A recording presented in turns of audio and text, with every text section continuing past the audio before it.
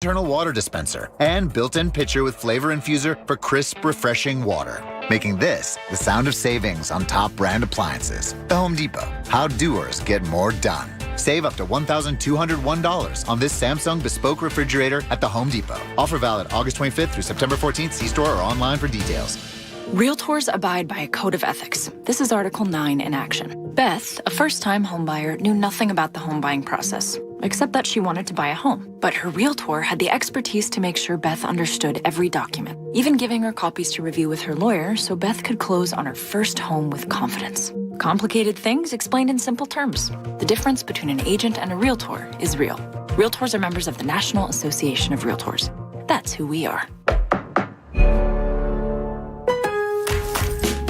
Get Labor Day savings at Lowe's. Buy one, get one 50% off select HGTV Home by Sherwin-Williams Paint and cabin exterior stains via rebate. And save on Lowe's exclusive Stainmaster laminate flooring starting at $269 per square foot. It's 3 times wear resistant and backed by a lifetime limited warranty. Shop Labor Day savings now at Lowe's. Stainmaster claims compared to standard residential grade laminate. See warranty at Lowe's.com/Stainmaster. Conditions and exclusions apply. See store Lowe's.com for paint details and restrictions. While supplies last. Offer valid to 9/7. Hey, this is Brian, owner of Valley Grove Construction. You may have heard our ads about us hiring carpenters. Well, we're still hiring. We're a company that truly values its talented carpenters. We prove it with top dollar pay and promoting a healthy work-life balance. If you're tired of not working with great people, not doing skilled work like you're capable of, or you're self-employed and just tired of chasing down suppliers for materials, you should apply today at valleygroveconstruction.com. That's valleygroveconstruction.com and click the Join Our Team link. By the way, if the quality of this commercial isn't great, it's because I'm recording this on my iPhone 7 in a Wawa parking lot. Hey, it's Tyrone Johnson. I'm excited to tell you about the brand new Papa Bowls from Papa John's, which are perfect for football season. Think of a Papa Bowl as a pizza, but without the crust. You heard that right, a crustless pizza. They start with one of their signature sauces. Then they add the meats and veggies, smother it with 3 different cheeses, a little special seasoning, and then they bake it until it's all melted to perfection. Create your own or try one of Papa John's signature varieties. Chicken Alfredo, garden veggie, or the Italian meats trio for just $7.99. Order today at papajohns.com or the Papa John's app.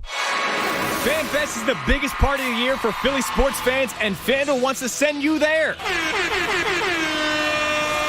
Now, new FanDuel customers can get a pair of tickets to the Fanatic FanFest courtesy of America's #1 sportsbook. Just sign up with promo code FanFest. Make your first deposit and place a bet of $25 or more to get a pair of FanFest tickets for October 1st at Xfinity Live. That's promo code FanFest. FanDuel, make every moment more. Must be 21 plus and present in PA. First 300 new users only. Minimum bet $25. Restriction applies. See terms at sportsbook.fanduel.com. Gambling problem? Call 1-800-GAMBLER.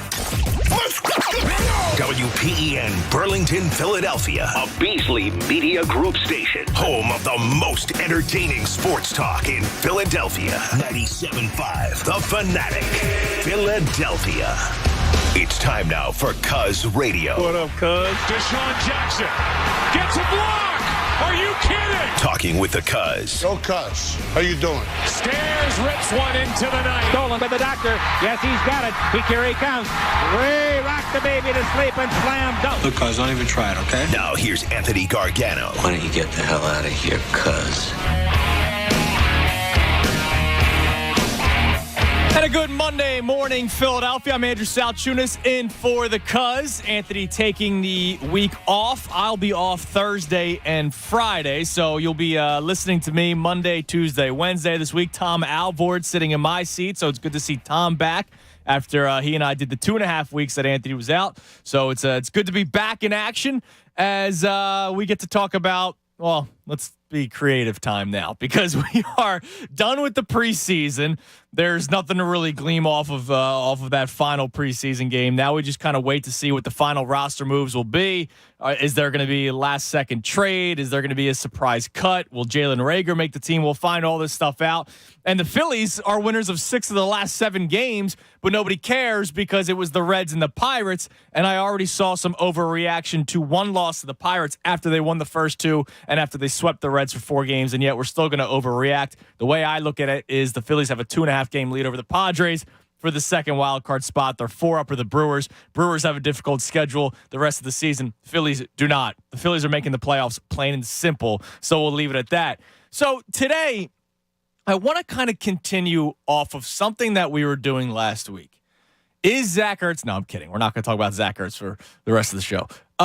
We were doing the beloved list. and we went over, the all-time beloved athletes here in Philadelphia, and we also did the current sports figures, not just athletes, but sports figures current in Philadelphia. And Tyrese Maxey was number one, which I don't think anybody can debate that because everybody loves Tyrese Maxey. I've never heard one single negative thing about Tyrese Maxey except, he's still young, he's going to improve. Like, that's the only thing that I've heard any bit negative toward Tyrese Maxey is that he's still young and he has some room to improve. So Tyrese Maxey was number one.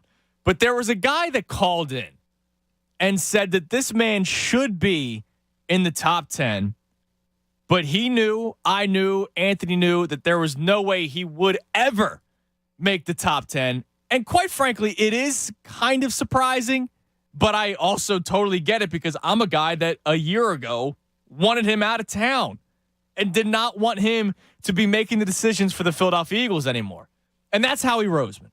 So the guy says Howie Roseman should be in it, even though I know that he's not going to make it because the majority of people don't like him.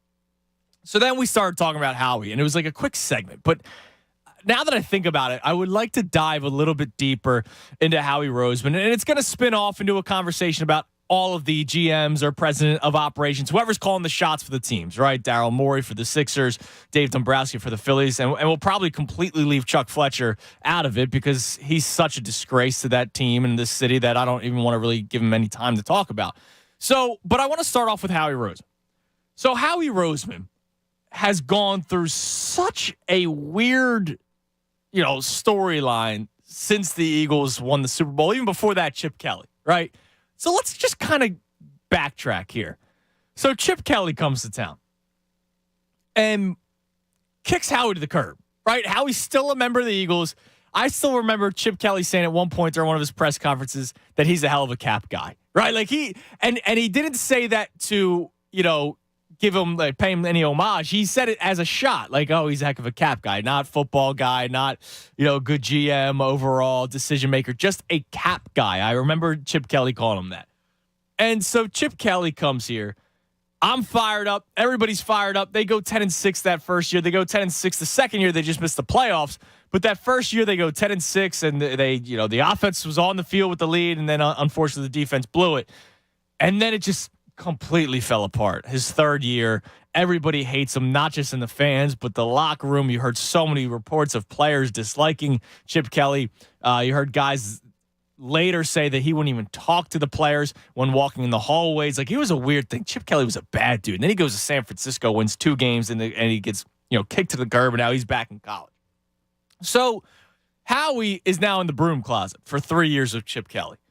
And when they get rid of Chip Kelly, they changed things. And I still remember Jeffrey Lurie saying the whole emotional intelligence thing, right? Like, that's who they were looking for in a head coach, a guy with emotional intelligence, because Chip Kelly did not have that. And they find Doug Peterson. And everybody was anti-Doug Peterson at the beginning. So was I. I wanted the Eagles to fire Doug Peterson after year 1 because there was reports that the Ravens were going to move on from John Harbaugh. And I said, you know what? If John Harbaugh is available, you get rid of Doug today, and you get John Harbaugh. Now, John Harbaugh's been on the hot seat for, it seems like, his entire tenure in Baltimore, which is weird because they've been very successful under him. But they end up keeping Harbaugh, and I say, all right, well, let's go with another year of Doug. And thank God they did go with another year of Doug because they win the Super Bowl. But they also win the Super Bowl because Howie Roseman built a team where he pushed all of the right buttons. All of the right buttons. Guys that were veterans toward the end of their career, like a guy like Chris Long, maybe overpaying a little bit for a receiver in Alshon Jeffrey, who, yes, was he in our good graces when he left here? No, but that year he was very good. Nelson Aguilar, a guy that we crushed for years as a first-round draft pick, has the year of his career because you also bring in Torrey Smith, who helps that out, right? So you now have Alshon, you have Torrey Smith, you have Zach Ertz, you have Brent Selleck, and that helps Nelson Aguilar be open constantly. Corey Clement, undrafted free agent. Patrick Robinson, 1-year deal as a cornerback. Nigel Bradham you bring in to play linebacker, and he fills a void. Malcolm Jenkins, you signed him when Jarius Byrd was there. Everybody wanted Jarius Byrd. Everybody wanted the other TJ, I forget his name, TJ something. He goes to Denver. There was these different players that everybody wanted. Malcolm Jenkins was not the safety that everybody wanted. And yet, look what he did for you. He played basically 100% of the snaps that year and helps you win a Super Bowl. So Howie Roseman pushes all of the right buttons. And then and of course, brings back Nick Foles, which we can't forget to mention that. 2018, the very next year, you're an Alshon Jeffrey drop away from potentially getting back to the NFC Championship game to face a Rams team that scored 7 points in the Super Bowl, 6 points in the Super Bowl. So that was another winnable game. They could have been back-to-back Super Bowls. All right, whatever. Then 2019, you get the Jalen Reagor draft. Then 2020, it's J.J. Arcega-Whiteside, right? So you miss on Metcalf. You miss on Justin Jefferson. Sorry, I got the years mixed up. But you miss on some receivers that everybody wanted. Everybody wanted DK Metcalf in Philadelphia. Everybody wanted Justin Jefferson if they didn't get Judy or Ruggs, right? If it was Jefferson still on the board, nobody wanted Jalen Reagor. Nobody wanted Jalen Reagor. And so I think Howie Roseman went into this area of smartest man in the room syndrome where, why would I draft a guy from the SEC where I can impress everybody with Jalen Reagor, or I can get the Stanford guy in J.J. Arcega-Whiteside? And there was a lot of mistakes in the draft. And then the thank you contract started where he brought guys back. I did not like Brandon Graham being re-signed. Now, I was wrong. His first year back, he was tremendous. I think he had the most sacks in his career. But he started giving guys a lot of money for 3-4 years, and this was after the Super Bowl, and I didn't like that. I remember there was a report, and it ended up being false, but there was a report that the Browns wanted Nick Foles for a second-round pick, and the Eagles weren't going to do it. And I was like, why wouldn't you do it? I love Nick Foles. I love that he won the Super Bowl. Part ways with him right now because you're never going to get a higher draft pick than a second-round pick for Nick Foles, right? So there was a lot of sentimentality with Howie Roseman's team with the guys that won the Super Bowl. And then you start hearing the stories. There was a story that, him and like Lane Johnson, it's not like Lane Johnson was going to fight Howie Roseman because he towers over Howie Roseman. But there was a part where like Howie got in Lane Johnson's grill and all kind like wanted him to play through an injury. And it's like, yo, you're the GM. Like, stay out of the locker room. Okay, that's not your domain. Stay out of the locker room. And so that was something that rubbed me the wrong way. Then the Carson Wentz situation totally rubbed me the wrong way. The Doug Peterson, the guy just won the first Super Bowl in franchise history, and you can't find out any common ground to keep him here as the head coach. That rubbed me the wrong way. Then it was the entire front office that I didn't like. Now Jeffrey Lurie is way too involved with football decisions, and Howie Roseman's allowing all of this.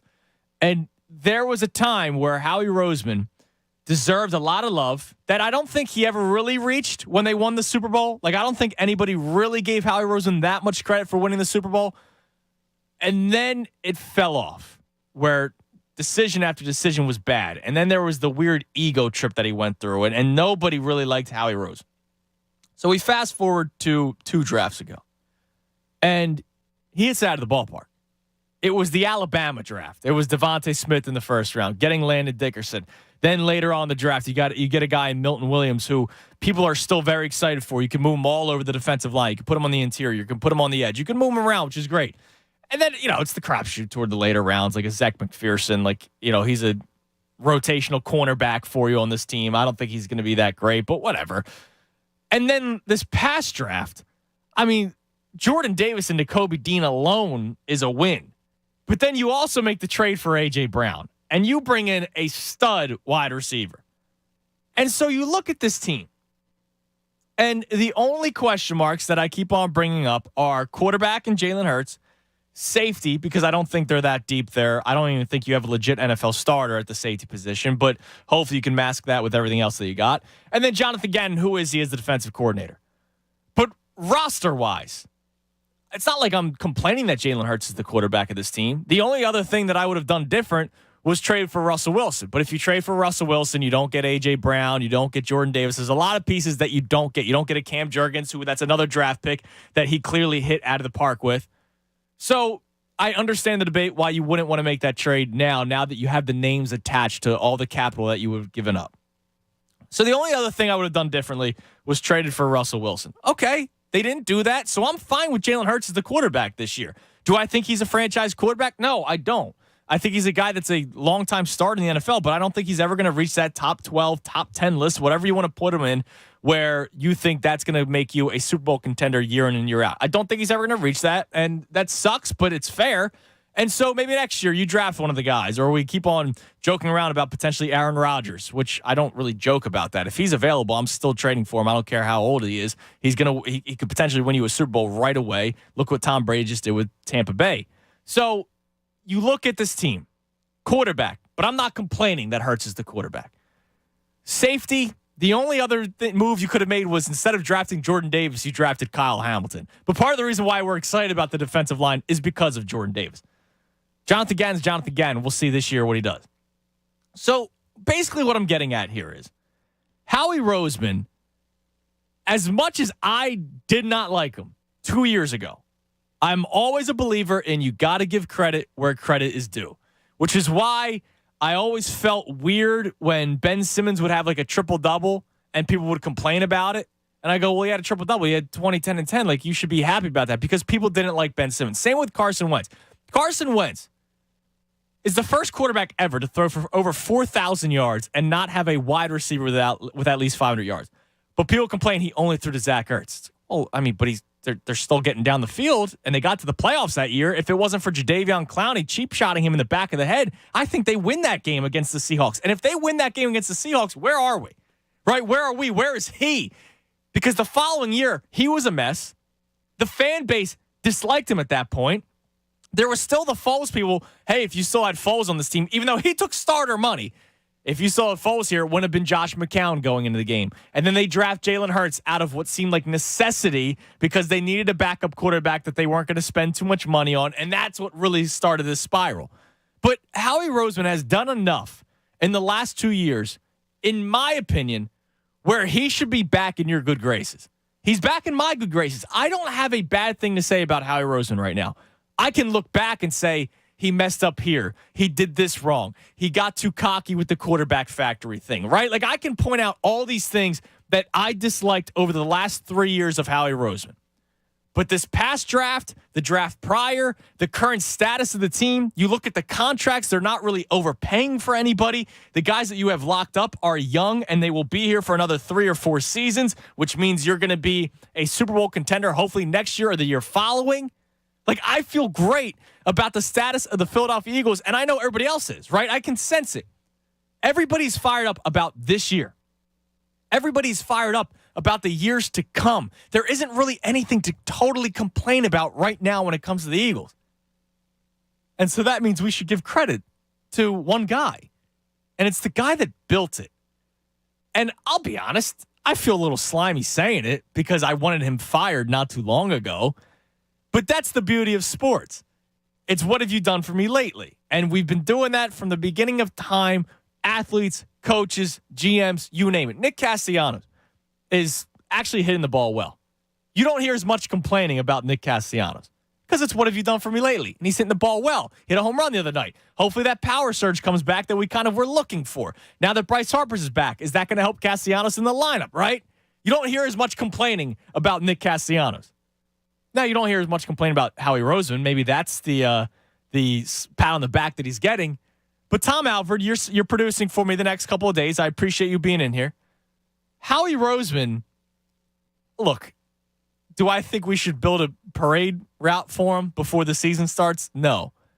But do I think people should call in today at 610-632-0975 and give some kudos to Howie Roseman and say, hey, I'm not apologizing, but hey, great job, man. I think he deserves that credit. Yeah, he absolutely does. And I'm the same way as you. It feels slimy to say it. It does. I wanted him fired at one point as well. After the debacle that was Carson Wentz, Doug Peterson, like you mentioned, it just felt like he had such a heightened ego after that Super Bowl. And he wanted his flowers, I guess. It seemed like he didn't get the attention he wanted and the praise he wanted after that Super Bowl victory. And he's like, all right, I'll go out there and show you. I'm going to continue to do it. A little bit of smartest man in the room syndrome we saw. We saw those 2 horrible drafts, the way that he handled the whole Carson Wentz situation, drafting a guy like Jalen Hurts. But it's like you said, what have you done for me lately? And these past 2 drafts, these past 2 offseasons, Andrew, we might have seen the best offseason in Philadelphia Eagles history this past year. It could be. When it comes to names brought in and the players that you've acquired. Like you meant, the only other one that rivals it is Dream Team. But that didn't play out well. And anytime you bring in Terrell Owens, who might be one of the best wide receivers in and NFL Javon Curse that offseason too. So that, it's up there though. It's in that kind of conversation, and that's what we saw this past offseason after having a really good draft and drafting a Heisman winner in Devontae Smith, and hopefully the left guard of the future in Landon Dickerson just a year before. So yes, as slimy as it feels, Howie Roseman should be getting nothing but praise from this fan base. He'll never be the most likable, though. No, he won't be. And it's because of what he's done before, though. People will never forget that. But the list was current, right? Like, who we currently love the most right now. On this day in this week. Like, Tyrese Maxey was not on this list 2 years ago because he wasn't here, right? So this list will constantly change. Carson Wentz was probably on that list at one point. He probably was, right? So it'll always change. It'll always change. But I feel like what you just said, that whole slimy feeling, maybe that's why he'll never be on it, because people wanted him fired. I wanted him fired. I wanted a complete tear down, rebuild, change everything with the organization. And going back to what you just said about the best offseason ever, I'll say maybe it is because those teams, like the T.O. Javon Curse, you were already in the NFC Championship game the first 3 years prior to that, right? Dream Team, it was toward that back end. You had the 2008 season when you lose to the Cardinals in the NFC Championship game, but they were still talented, right?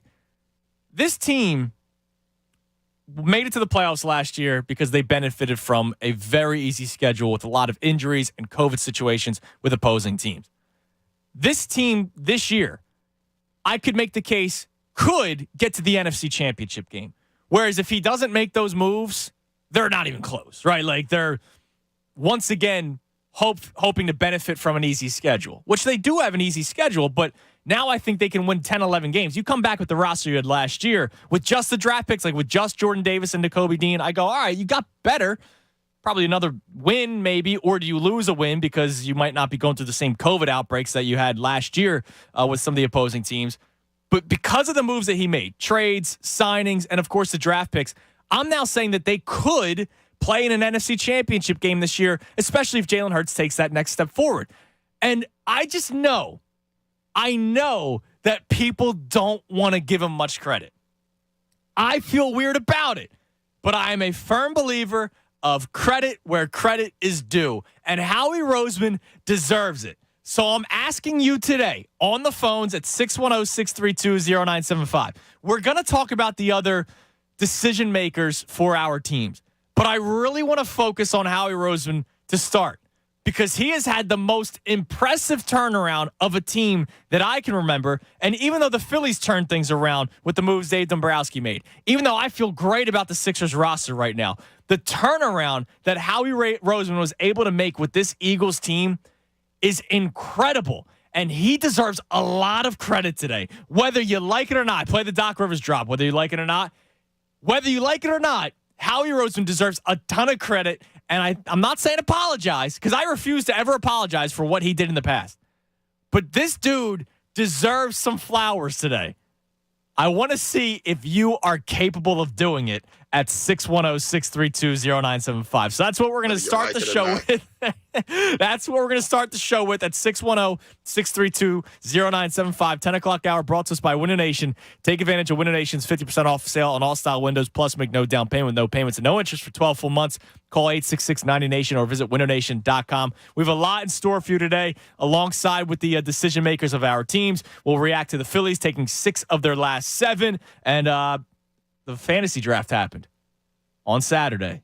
And Christy, her first ever fantasy football draft in a league that she doesn't follow at all. I'll be honest, not bad. I'll give you that roster later on the show. 97.5 The Fanatic. Fanatic Sports Update. Phillies take an extra day off. I'm Tom Alvord, and this update is brought to you by Wawa Sizzlies. Wawa's 2-for-5 Sizzly deals makes breakfast the most important deal of the day. Great mornings start at Wawa. Yes, after racking up 6 straight wins going into yesterday's game with the Pirates, the Phillies seemed disinterested as they dropped the series finale by a score of 5-0. Noah Syndergaard struggled as he allowed 5 earned runs and 9 hits in 5 2/3 innings, earning his first loss as a Philly. Despite the loss, the Phillies find themselves in the second wild card spot in the NL with a 2.5-game lead over the Padres. They head out to the West Coast for a 6-game road trip starting tonight in Arizona. First pitch against the D-backs is tonight at 9:40. And the Eagles wrapped up their 2022 preseason on Saturday as they lost to the Miami Dolphins by a score of 48-10. No starters played in that game for Philadelphia. Next step for the Eagles is roster cutdowns, as all teams need to be down to 53 players by 4 p.m. tomorrow on Tuesday. Keep it locked to The Fanatic all day for breaking news and information. I'm Tom Alborn. You're listening to 97.5 The Fanatic.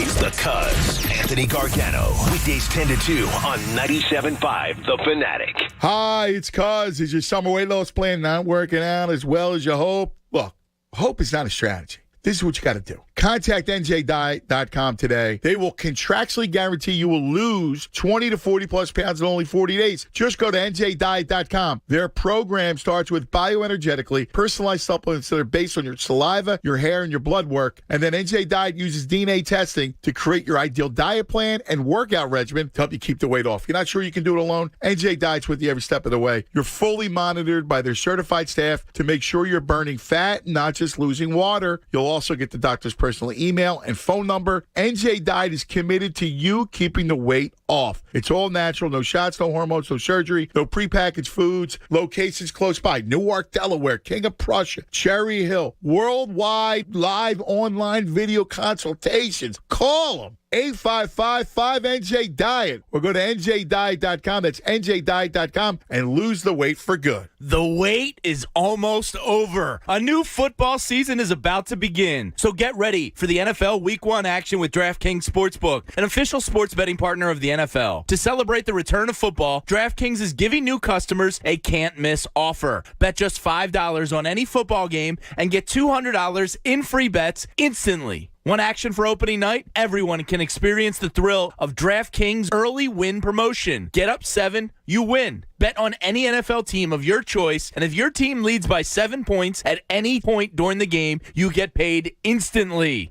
even if your team loses. Download the DraftKings Sportsbook app now and use code FANATIC. That's code FANATIC, only at DraftKings Sportsbook. Must be 21 or older, Pennsylvania only. Bonus issued as free bets. One early win token issued at opt-in. Money lines bet only. Deposit and wagering restrictions apply. Eligibility and terms at DraftKings.com/football terms. In partnership with Meadows Racetrack and Casino. Gambling problem? Call 1-800-GAMBLER. Hey, it's John Kincaid for my friends at Window Nation. You know, back to school time can be stressful for people. But when you know you're getting great benefits, Window Nation's back to school time is going to make you smile. They're going to get an A+ in savings for you right now because you're getting 2 free windows for every 2 that you buy, and you pay nothing until 2025. That's amazing. It's like free scholarship money. Use it towards your kids' school supplies or just treat yourself because Window Nation savings are going to keep on coming. The temperatures soar, your energy bills rise, those old inefficient windows, they gotta go. So stay cool, lower the bills, raise the value of your home with new Energy Star efficient windows. Window Nation has expertly installed over 1 million windows. And do you know their installers have an average of like 16 years experience? It's your turn to make the smart choice. Go to the head of the class. Get 2 free windows for every 2 that you buy. Buy 4, get 4. There's no limit. Plus make no down payment, no payments, and no interest until 2025. You'll save big during Window Nation's back to school sale. So call today, 866-90Nation, or do your window shopping online at windownation.com. 866-90Nation or windownation.com. Tell them John Kincaid sent you. Long weekends are all about getting a little you time. And at the Home Depot, you time starts with you saving. Saving space with an HDX 27-gallon Tough Tote for only $13.98. Saving time with a free and fast-charging 18-volt battery when you buy select Milwaukee Power Toolkits. And saving you a trip with free delivery on over 1 million items. Do Labor Day your way with savings right now at the Home Depot. How doers get more done. The Labor Day event from Dell Technologies is here. End the summer strong by starting up a new season of productivity. Your business upgrade begins with up to 48% off top-rated laptops, like Vostro, taking performance to the next level with 12th Gen Intel Core processors. It's time to push your growing business even further. What's next for you? Upgrade today by calling 877-ASK-DELL. That's 877-ASK-DELL.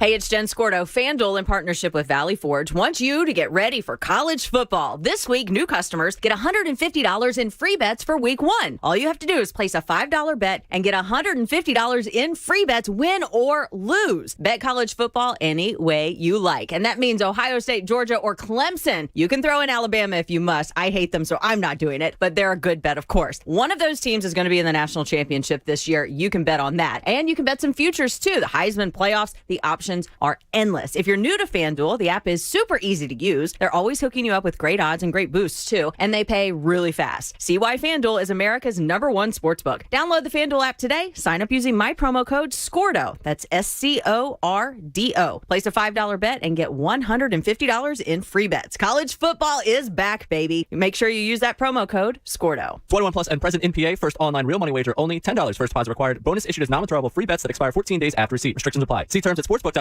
Gambling problem? Call 1-800-GAMBLER. People often ask me, how much money do I have to pay you up front to be my personal lawyer? The answer is nothing. It's free unless we win. What about a slip and fall or car crash case? Free unless we win. We have recovered billions in settlements and verdicts over the years. We have never taken a fee unless we've won the case. Our service is free unless we recover for you. You can hire the largest personal injury law firm in the world as your personal lawyer for free unless and until we recover for you. Morgan & Morgan. Visit forthepeople.com for an office near you. More of the Anthony Gargano Show now on 97.5 The Fanatic.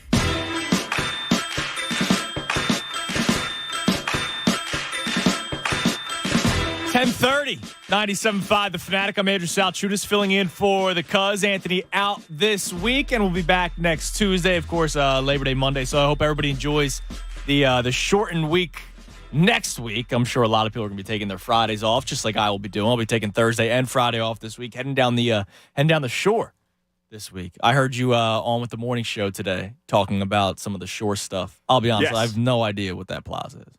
Yeah, dude. Pat was like yelling at me like I, said the worst thing ever said to him. What was it called? Farley Plaza. Farley Plaza? I said the only Farley I know is Chris Farley. Yeah. I mean, he was yelling at me the whole time. Oh, okay. I know this place. Like, I just didn't know the name. I've been here. Is it? I didn't even look it up, honestly. It's on the expressway. But who knows the names of the plazas? Like, I just, oh, that's the place off the expressway. Who knows the names of plazas? Yeah, okay, that's ridiculous. It's just a rest stop. Pat's pointing at himself. He knows, but with a specific finger. It's a rest stop is what it is. Why would I know what a rest stop is called, Pat? Yeah, seriously. Yeah, and it was the worst thing I ever said in the history of saying things. I've been here. I've gotten food at that place. Yeah. I've gotten coffee at that place. Runs. I've gone to the bathroom at that place. But I'm not about to know give me your top 10 plazas. What the hell are we talking about here? So that's what I dealt with. All right.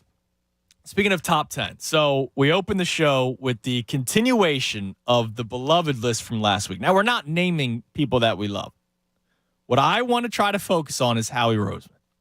Because somebody called in last week and said Howie Roseman should be in the top 10 list, but he knows he won't be. And I want to really dive into this with you on the phones at 610-632-0975 and really ask why. Now, I'll tell you. I feel slimy saying that he should be and that he deserves a lot more credit because I wanted him fired 2 years ago, right? Like, it wasn't a long time ago. It wasn't like, oh, yeah, man, 10 years ago I wanted him fired. Thank God we didn't, blah, blah, blah. Like, we do that with a lot of coaches, managers, you name it, right? No, this was like 2 years ago after winning the Super Bowl. Howie Roseman won a Super Bowl and was, let me tell you something. I was a Howie Roseman fan pre-Super Bowl. I liked him as a GM, right? Like, I didn't think he was heavily involved in football. I think he made the right moves. I think because he was with the organization for a very long time, he knew how things worked. And look, he still carries that same stuff over, like the importance of the interior offensive line, defensive line, right? Like, he still carries those values over from Andy Reid, right? And Joe Banner. And I respect that. He clearly learned from that sort of craft. But there were a lot of things that he did post-Super Bowl that I thought was an ego trip, right? And smartest man in the room syndrome. There's a lot of things that I did not like about Howie Roseman. And that's why I wanted him fired post-Super Bowl just 2 years ago. So I put up a poll, Tom. And, of course, do you want to hit the sponsor? Because I know you like it. It's fun to say It's Marvin my and Can's job. Heating and Air Conditioning. That's why. And go for it. Let me do my job, man. Come on. Poll of the day brought to you by Marvin E. Can's Heating and Air Conditioning. Marvin E. Can's Heating and Air Conditioning is open and able to assist you with any emergency service and replacement needs, including installation of air scrubbers and other air quality products. Visit marvinecans.com. So I put it up on the midday account, 975 middays. And the question is Howie Roseman in the top 10 of your current beloved Philadelphia sports figures list, right? And I'm so glad it is being answered the way that it is, because this should be the reason why we call in and talk about it. Here are your options. What? No, never will be is number one. Number two is, he changed the season, which I just said, and you said it, that it's probably the most impressive offseason that you've ever seen. If he doesn't make the moves that he makes, we're going into another year of, all right, let's see who Jalen Hurts is. And that's it. We're fighting for the final wild card spot, a 500 record or better. You're now, in my belief, the leader to win the division. Cowboys are dealing with all kinds of injuries, and they lost players prior to these injuries, right? They lost a lot of players prior to the injuries. Unless Carson Wentz, it clicks, it's not going to be Washington, and the Giants stink. But option two is, he changed the season. Option three is he should be, but I can't. And option four is not top 10, but close. So, Tom, the leader right now is the should be, but I can't option at 35%. Both at 22% is no, never will be, and not top 10, but close. And then just shy of 22% is, he changed the season. So the majority of people are saying should be, but I can't. And I need to ask you, why? Is it a pride thing? Is that what it is? No, because he did make some big-time mistakes as a GM, and you could argue that he should have been fired 2 years ago, whatever it may be. So, and I don't think people will, and I struggle to say ever forgive him, because I think if he wins another Super Bowl, I think we're having a completely different conversation, and I think he is in the top 10. He also won the only Super Bowl. Correct, but he also had an absolute catastrophe of the 2 years as a GM. But look how quick it turned things around. Sure, and that's what I'm saying. I said if he continues to stay on this pace and not try and be the smartest man in the room and keep his ego in check and continue to do things that he's good at, not outsmart himself, not draft wide receivers from TCU, when the best wide receiver in the NFL potentially this year is right there available to him. If he continues to just do what he has been doing and they have success, I do think he will be in that top 10 or in that conversation. But right here's now, the thing, Tom. I respect him more for realizing his flaws. Sure. And fixing it. Like, I respect that. The reason why I have zero respect for Ben Simmons is a lot of things. But one of them is he thinks he's fine. He thinks the player, is okay and will never adapt and never change and never get better as an NBA player. So I have zero respect for him in terms of his craft. I also have zero respect for him because I think he faked some things. So Ben Simmons, zero respect. But Howie Roseman, I give you respect for realizing the error in your ways and changing things. And he didn't overthink the last two drafts when he drafted 2 years ago from the best college in football and last year from the best college in football with two key players from both of those teams. And that is exciting. I'll be honest, did not like the Landon Dickerson pick at the time because I thought, why are you drafting a guy that's had 3 straight season-ending injuries? You already have a lot of issues with injuries on this team, but they clearly saw the upside. A lot of people loved that pick outside of Philadelphia, maybe a little too soon, but there were teams that had him on their radar. And look, he's been tremendous. If he stays healthy, like you just said, he could be one of the best left guards in football. So if a guy realizes his mistakes and fixes those mistakes, and those mistakes that he made is the reason why you went 4-11-1 a couple of years ago. But now you're thinking they go 11-5 this year. I originally had them going 10-7, right? Sorry, 11-6, 10-7. The damn 18 games, 17 games, throwing me off. I know, it's going to do that for years. I thought they were going to go 10-7 this year at first, but then I go, I don't see 7 losses. So I now have them going 11-6 when they just went 4-11-1 2 seasons ago. So he realizes his mistakes and turns things around, and I think he deserves a lot more credit, but people won't get to that point, and I don't know why. I think we always I think a majority at least, always appreciates self-awareness and self-growth. And we saw that from Howie Roseman. We've seen it the past 2 seasons. We saw it from Nick Sirianni in the middle of last season and realizing, hey, I'm not doing things right here. Instead of continuing to be the smartest man in the room, have an ego, and stick to my guns, no, I'm going to change for what's better for the team, for what's better for the city, all of the above. So I think we always appreciate that here in Philadelphia. And I think it's just human nature to appreciate something like that. But people are always going to hold signing Jason Peters and having him start over Jordan Mailata. Not giving Travis Fulgham time because Alshon comes back. We have to play him because he's getting $9 million guaranteed this year. I pointed it out. Not drafting a Pro Bowler since 2013, other than Carson Wentz before Jalen Hurts. Man, no one is going to forget that until we get multiple years of success with Howie Roseman as the GM again. Yeah, it's not going to happen. I hear you, man. I do. But so Rock Brockman checks in on the poll. Beloved? ? Maybe top 100. That's disrespectful. Top one. So he might make the top 100 beloved figures right now. Not all time, right? Not all time. Not guys that played 25 years ago. I'm talking about right now. Howie Roseman deserves to be on that list. Now, I want to go to the phones at 610-632-0975 to talk about this. And I know my man is a huge Eagles fan. Ends every call, no matter what day of the week it is, what time of the year it is, with Go Birds. So I need to ask him, Mike and Delran. What's going on, Mike? Yo, what's going on, brother? Mike, he's got to be I think he's got to be top 10 right now for people. As a beloved sports figure right now? Yes. No, probably not. We couldn't figure out who number 10 was, Mike. It got to the point where Anthony said Jay Wright because he gets 1 year post-retirement. So that means we couldn't find somebody at number 10 that we had to put a retired college coach on. That means Howie should be in it. Was Sirianni in the top 10? No, he was not.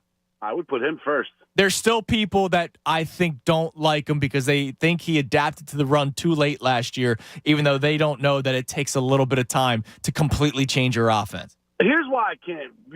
I'm not 100% sold that he learned the error of his ways or was told to learn the error of his ways. You know what I mean? Like, you let these guys, do their job and you draft who these guys tell you to draft. Stop trying to overthink it. But I can't say he's far away from it. I mean, you don't think anybody told Chip Kelly to, slow down the offense a little bit so that your defense can breathe?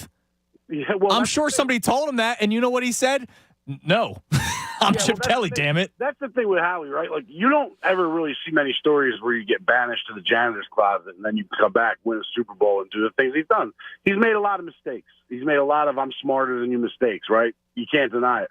But, yeah. No, definitely not. I can't think of many GMs right now that I would want to take over Howie. Like, I'm with you. I've been on that fire Howie train before, but he's definitely redeemed himself. I mean, there's no better, trade guy, right? Like getting value for nothing. I mean, when you think of that, like, I'm telling you, he's not far off. I can't say he's top 10 beloved, but I don't hate the guy by any means. I'm happy that he's the GM of the Philadelphia Eagles, right? Okay, so you're happy. You're not going to go above and beyond and throw flowers at him, but you're at least happy that he is the GM of the Eagles. Correct, because I think he's the right guy for the job if he listens to his people like he has apparently for the last couple of drafts. Go Birds! Go Birds. Thank you, Mike. I appreciate it. All right, so can we reach that ground? Can I have, by the end of the show today, Tom, 10 people call in at 610-632-0975 and say, I am happy. I'll start. My name is Andrew Salchunas, and I am happy that Howie Roseman is the general manager of the Philadelphia Eagles. Can we get 10 people to call in today and say that? Yeah, I think we can. I don't think so. I think people are too set in their ways, too prideful because they wanted him out, right? Carson Wentz, let's just say they go 4-11-1 and they don't trade him and he comes back and he's looking great in camp and he looks great in the preseason. He looks great week one. There would be too many people that are too prideful to say he's back. They would say, no, I was already out on him. I want Jalen Hurts because I saw him play against the Saints and the Cardinals and he looked fun. He looked fun out there, right? There would be too many people because they hated Carson Wentz. Carson Wentz was at reached hate level, yes, right? Correct. Ben Simmons, same thing.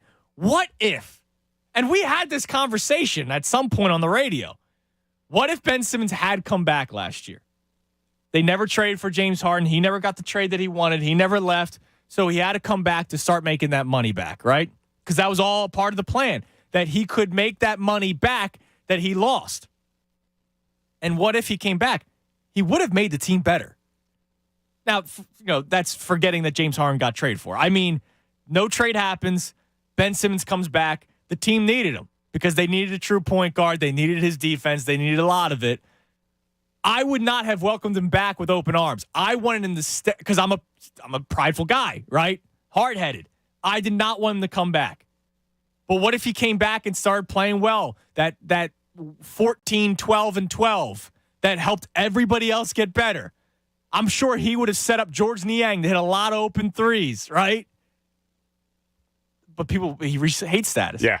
Howie Roseman reached hate status and has now done everything good the last 2 years. He has not done one. Has he done something poorly in the last 2 years? No, nothing I can really think of. Unless Sirianni's a terrible head coach, which I don't think he is. I don't think so either. I don't think he's done anything poorly. I'd have to look at maybe like a random draft pick or like was Kayvon Wallace within the last 2 years. Like people, he's I didn't cut. I didn't like him. But like people got excited because he was a Clemson safety, Yeah, aka exactly. Brian Dawkins, right? But if a 4th round pick is your worst thing you've done. I wanted Tyler Biotish, who was the center of the Cowboys. He played for, I forget if it was Nebraska or Wisconsin. They're the same school, so I get them mixed up. They traded with the Cowboys. And the Cowboys then took him with the pick. I hated that. Eric Wilson as a linebacker, but then they cut him 6 weeks in. They you know did. What I mean? They realized you admit your mistake. They realized, okay, this guy's not going to work out. He's cooked. Let's get rid of him. Other than a 4th round draft pick and a 1 year deal on a linebacker, there really hasn't been much to complain about as Eagles fans when it comes to Howie Roseman. Yeah, but, like maybe people wanted Micah Parsons, right? They would have moved up to get Parsons. They couldn't do it, but they needed to draft Devontae Smith because they missed on Rager and Arcega-Whiteside. And so he realized where he missed, and so he drafted an Alabama wide receiver. Yeah, but I think once you have that hate status, especially here in Philadelphia, it is extremely hard to get people to turn the other way. Like I said, I think it's possible because I think if another Super Bowl happens with Howie Roseman as GM, I think we're having a completely different conversation. But that's a big if. Okay, so once you reach hate, you don't think you can ever come back? Yeah, I don't think not ever, but it's really tough to come back. So I got back-to-back tweets of the can't call in. So this is Jason. Can't call in, but I'm happy that Howie's our GM. 4-11-1 2 years ago. Things didn't look good. Now we're one of the highest upside teams in the NFL. Brandon Alexander checks in. I can't call in, but I'm happy, proud, and excited that Howie is our GM. But it's not because I think Howie's the best ever, but because there's a ton, and I mean a ton of general managers who stink. I can name 50 GMs who've been fired or stink in the last 5 years, and that's fine. But that gives Howie more credit. The fact that he is sustained. Now, I think a lot of it had to do with the relationship with Jeffrey Lurie. Absolutely. And Jeffrey Lurie enjoyed being hands-on. Clearly something happened where he's not hands-on anymore. Whether he realized it, whether Howie had to sit down with him, I don't know. But since he has stepped away, look at the last 2 drafts. It's been a Howie Roseman show. Lewis Davis checks in. I'll put Pat Gillick before Howie any day of the week. Current figures in Philadelphia. So Pat Gillick's not current. Howie Roseman is. Howie Roseman should be on that list, and I feel gross saying it. Let's go to Kyle in Flemington. Kyle, you're on the Fanatic. Hey, guys. Hey, yeah, I think Howie's doing a lot better lately. We had a good off-season, got some good pickups. Definitely A.J. Brown, great pickup. Got a nice young defensive lineman from Georgia. We got to start thinking about Fletcher Cox. He's getting old. He's still dominant, but now he can mentor this young guy, bring him in. And then I remember 2 years ago when we traded to get Devontae Smith, I was at a buddy's house. He's a big Giants fan. He was losing his crap. He couldn't believe it. He was mad. He was like, Giants are going to get Devontae Smith. We're going to be great. Then he sees the Eagles-Cowboys trade. He almost threw a vase through his window. So pissed off. That's awesome. But, so, Kyle, can you, say, I'm Kyle, and I'm happy that Howie Roseman is my GM? I'm Kyle, and I'm happy that Howie Roseman is my GM. All right, so you're one, because I don't count Mike. So you're 1 of 10. Do you think we can reach 10? I think you can find some 10 people out of the rat's nest or something, drag them out. Okay. All right, I hear you, Kyle. Listen, man, I appreciate the call. So Kyle's 1 of 10.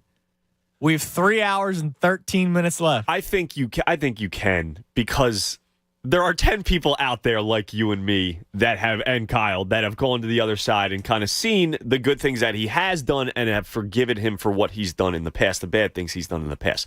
The tricky part and the part that can't happen is getting the people that are completely out on Howie Roseman right now to say that they're proud to be his GM, even after a successful 2 off seasons. Sports always changes, right? We always change our opinions of people. And it was probably 2 months ago now. We ran a poll about who do you have the most confidence in. It was Howie, Dombrowski, Morey, and Chuck Fletcher. And this was before the Gaudreau stuff happened, right? And he was still at the bottom, Chuck Fletcher, which is why I'm not even going to bring him up today. But the majority of people voted Howie. And this is before, I don't think the draft had happened yet. I'll try to circle back. But people answered Howie, but then responded, Howie's the best of the worst. Because again, the Phillies were struggling out of the gate with Girardi, so nobody liked Dombrowski. The Morey situation. Sixers had just lost. And there was already reports that they were going to sign James Harden to a max contract, and people were like, oh my God, we just brought, he's attached to Harden, it's going to ruin the franchise, blah, blah, blah. And so Howie got the most votes, but it was like, I guess Howie. It had to have been before the draft then, because people were really excited after the draft. So today, if you run that poll, I think it might be a little bit different. I think people like what Dave Dombrowski has done. It would still be Howie, number one. Yeah. Dombrowski would probably get more votes. Morey, I believe, should get more votes. I think he would get more votes because it was a nice offseason. It was a very good offseason for the Sixers, even though people, I think, are still kind of disappointed that they didn't get that big splash, especially, the Kevin Durant thing. But people are also happy that Maxi's still here. But look, I don't think it would be the same tone of, I guess, Howie. Right? Like, I think it would be like, Howie. Howie's the best of the group right now. So I want to hear from you at 610-632-0975. As we discuss the first hour of the show, continuing kind of that conversation off the beloved list that we did last week, we had a guy call in and say that Howie should be in the top 10. And Anthony and I didn't even put him in the top 10. Anthony put Jay Wright at 10, even though he's retired. So we didn't even put him in the top 10. Now, we also tried to take the tenor of the fan base. It wasn't our personal top 10. I would put him right now in my personal top 10, but I know I'm probably in a minority when it comes to that. But he deserves to have flowers thrown at him, man. He's done a tremendous job, as slimy as it is for me to say it, because I wanted him gone 2 years ago, post-Super Bowl title. 610-632-0975. Also, on the other side, we've mentioned my man Topher before. Topher does a great job tweeting the show. Dude, he just sent me something at the beginning of the show that is so cool. And it involves autographs. I'll read the, because it was too long of a tweet, so he did it on like the notes. Yeah. I'll read it to you on the other side. Like, I got chills from the tweet because he posted the photo of all the autographs. And I'll just tell you, it's not Tomas Perez. All right? 610-632-0975. Tom Alvord in my seat for the next couple of days. I'm filling in for the Cuz right here, 97.5 The Fanatic. Fanatic Sports Update. Phil's dropped the finale on Tom Alvord, and this update is brought to you by Empire State Building. Immerse yourself in an authentic New York experience at the Empire State Building Observatory. This is how you say that. Get your tickets at empirestatebuilding.com/radio. Open daily, reservations required. Yes, after outscoring the Pirates 13-4 in the first 2 games of the series, the Phillies got caught napping as they dropped the series finale yesterday 5-0. The offense was nearly non-existent as they racked up just 4 hits, leaving 7 men on base. Not all bad news, however, though, as they went 6-1 this week against both the Reds and the Pirates. Next up comes the Arizona Diamondbacks as they begin a 3-game series starting tonight. Ranger Suarez faces off against Madison Bumgarner. First pitch is at 9:40. And the Eagles wrapped up their 2022 preseason on Saturday as they lost the Miami Dolphins by a score of 48-10. No starters played for the Philadelphia Eagles in that game. The Eagles get 1 more week off, and then comes the official start of the 2022 season for them as they face the Detroit Lions in Week 1 on September 11th. Keep it locked to The Fanatic all day for breaking news and information. I'm Tom Alvord, and you're listening to 97.5 The Fanatic. It's the Anthony Gargano Show on 97.5 The Fanatic. Hey, it's Jen Scordo. Kick off week 1 with FanDuel in partnership with Valley Forge, America's #1 sportsbook. Join today. Get $150 in free bets guaranteed when you place your first $5 bet. That's it. Sign up using promo code SCORDO to get in on all the action. Turn game day into payday all season long. Week 1, and I am pumped. I like our own Philadelphia team over Detroit, of course, and the over on total wins for the season at 9.5 for Philadelphia. You would take that bet and maybe a little upset. I like Jacksonville over Washington. Let's see what happens. Bet on more than just the final score, too. Wager on everything from touchdowns to total yards to catches. You can even combine your bets for a chance at a bigger payout with the same game parlay. I love those. Don't fumble your chance for $150 in free bets, win or lose. Use promo code SCORDO and make every moment more with FanDuel, the official sportsbook partner of the NFL. 21 plus and present in PA. First online real money wager only. $10 first deposit required. Bonus issued as non-withdrawable free bets that expire 14 days after receipt. Restrictions apply. See terms at sportsbook.fanduel.com. Gambling problem? Call 1-800-GAMBLER. Home title theft. It's on the rise, and it's devastating if it happens to you. Listen to the alarming words of an actual home title thief. I don't need to know your date of birth and social security number. All I have to do is go to public records, create a document, and file that document. And then I can borrow against the house or sell the house. You may have no clue until you find out that your house has been sold or till several loans or several banks are foreclosing on you. For pennies a day, Home Title Lock puts a virtual barrier of protection around your home's title with 24/7 monitoring. The instant they detect any tampering, you'll get an alert. And that's bad news for home title thieves. So the problem with a company like Home Title Lock is that they can get me in the middle of the crime, and that's your worst fear. Are you already a victim? Find out today with your free title scan and complete title report. $100 value, free with sign up. Just go to HomeTitleLock.com. That's HomeTitleLock.com. HomeTitleLock.com.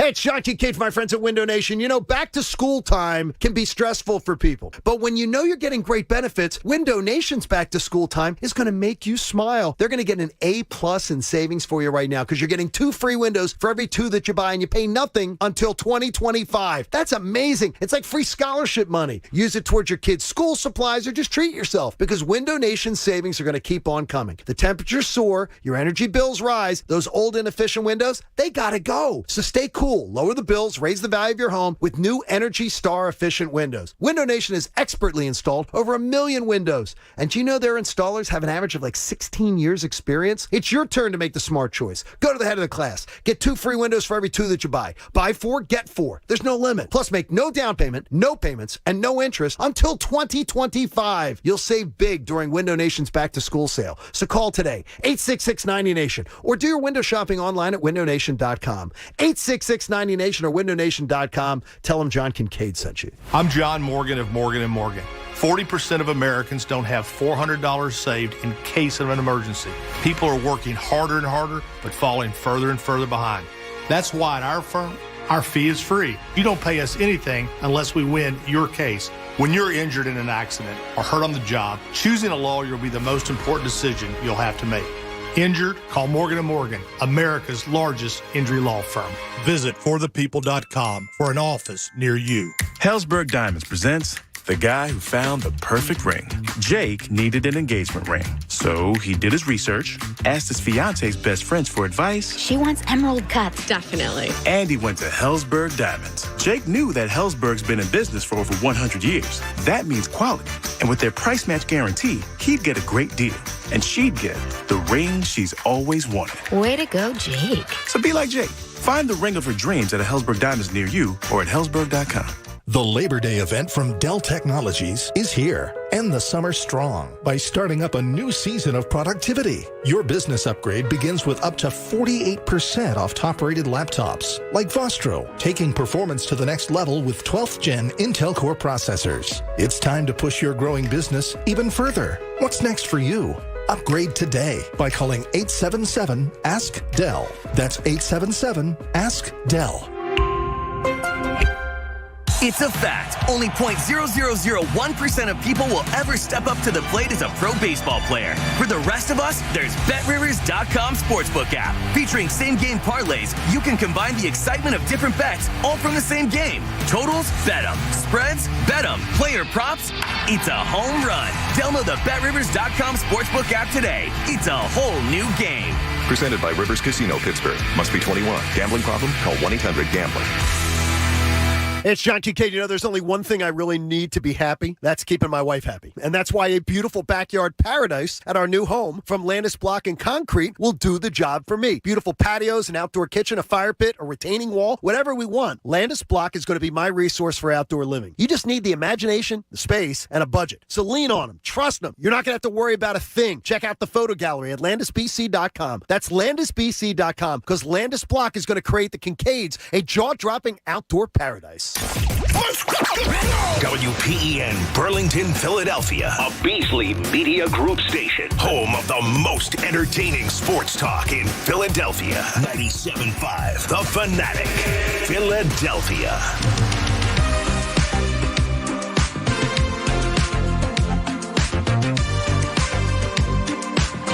Just in front of 11 o'clock, 97.5 The Fanatic. I'm Andrew Salchunas. I hope everybody enjoyed their weekend. I had the fantasy football draft on Saturday, and I'm going to make you the judge on whether or not Christie drafted a good team.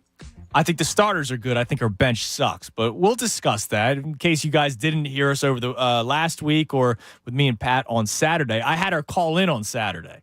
Did you? And Pat and Joe Altamonte, who you worked with on Sunday with Connor, they gave her some pointers on the draft. And she did listen. I will give her credit. She did listen. Pat told her to go running back and wide receiver in rounds 1 and 2, depending on whoever's ranked higher, and then pick a quarterback around round 5. And she waited till round 5 and she picked a quarterback, which I think was still too early, but that's okay. Well, I'll give you that. I'll give you her roster coming up. But something so cool that I mentioned during the break, and we'll get to this Howie Roseman. We'll get back to the Howie Roseman conversation in a second. I see my man Calvin wants to talk about him, and you can too at 610-632-0975. But my man Topher tweets in a long blurb. He goes, all right, so I'm just going to read this to you. This is from Topher.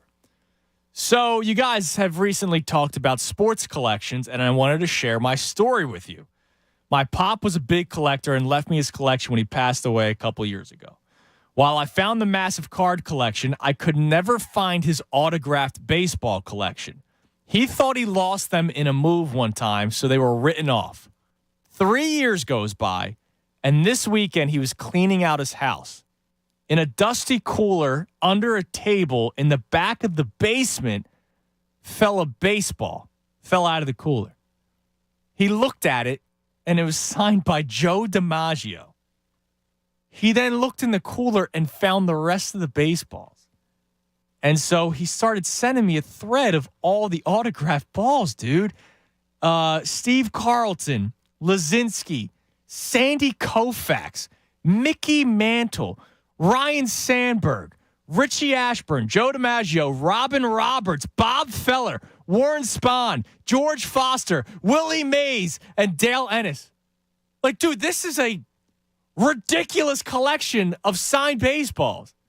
That's unbelievable. Like, that's historic. Honestly, that's something out of a movie where your dad passes away. Oh, he's got some baseballs. They probably got lost somewhere. We'll never find them. And then 3 years later, you're in his garage cleaning it out or basement, whatever it was. And out falls a Joe DiMaggio signed baseball that leads to all of this. That's unbelievable. And then the movie continues of, do I sell it? Do I not? What do I do? Oh, my God, which you and I literally talked about during the commercial break. Is interesting conversation. Which I probably would, but then again, I also understand the sentimentality. It was his dad, so like or pop, I don't know if his pop was grandpop or dad, Sure, but yeah. So like I also understand that, right? Like that's crazy. Like my dad has he bought in 1980 the year-long sleeve of all the baseball cards. And he still has it. Oh, gotcha. Cool. Like they're all clean and everything, right? It's not like he messed around with it. So, think about every player in 1980, including the 1980 Phillies that won the World Series, right? Like I'm sure those cards are worth something at some point, especially if you have the full sleeve, right? Yeah, that's they're pretty good condition. Something. Yeah, not open. But dude, like autographed baseballs. Not just a card. And some of them are in really good condition. Like this Willie Mays one looks like it was signed today. Yeah, like they look nice, man. And so that's really cool that Topher found that. I'd be interested to find out what he ends up doing, like the journey with the signed baseballs. But like these are historic Hall of Fame baseball The greatest players ever to play baseball. It's crazy, man. And it's in I love it's in the cooler too. Yeah, in the cooler. Yeah, that's awesome. So I wanted to tell you guys that, especially because Tom, you texted me this morning that what sold, a Mickey Mantle card? Yes, a Mickey Mantle card sold for, I'm going to get the exact number. $12 million. Yeah, 1952 Mickey Mantle card broke a record at the auction. It was for $12.6 million. Most valuable piece of sports memorabilia ever sold at an auction. Jesus. And it's not even signed. It was just a card. Rookie card. Yeah, it's in like perfect 9.5 condition. Okay. The highest you can go is 10, but you don't see those cards in that condition. No. They're like 3s. That's something. And they still go for crazy money. Look, I had baseball cards when I was a kid, but like that's something that even if I had all the money in the world, I probably wouldn't. Like, what am I going to do with that? Put it up on the shelf, or eventually sell it again for more money. You know, because that's going to get sold again at some point in our lifetime. Yeah, I never really understood that. Now I have to ask you, because the card market is ridiculous. Yeah, it's wild. How much money there is in it, which I don't get. So somebody gave Cooper multiple packs of baseball cards, and like part of me goes, he won't care about these for like another 6 years.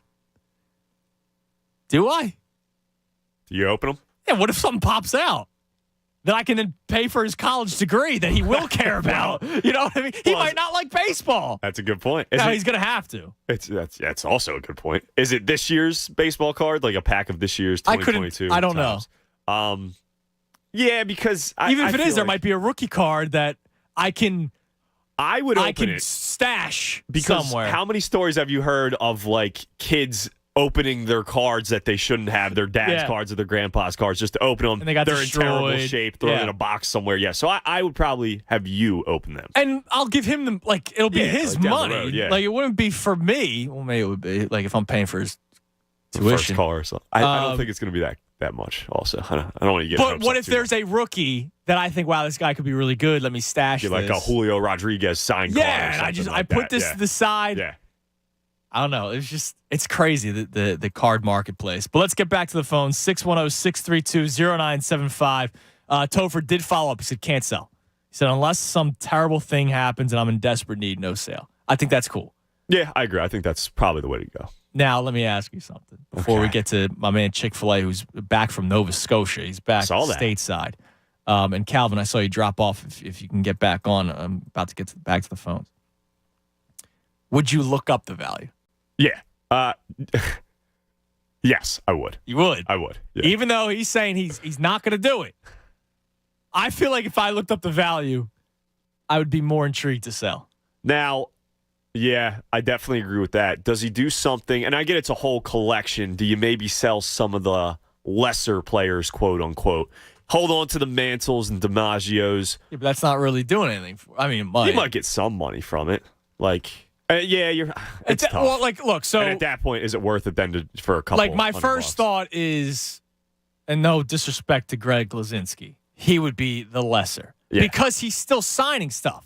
It's not because of who he is. It's because you go to Bull's Barbecue, and he's usually still out there at Citizens Bank Park. I got something signed when I was a kid from Glasinski. Yep. I just found one on eBay for $20. Yeah. Are you going to sell it for $20? Probably not at that point. You're right. But the Willie Mays one, if it's a couple grand. Topher might be tuning out of this segment if you're going to be listing off the names. Stop. We'll go back to the phone. Let's go to my man Chick-fil-A. What's up, Chick-fil-A? Welcome back.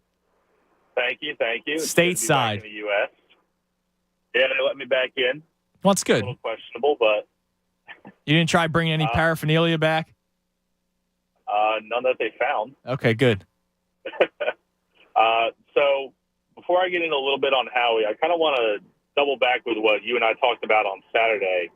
I think we kind of got a little misunderstood. I wasn't saying that the Phillies haven't beaten good teams. I think that's just more of the sentiment around this team is that, since we can't beat the Mets, that means we can't beat any good team. Yes, you're right. There are people that think that way.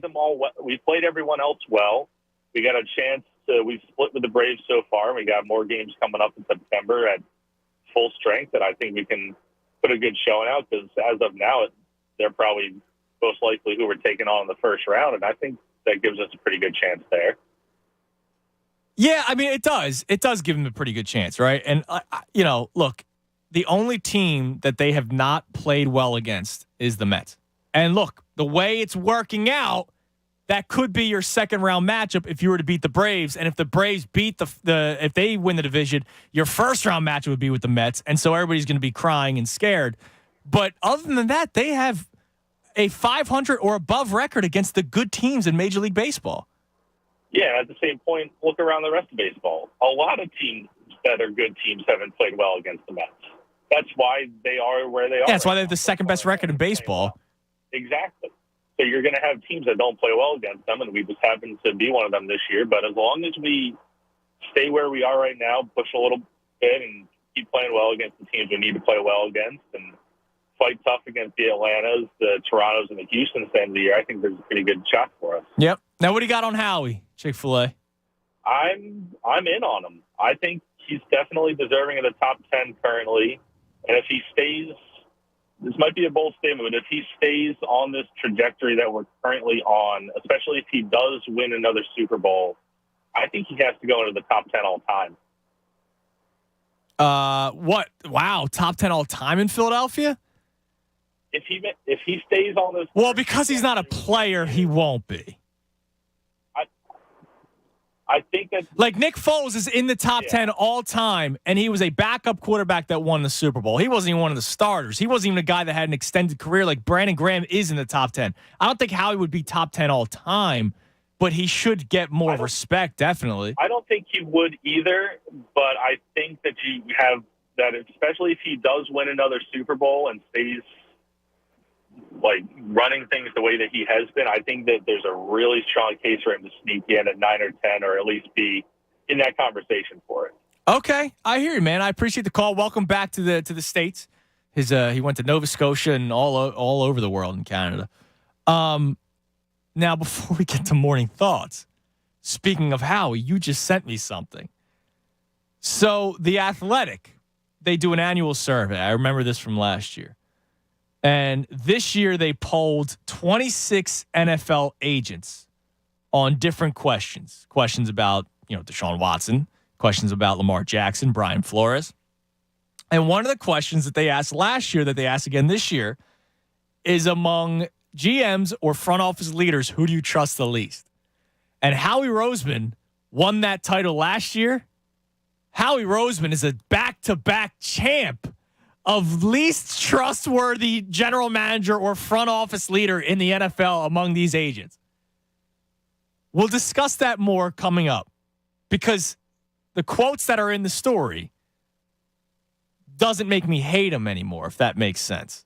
I'll explain more coming up, but let's get to some morning thoughts. Wake up, Philadelphia! No! God, please, no! No! Time now for morning thoughts. Hey, lady! Shut up! Will you just shut your trap? Shut up!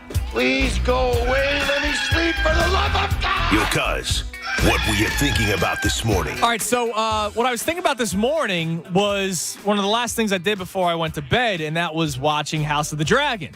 So you're not a TV person, Tom, like me, but you've never seen Game of Thrones. No, we have not. I watched it, loved it. I watched it, Christy was pregnant, right? So it's not like I watched it at the time. And so I loved it. The ending didn't bother me because I binged it, right? So the ending was hurried. It was rushed, blah, blah, blah. There's all kinds of politics behind it. So people that watched it week by week bothered them, right? For me, I binged it, so it didn't feel rushed. Do I think they could have done some things differently? Of course, but whatever. So House of the Dragon came out last Sunday, episode 1, and yesterday was episode 2. Now, I will tell you, episode 1 we did not watch on Sunday because we were coming back from the shore. Cooper didn't sleep well down the shore and blah, blah, blah. So it was like, all right, we're going to bed. We'll watch it tomorrow. Kirsty was off on Tuesday, so it was easier for her to stay up later on a Monday because she didn't have to work Tuesday. She's off today, which means we watched it last night. But my thought was, so this is my first ever week-to-week viewing of something. I watched The Last Dance, which was a week-to-week, but that was like a 10-part docuseries. It's not going to be multiple seasons. They already renewed this for season 2. Is the week-to-week viewing, has that like lost its luster? Or because we don't do it anymore, is there almost a little bit more of an added reason for you to watch the week-to-week viewing? Because it kind of takes you back to the old days. Because if you think about it, Tom, there is no more appointment viewing unless it's sports. Correct. Like, there's no more have to be watching this episode. Something political, something like that. Yes, well, right. Like, debates and all that kind of stuff, State of the Unions. But you can always go back and watch the State of the Union address. Sure. Because I remember I was watching one, I was still in Manayunk, and it was 11:30 at night, the State of the Union address. Well, I'm not staying up. I was up, so I watched it. Sure, but like, you're always I up. wouldn't be surprised if somebody went to bed for it. So my thought was this morning was, is it almost worth it to just not even be live anymore? Because I wonder how they do the ratings, right? Obviously, there's people watching live. But then, like we do, we have podcasts.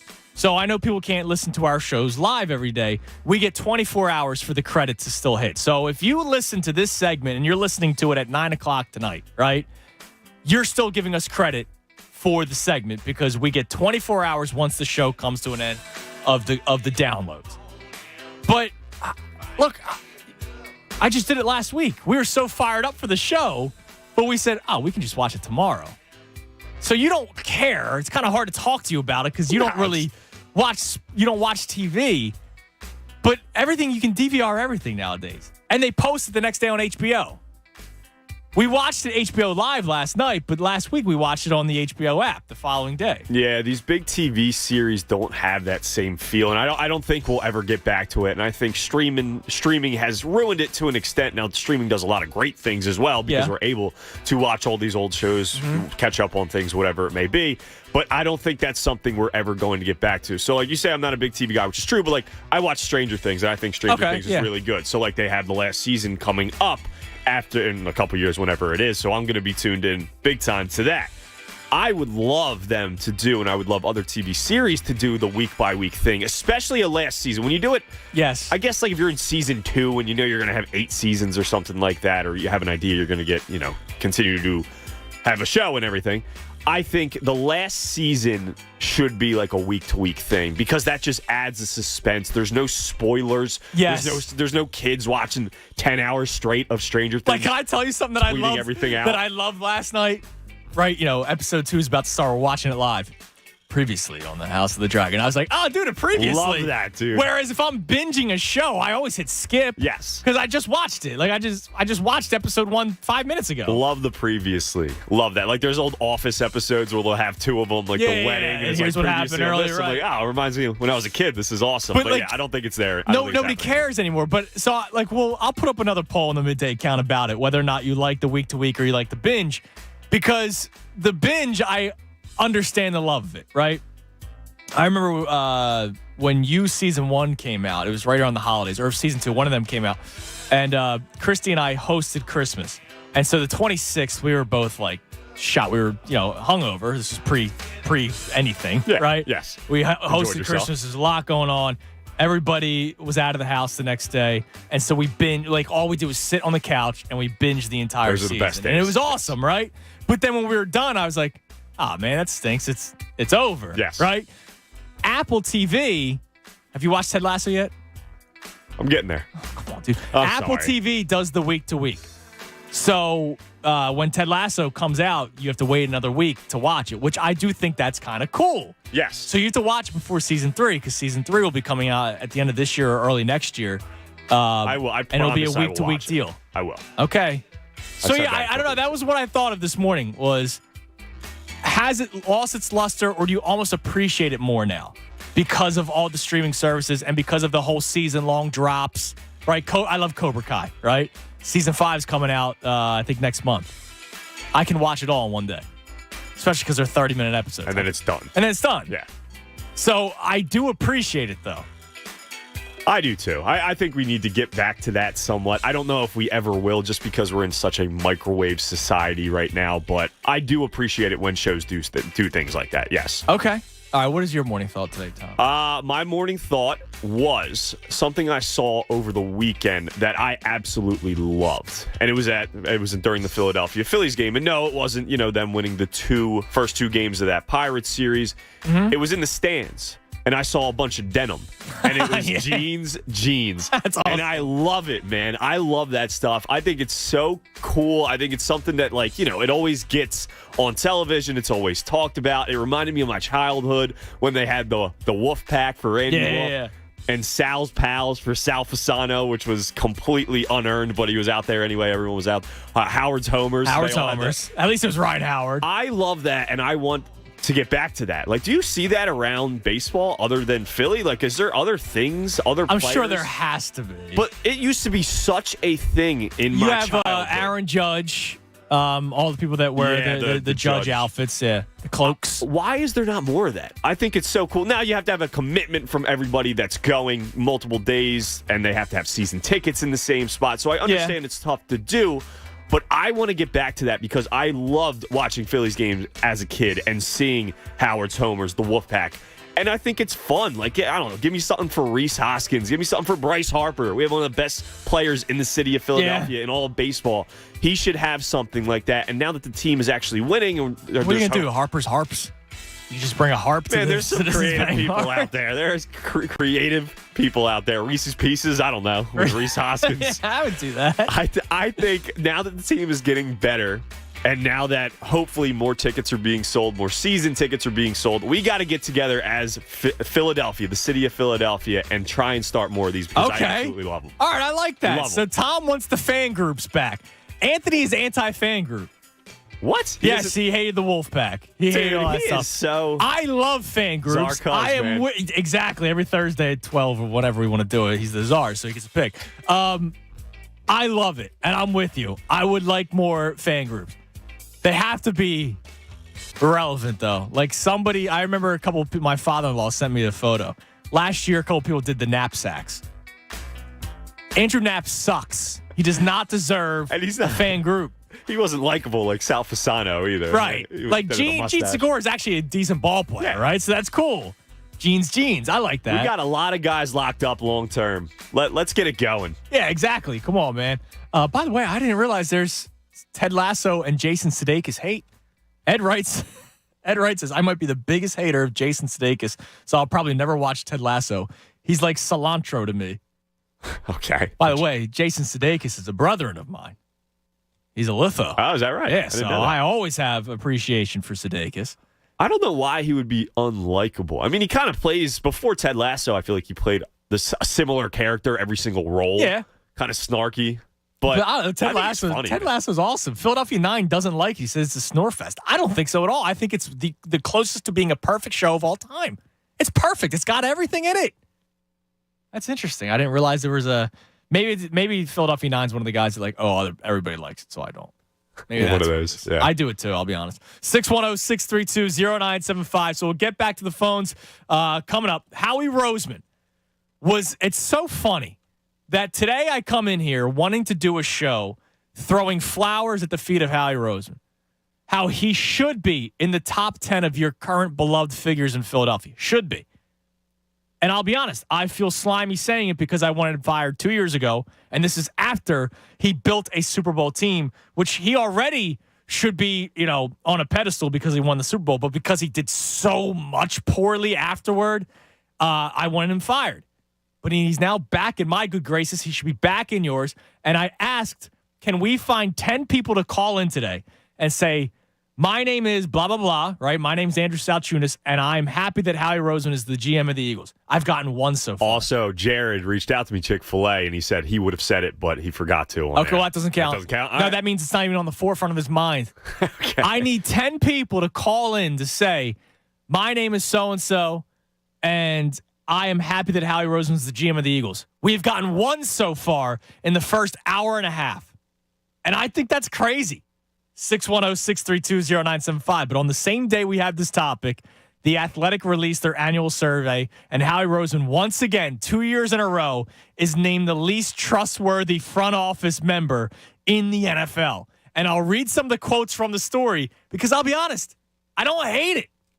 610-632-0975. I'm going to tell you about Betfair. Am I going L6 or 7 here, Tom? That's my bet. L6. L6, because I'll talk about L7 coming up, where I get to tell you about week 1 in the NFL. But this one, I get to tell you about college football, which we got to watch some college football action this past weekend. It was great. I did the fantasy football draft on Saturday. So we had the Nebraska game going on, which was just insane. So much fun to watch. So great to have college football back. But that was week 0. Now we have legit week 1 coming up. And this week, new customers get $150 in free bets for week 1. Just place a $5 bet and you get $150 in free bets, win or lose. Bet college football any way you like it. And what I love to do here is put the $5 on something you love, right? If you're a Bama fan, if you're a Georgia fan, or if you're like me, you love Temple, even though they're dogs, maybe throw the Temple $5 down. The best part about it is you get $150 in free bets. So this is when you get to really have your fun. I put together a parlay of the division winners in the NFL. It's a 5-legger. I got a $100 free bet not too long ago. I put it down. It's just under $3,000 if it hits. You get $150 in free bets coming up. You might as well do a parlay with it. Have some fun. New to FanDuel, the app is so easy to use. They're always hooking you up with great odds, and they pay fast. So see why FanDuel is America's #1 sportsbook. Download the FanDuel app today and sign up with promo code Fanatic. Just place a $5 bet to get $150 in free bets. College football, it's back, baby. That's promo code Fanatic. Got to be 21 plus and present in PA. First online real money wager only. $10 first deposit required. Bonus issued as knowledgeable free bets that expire 14 days after receipt. Restrictions apply. See terms at sportsbook.fanduel.com. Gambling problem? Call 1-800-GAMBLER. Fanatic Sports Update. Phillies take an extra day off. I'm Tom Alvord, and this update is brought to you by Quick Car Care Systems. Car care products from Quick are designed to target and repair specific surfaces of your vehicle inside and out. Quicks has an effective car care product for the DIYer in us. Visit Quicks at quicks-usa.com. Yes, after racking up 6 straight wins going into yesterday's game with the Pirates, the Phillies seemed disinterested as they dropped the series finale 5-0. Noah Syndergaard struggled as he allowed 5 earned runs and 9 hits in 5 2/3 innings, earning his first loss as a Philly. Despite the loss, the Phillies find themselves in the second wildcard spot in the NL with a 2.5-game lead over the Padres. They head out to the West Coast for a 6-game road trip starting tonight in Arizona. First pitch against the D-backs is at 9:40. And the Eagles wrapped up their 2022 preseason on Saturday as they lost to the Miami Dolphins by a score of 48-10. No starters played in that game for Philadelphia. Next step for the Eagles is roster cutdowns as all teams need to be down to 53 players by 4 p.m. on Tuesday. Keep it locked to Fanatic all day for breaking news and information. I'm Tom Alvord, and you're listening to 97.5 The Fanatic.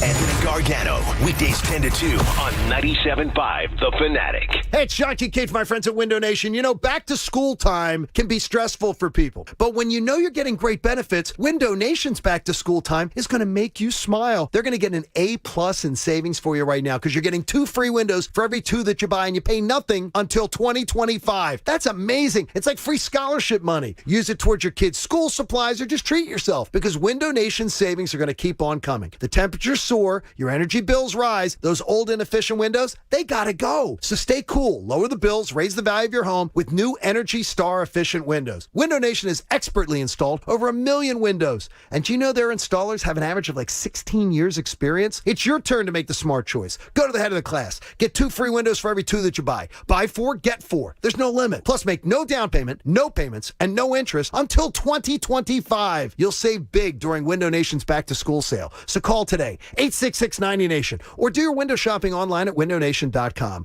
866-90Nation or windownation.com. Tell them John Kincaid sent you.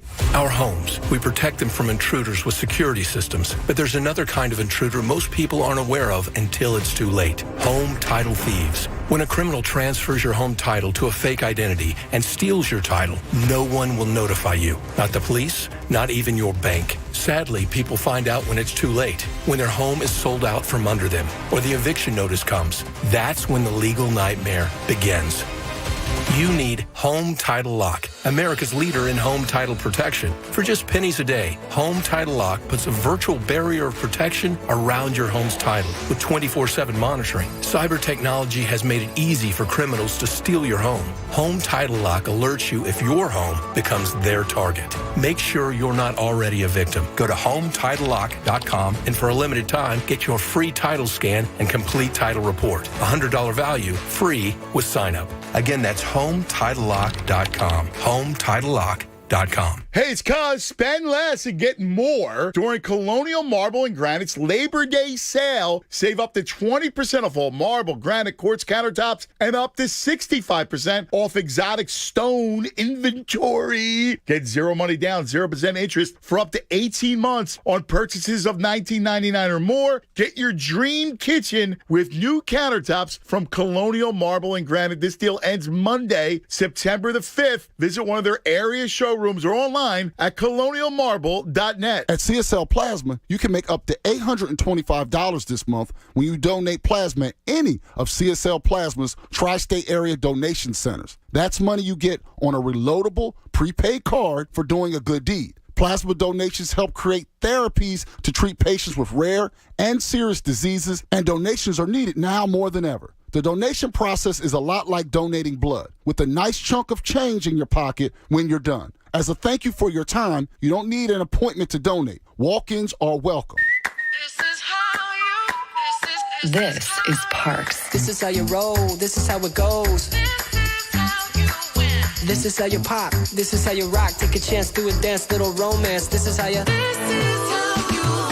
This is how you excite. This is how you all night. 360 hit me. Now we're going all in. I can feel it calling. The crowd, the light, the night, the sights, the vibe is right. Parks, Pennsylvania's #1 casino experience. This is how you win. Must be 21. Gambling problem. 1-800-GAMBLER. Is sports betting about to become way more fun? You bet. Because the BetParks app has a brand new sports book. Live bets and parlays? You bet. Instant deposits and incredible app experience? You bet. Plus, your first bet is risk-free up to $750. So, are you already a winner just for signing up on the BetParks Sportsbook app? You bet. BetParks. Gambling problem? Call 1-800-GAMBLER. Terms and conditions apply. Pennsylvania and New Jersey only.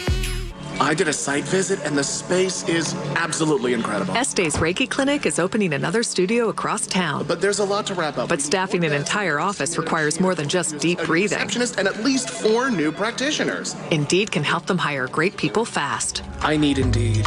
Indeed you do. We instantly connect you with quality candidates whose resumes on Indeed match your job description. Visit Indeed.com/credit and get $75 towards your first sponsored job. Terms and conditions apply. You could save big when you bundle your home and auto with Progressive, but when we just come out and say it, it feels like it falls a bit flat. So instead, we're going to hire a professional voice actor and pay him absurd amounts of money to say, I like this product. Not sure why that was better. I mean, I'm a professional too, but we didn't pay him to say the business part, so back to me. Save big when you bundle your home and auto with Progressive. Sorry, I know hearing me say it was a bit of a letdown. Progressive Casualty Insurance Company and affiliates. Discount not available in all states or situations. Mr. Clean, Mr. Clean. Of course I use Mr. Clean Magic Eraser to clean tough messes off my stovetop and bathtub. But then I discovered I can also use it to easily clean my patio furniture and even my shoes. I'm hooked. And when wipes won't cut it, I use Magic Eraser Sheets. They're thin and flexible erasers, perfect for everyday messes, like gunk on my counters and sinks. They really are magical. The reviews are in. Mr. Clean Magic Eraser and Sheets make cleaning look easy. Listen to 97.5 The Fanatic everywhere. On Alexa at 975thefanatic.com, the Fanatic app, and now on Odyssey. More of the Anthony Gargano Show now. On 97.5 The Fanatic. 11:30, 97.5 The Fanatic. I'm Andrew Salchunas filling in for the Cuz. 11 o'clock hour brought to you by Golden Nugget Jewelers, where Philly gets engaged. Just want to give a shout out, as always, to my man Gene on our YouTube chat. I love you, Gene. You Met Fink fan. I hate you. Now, you're going to pretend to be my friend in like 3 weeks when the Eagles are playing against the Lions, but here's Mr. Met on here. Mr. Gene the Met. He's not part of Gene's No, genes. he's not part of Gene's genes. That's no. what you're saying. No. you know. You always have a back and forth. This Gene wears bad jeans. All right? Like, I don't like this Gene. Like skinny jeans that are too skinny. Yeah. Gene. Hate you, Jeannie Bobini. This Gene. But I like Gene Segura. So you just said something in my ear literally right before we got out of the break, and I'll get to the phones in a second. You asked me how eating healthy has been. Because Christy and I were trying to get on this the right path to looking good. We have a wedding in Mexico next June that we're going to. And so we want to look nice for it. And I was like, honestly, dude, it's not been good the last week and change because we just started putting him. So 2 weeks ago, he started teething. And this past week was his first week in the crib. So it's been a lot of late nights and, that means we're exhausted during the day. So we have not been exercising as much because we're just trying to stay alive here. Get through the day. And then, it's been some takeout here and there. We've been all right. And we got kind of back on track yesterday. Went to the grocery store, did the big grocery run. Promise we'll be down the shore this weekend. So it's not like we're going to eat necessarily healthy for that. But let's get a couple of good days in, right? But dude, so I need to ask people who have torn their Achilles, or if there's a doctor listening, I have my friends at Virtua. I do those stuff on the website, 97.5thefanatic.com.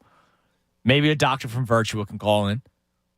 So when I was training for the half marathon last year, toward the end, I started feeling some tightness back there. And I was like, oh boy, this can't be good. And so I took 2 weeks off. And of course, it was 3 weeks before the race. And I was like, well, I also got to kind of still stay in shape for a 10-mile run. It's ridiculous. So it felt close. I don't know. I've never torn my Achilles before, right? Did you feel pop or something? I felt no. I felt nothing. No, I felt like it was tight, right? It was tight. And, maybe I should just do some more stretching or something. So yesterday was the first day I ran in a week and a half, right? And you know me, I like to run pretty frequently.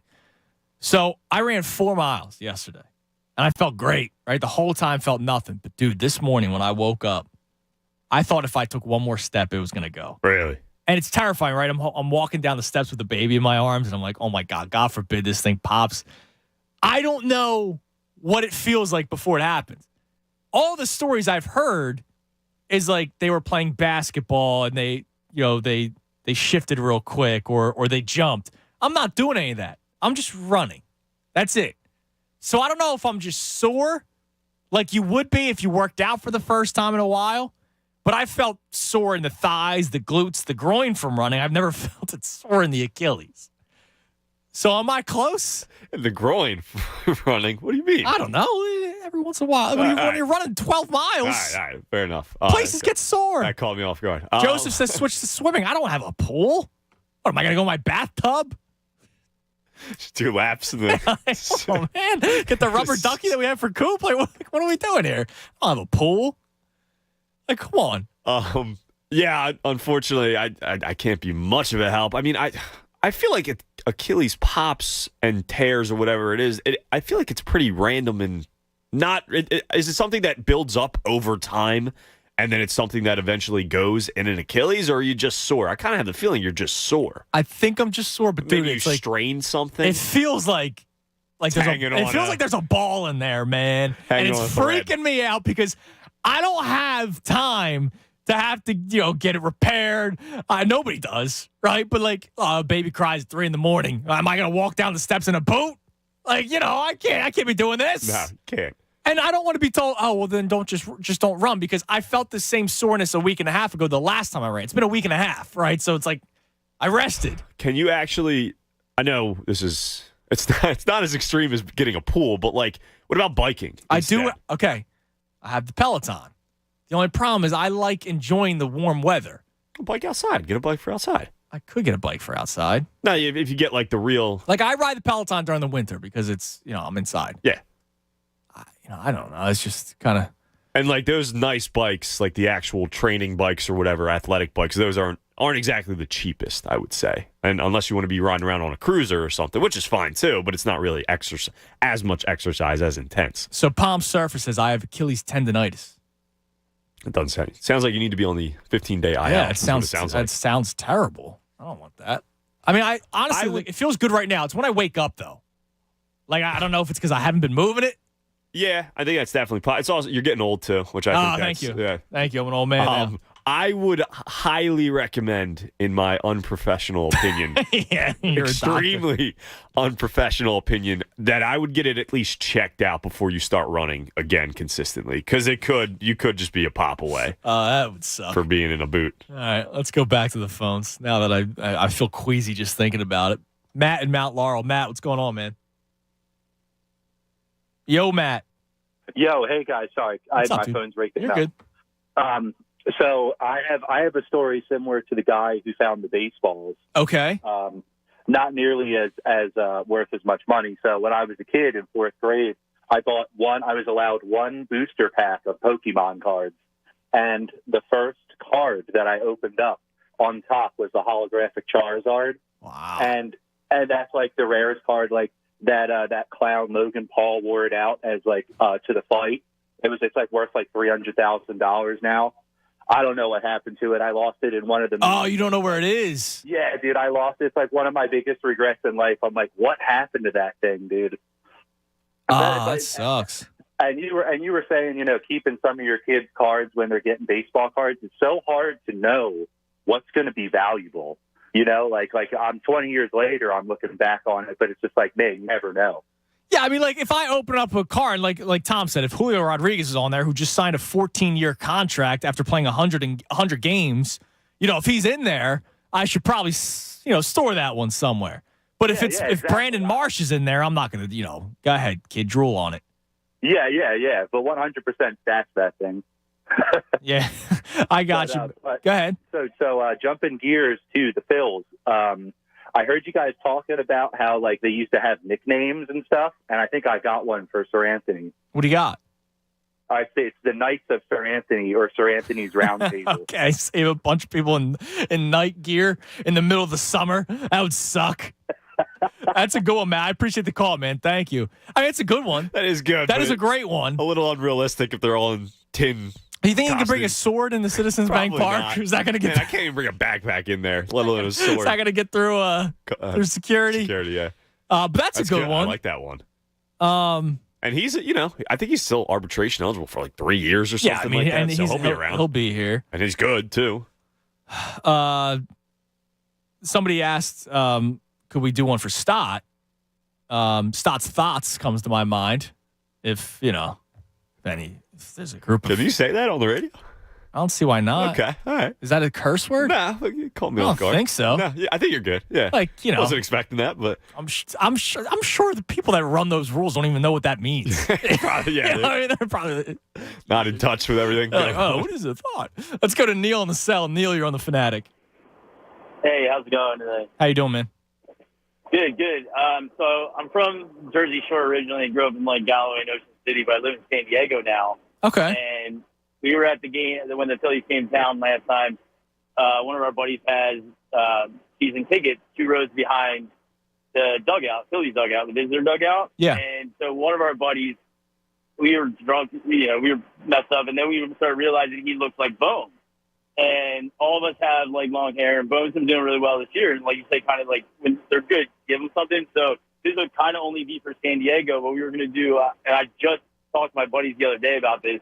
It was doing the Bone Brothers, kind of like a play on the Bash Brothers. Okay.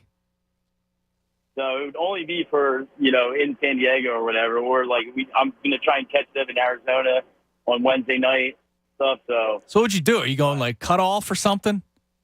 Nah, I mean, like we all got long hair, kind of all look like them, blonde hair and stuff. So it was just kind of, maybe like cut off, like the old school. Like, yeah, you got to go with the cutoff, man, and do some like curls before you go in. Mighty Duck style Bash Brothers. Oh yeah, that's true. So see, my first thought was McGuire and the A's. Okay, there you go. So you got to get roided up first. No, definitely. But I'll tell you what, like another story real fast is I started working at a brewery with the year the Eagles won the Super Bowl, and the Chargers left that year. And so I turned a lot of people into Bird fans, and that was also because of Always Sunny in Philadelphia. So now all the time, all my buddies all the time just say, go Birds. Go Birds. Yeah, all the time, man. Mike from Delran, that's how he ends every single call, bro. Neil, I appreciate it, man. Enjoy San Diego. All right, so we get the Bone Brothers. How about Bohm's Gnomes? And they all dress up as gnomes. See, you do love it. I think you love it more than I do, the fan group. I love it. That this is going through your mind. That's a great one. I'm surprised because, you know, we're relatively the same age. You're much older than me, but we're I'm so much relatively older the than same age. So I'm surprised, and a huge Phillies fan as you are, that you're not, like, as hyped up as I. And I know you I like the jeans. It was cool. And he waved to them, and it was awesome. Like, that's his first ever fan group, I'm sure. I mean, every team that he's played for doesn't like him. They trade him away all the time. And they're not very good teams he's been on. Yeah, exactly. Isn't he the longest tenured player in baseball? That has not made the playoffs.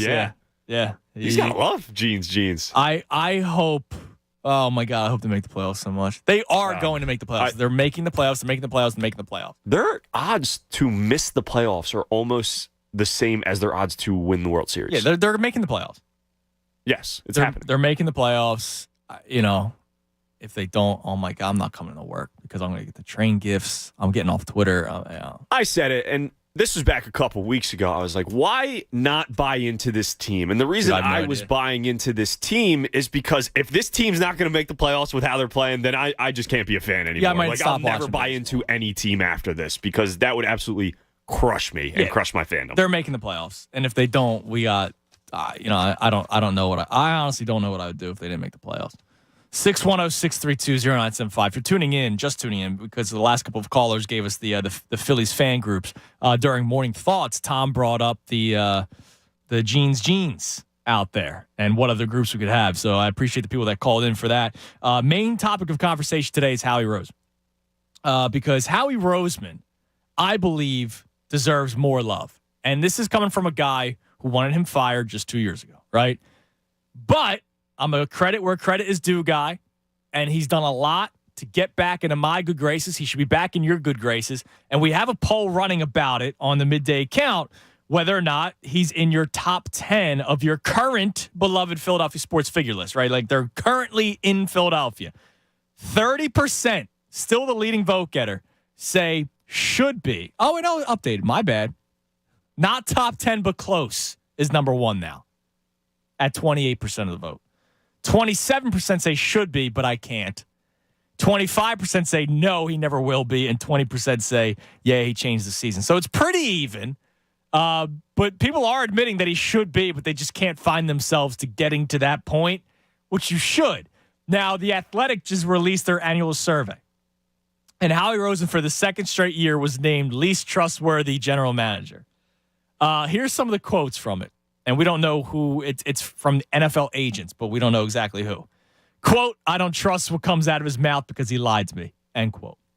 Quote, I don't think he's very transparent. He kind of tells you what you think you want to hear. He does the same thing with the players. End quote. We continue. Quote, he's always playing both sides at all times. He's not dishonest. He's a hedger. Always make sure he's a side deal. End quote. Quote, Howie will do what Howie needs to do. I say that with tremendous reverence, but I don't trust him. End quote. Last one. This is easy. He tells you one thing, he does the opposite. You can tell him something and say it stays with us, and then 3 or 4 people are hitting me up with what we discussed. It doesn't make him a bad guy, but there's no transparency. Now, that last one I don't like. Because if you're an NFL agent, you need to be able to trust the guy a little bit, right? And so that last one, I remember that story in The Athletic that they put out a couple of years ago.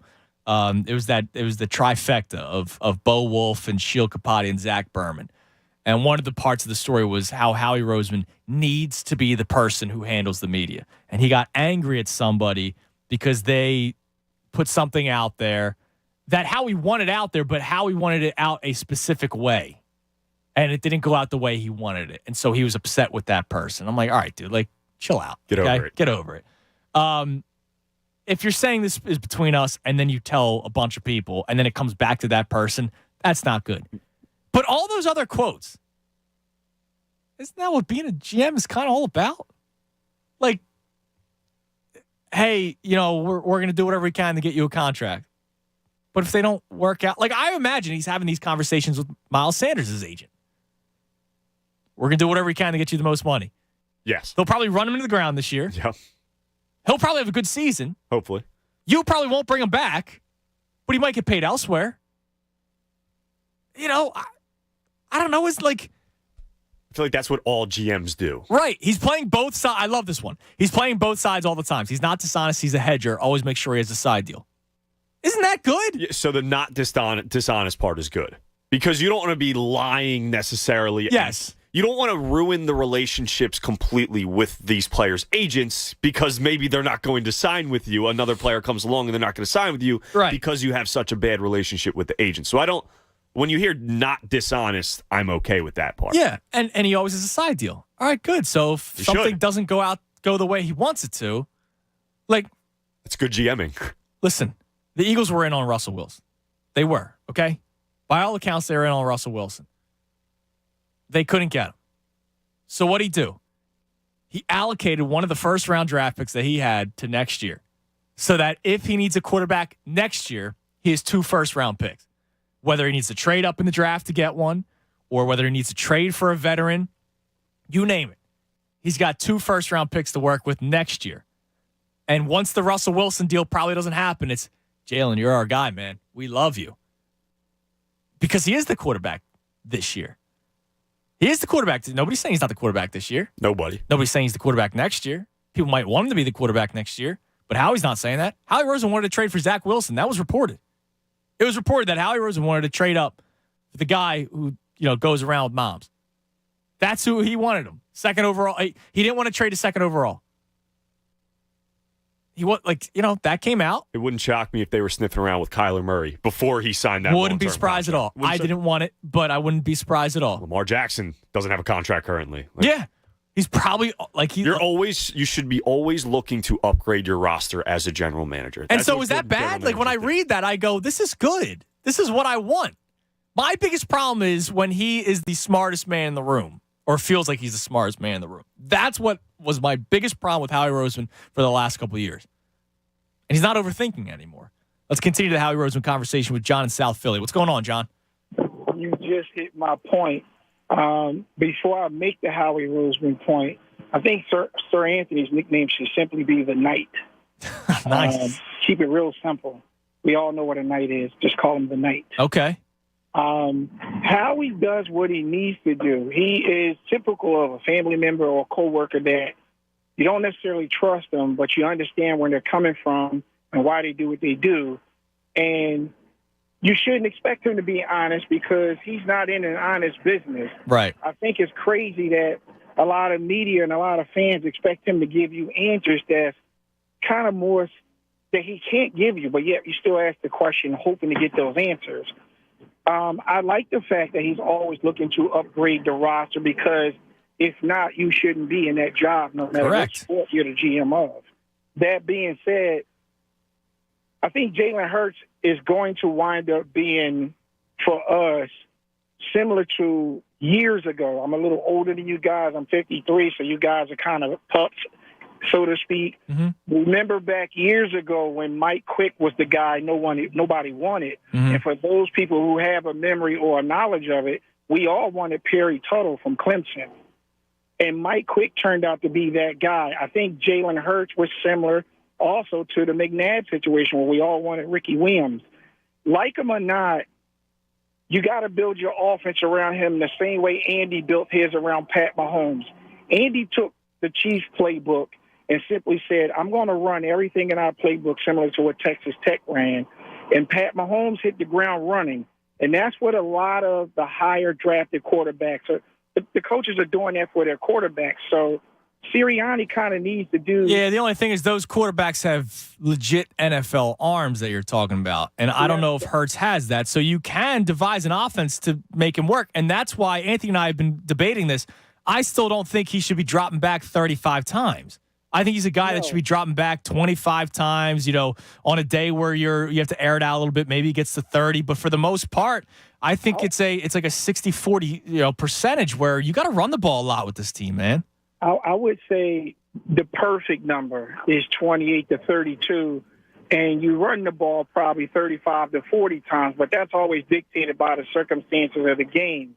He doesn't need to go over the number 40, otherwise that kind of tells you what's going on. Yeah, it means you're probably losing and you're coming back. unless we're up against a team with a lot of injuries and they're getting no pass rush and the DBs can't cover. But the last thing I'll say about Howie is I think between like 2015 and 2019, he was playing himself, being the smartest guy in the room and not listening to his scout. Yes. And a lot of times what you probably may know, even if it's only a little bit, is maybe a guy like Jeff Lurie sat him down quietly and say, listen, I can't tell you how to do your job, but if you look over the last 5 to 7, maybe 8 years, you take a running count of what you think he was wrong about and what he was right about, and realize the scouts were more right. And I think that's why in the last and Lurie also part of the problem because he was very heavily involved and he pulled himself out. So I give Jeffrey Lurie credit. I appreciate the call, John.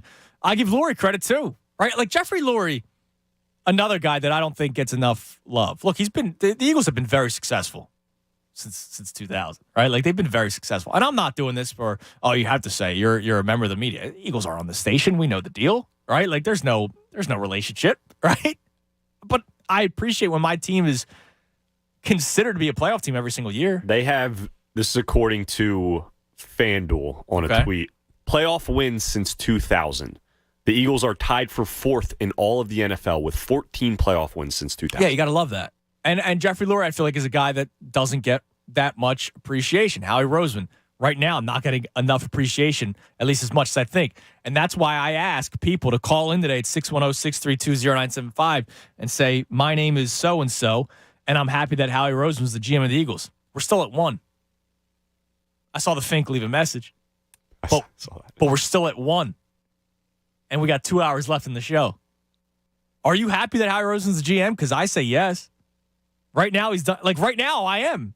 And it's going to be a what have you done for me lately? It always will be. But right now, he's hitting everything out of the park. 610-632-0975. I'm Andrew Salchunas filling in for the Cuz right here. 97.5 The Fanatic. Fanatic Sports Update. Bills dropped the finale. I'm Tom Alvord, and this update is brought to you by InvisibleFence.com. Invisible Fence brand's exclusive containment technology helps keep pets secure at home. For a limited time, get $200 off your system. Schedule your free consultation at InvisibleFence.com. Yes, after outscoring the Pirates 13-4 in the first 2 games of the series, the Phillies got caught napping yesterday as they dropped the series finale by a score of 5-0. The offense was nearly non-existent as they racked up just 4 hits, leaving 7 men on base. Not all bad news, though, as they went 6-1 this week against both the Reds and the Pirates. Next up comes the Arizona Diamondbacks as they begin a 3-game series starting tonight. Ranger Suarez faces off against Madison Bumgarner. First pitch is at 9:40. And the Eagles wrapped up their 2022 preseason on Saturday as they lost to the Miami Dolphins by a score of 48-10. No starters played in that game for Philadelphia. The Eagles get 1 more week off, and then comes the official start of the 2022 season for them as they face off against the Detroit Lions in Week 1 on September 11th. Keep it locked to Fanatic all day for breaking news and information. I'm Tom Alvord, and you're listening to 97.5 The Fanatic. It's the Cuz, Anthony Gargano, weekdays 10 to 2 on 97.5 The Fanatic. In order for small businesses to thrive, they need to be smart, efficient, agile, staying ahead of the market at every turn, and finding ways to do more with less. That's never been more important than it is right now. So for a limited time, Comcast Business is introducing Small Business Savings, a deal for companies across the country. When you call in now, you can get powerful internet for just $39 a month for 12 months. $39 a month, with no annual contract and a money-back guarantee. All on the largest, fastest, reliable network for small businesses, with the company that powers more businesses than anyone else. So if you're a small business owner, don't wait. Call and get started today. Comcast Business, powering possibilities. Offer ends 9/21/22. Restrictions apply. New Comcast Business 50 megabits per second internet customers only. Requires EcoBill and AutoPay. Equipment, taxes, and fees extra and subject to change. Call or go online for details. After promo, regular rates apply. Medical marijuana. It's all natural. It helps millions of people. And it's legal in 70% of the USA. So if you're ready to try medical marijuana, VeriHeal is ready to help. Using VeriHeal's online platform, over 1 million patients have qualified for medical cannabis recommendations. Over 1 million, and more every day. Ready to discover if medical cannabis is for you? Go to VeriHeal.com, where you can learn the legal status of cannabis in your state, Browse a vetted library of information about the plant. Communicate directly with state-licensed doctors to answer every question you have. And learn if you qualify for a medical marijuana card. All online, private, and secure at VeraHeal.com. VERIHEAL. VeraHeal.com. The cost is reasonable, but you only pay if you qualify. And a portion of proceeds goes to the fight for cannabis justice. Ready to try it? VeraHeal is ready to help. VeraHeal.com. You know the signs of a natural gas leak. Ooh, it smells like rotten eggs. But what's your next move in that situation? Scoot, run, bolt, flee. Gas leaks are no good for me. If you smell gas, it's time to go. Leave the scene and call Pico. 1-800-841-4141. Give us a call and we'll send someone to check it out. Pico is here to help 24/7. Hey, it's Cuz. Spend less and get more during Colonial Marble and Granite's Labor Day sale. Save up to 20% off all marble, granite, quartz countertops, and up to 65% off exotic stone inventory. Get zero money down, 0% interest for up to 18 months on purchases of $19.99 or more. Get your dream kitchen with new countertops from Colonial Marble and Granite. This deal ends Monday, September the 5th. Visit one of their area showrooms or online at colonialmarble.net. Realtors abide by a code of ethics. This is Article 9 in action. Beth, a first-time homebuyer, knew nothing about the home buying process, except that she wanted to buy a home. But her realtor had the expertise to make sure Beth understood every document, even giving her copies to review with her lawyer so Beth could close on her first home with confidence. Complicated things explained in simple terms. The difference between an agent and a realtor is real. Realtors are members of the National Association of Realtors. That's who we are. The new school year is here, and it's go time for our teachers.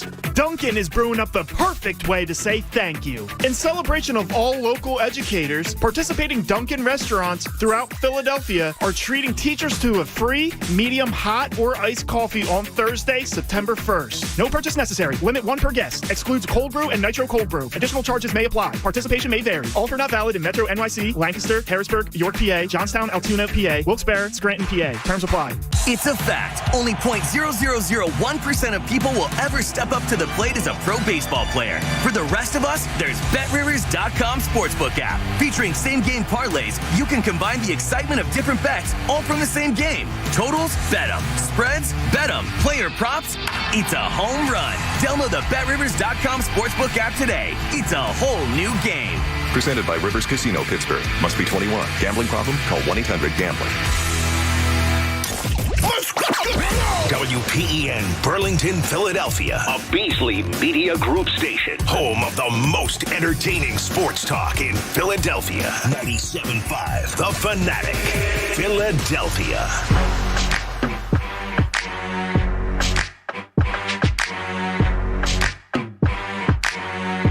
12 o'clock, 97.5 The Fanatic. I'm Andrew Salchunas, filling in for the Cuz. Anthony off this week. He'll be back on Tuesday following Labor Day. I'm in until Wednesday. I'll be off Thursday and Friday, and also not doing the Saturday show, not doing Monday. So I'll be back next Tuesday as well. But here until Wednesday, Tom Alvord producing the show. Always love working with Tom. Tom, I want to get your thoughts on something before we get back to the phones at 610-632-0975 regarding Howie Roseman and whether or not my Achilles is about to explode. Speaking of injuries, so I think it was last night the Steelers were playing in the preseason, and TJ Watt and Deontay Johnson both had to exit the game. Now, I've followed up. Are they hurt, or is it just precautionary? I think it was just precautionary, but nothing's official yet. So I saw the bro tweet out, say, this is why you don't play anymore. And this is Sirianni was right. And so about a year ago today, I was filling in for Ant because it usually takes this time. It usually takes off this week before football season. And I had Tyler producing, and Tyler and I got into the argument about playing time in the preseason. Because he hates preseason. Hates preseason. I wanted Jalen Hurts to play in week 3 of the preseason last year because here's a guy who played 5 seconds in the NFL the previous year. And you drafted a number 1 wide receiver in Devontae Smith for him to have, right? And Devontae Smith missed the first game because of an injury. Jalen Hurts then did not play in the second game for, I don't know if it was COVID-like symptoms. I don't know. I think remember the field was wet or something like that? Something like that. But Devontae played. So Hurts played week 1. Smith didn't. Smith played week 2. Hurts didn't. And I was like, well, damn, I would like the quarterback and the number 1 receiver to have somewhat of a connection in the regular season. So I wanted them to play preseason week 3, not the first half like they used to do. I meant like give me a drive or two where you literally design plays for Hurts to throw to Devontae Smith. That's it. Just so he could read. What does Smith read, right? When does Smith make his cut on a route? All that kind of stuff. When does he release? All that stuff. And they didn't, and I was bothered by it. And look how slow the offense started to start the year. So my thing is, I want guys to play, and I ignore the injury risk. And I see the bro tweet. Say, this is why Sirianni was right. What if they get hurt week 1? What's the difference? Other than maybe mentally you can tell yourself, well, at least it was a regular season game. It's not like guys are getting hurt because some 5th string guy fighting for a job did something stupid. The only thing I'll give you is maybe they're trying to make a name for themselves so they go out and lay a big hit on somebody, right? But what happened to the guy, the end on the Giants who's missing 3 to 4 weeks? Looked like Kayvon Thibodeau. Looks like it could have been a lot worse, right? When he took that chop block. It's not like that guy made that chop block to try to make a name for himself, right? And that chop block could have happened week 1, and everybody would have been devastated saying that was a cheap shot. They wouldn't say, wow, that was more of a cheap shot because it was the preseason. I know Hurts took the cheap shot in preseason week number 1. Sirianni flipped out, right? If that guy went up high like he did under the helmet in week 1 of the regular season, we'd still be pissed. And we'd say, what are you doing? It looks like you're trying to injure this guy. So my biggest thing is, I get it.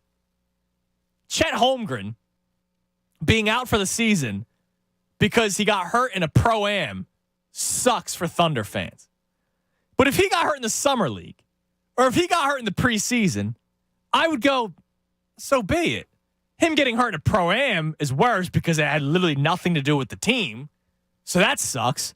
But if you get hurt in preseason week 2, yeah, does it suck? Of course it does. But it would also suck if he got hurt in week 2 of the regular. If TJ Watt got hurt in week 3 and was missing 7 weeks, the Steelers would have a lot of issues because TJ Watt is that good of a player. If he gets hurt in week 2 of the preseason and is missing 7 weeks, it still sucks because you're going to be missing 5 regular season games of TJ Watt. The injury thing, it takes over how these teams value the preseason. And maybe I'm a dinosaur when it comes to it. That might be bottom line. That's what it is. But if Jalen Hurts gets hurt in the preseason, it's going to suck if he gets hurt in the regular season too. He's your starting quarterback. I think it's people have the mindset, and I think it's more fans than coaches.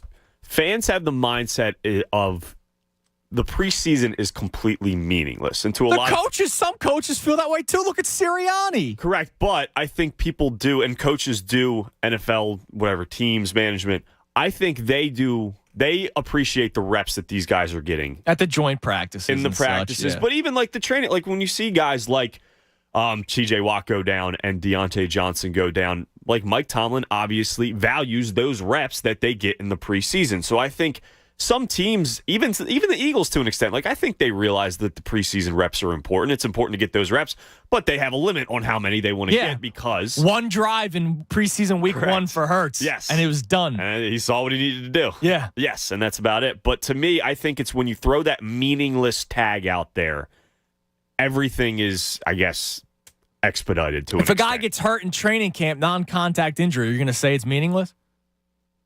No, I'm not. If a guy gets hurt in joint practices, which look what happened. Darius Slay, he's okay, but he got messed up covering Tyreek Hill. So are we now going to put a cap on joint practices? Because the coaches, including Sirianni, and I'm not ripping anybody here, but Nick Sirianni values these joint practices, right? Oh, yeah, big time. More so than the preseason games. So are we now going to go, oh, no, don't do any more joint practices. You might get hurt.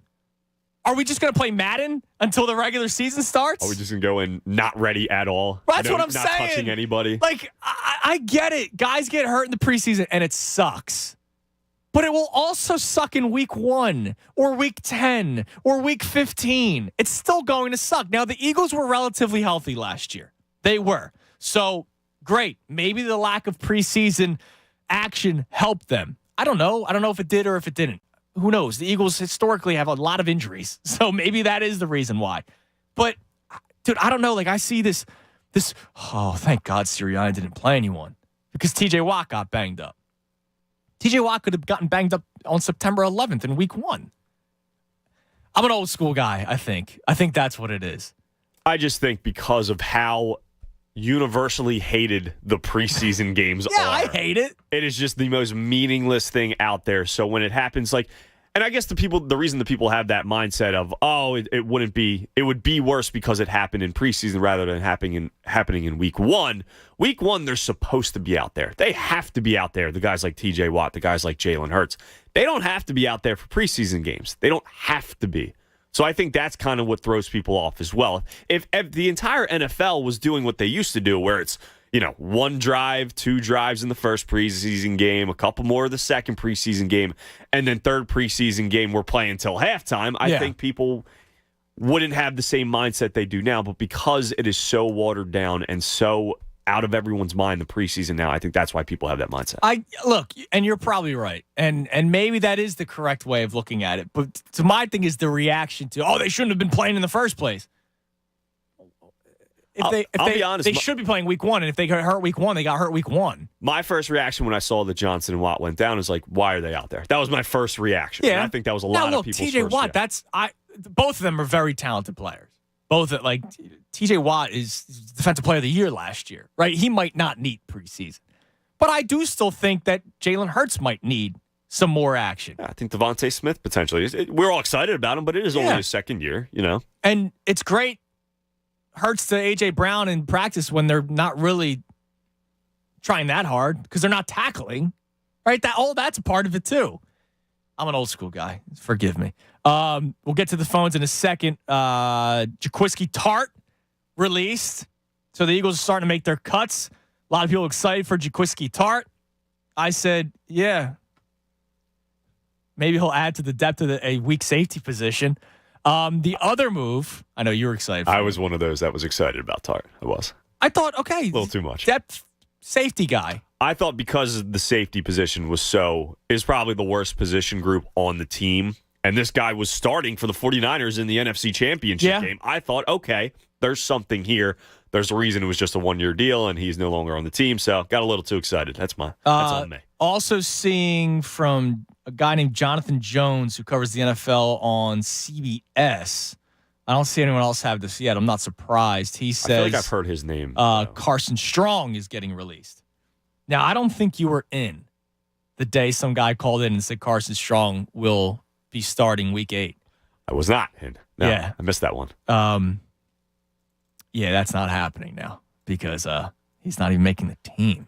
They were talking about Carson Strong early in the college football season as a first-round pick. Yeah, it was high upside guy because what if he's good? Well, he has nice arm talent. He has a big arm. Zero mobility. Like negative. Legit stones. And not in smart shoes. Like Tom Brady. So, yeah, he didn't make the team. All right, let's go to Lee in Philly. Lee, you're on the Fanatic. Yo, Lee. Yo. What's up, man? What's up, buddy? How are you? Good. How are you? I'm doing great, man. Oh, wait. I've actually never called in before. Is this the thing? You're on the air, man. Oh, Tunis. What's up, brother? I thought this was like a check-in situation. Nah, man. I'm checking in on you. How's your day going, Lee? Oh, dude. Incredible, Tunis. I'm a new listener, but I've fallen in love with you guys. And well, thanks for listening, man. I appreciate that. Makes me happy. Yeah, man. I lived in New York for a while in Philly, and I never really needed a car, but now I kind of needed a car. And it's like an older car, so I listen to the radio a lot. And 97.5 has been my comfort, if you know what I mean. Well, that's great. What made you move to Philly? I'm an actor, so and a director, so I'm a creative manager for Quintessence Theater in Mount Airy. I'll give them a quick shout out. There you go, a little That's awesome. That's cool. Dude. But look, man, I wanted to help you out because I'm actually pretty surprised you only have gotten one call in that actively says my name is so-and-so. And I'm just going to give that right to you, man. You already know my name. My name's Lee, and I'm happy Howie's my GM. I think there's a ton of brutal GMs in football, and I also think to be a GM in football, you got to be a snake. And earlier you were talking about all those quotes that they said about him, and, they're true. But I think that that's an asset to that role as opposed to something derogatory. Yeah, like you kind of have to be a little slimy to be a GM, just like you have to be slimy to be a politician, right? Like nobody's perfect. None of these people are perfect. They have to make some decisions, and that's Howie Roseman. Yeah, what are they upset? He's playing both sides. Like literally, his job is to play both sides. Exactly. Got to be two-faced. Exactly. So all right. So I'm glad that you're number 2 of 10. And we've had people call in. Just nobody has said it. Nobody feels comfortable saying, my name is Andrew, and I am happy that Howie Roseman is the GM of the Eagles. It's crazy, man. I think part of that is it is like the phrasing of that statement is just a little awkward to be like, my name is Lee, and I'm an alcoholic. You know what I mean? It like has that like feel to it. So I think like putting your name out there and saying my name is, and then saying your support. All right, fine. Mr. Director, we'll cut it out of the script, and we'll just say I'm happy Howie Rose is the GM.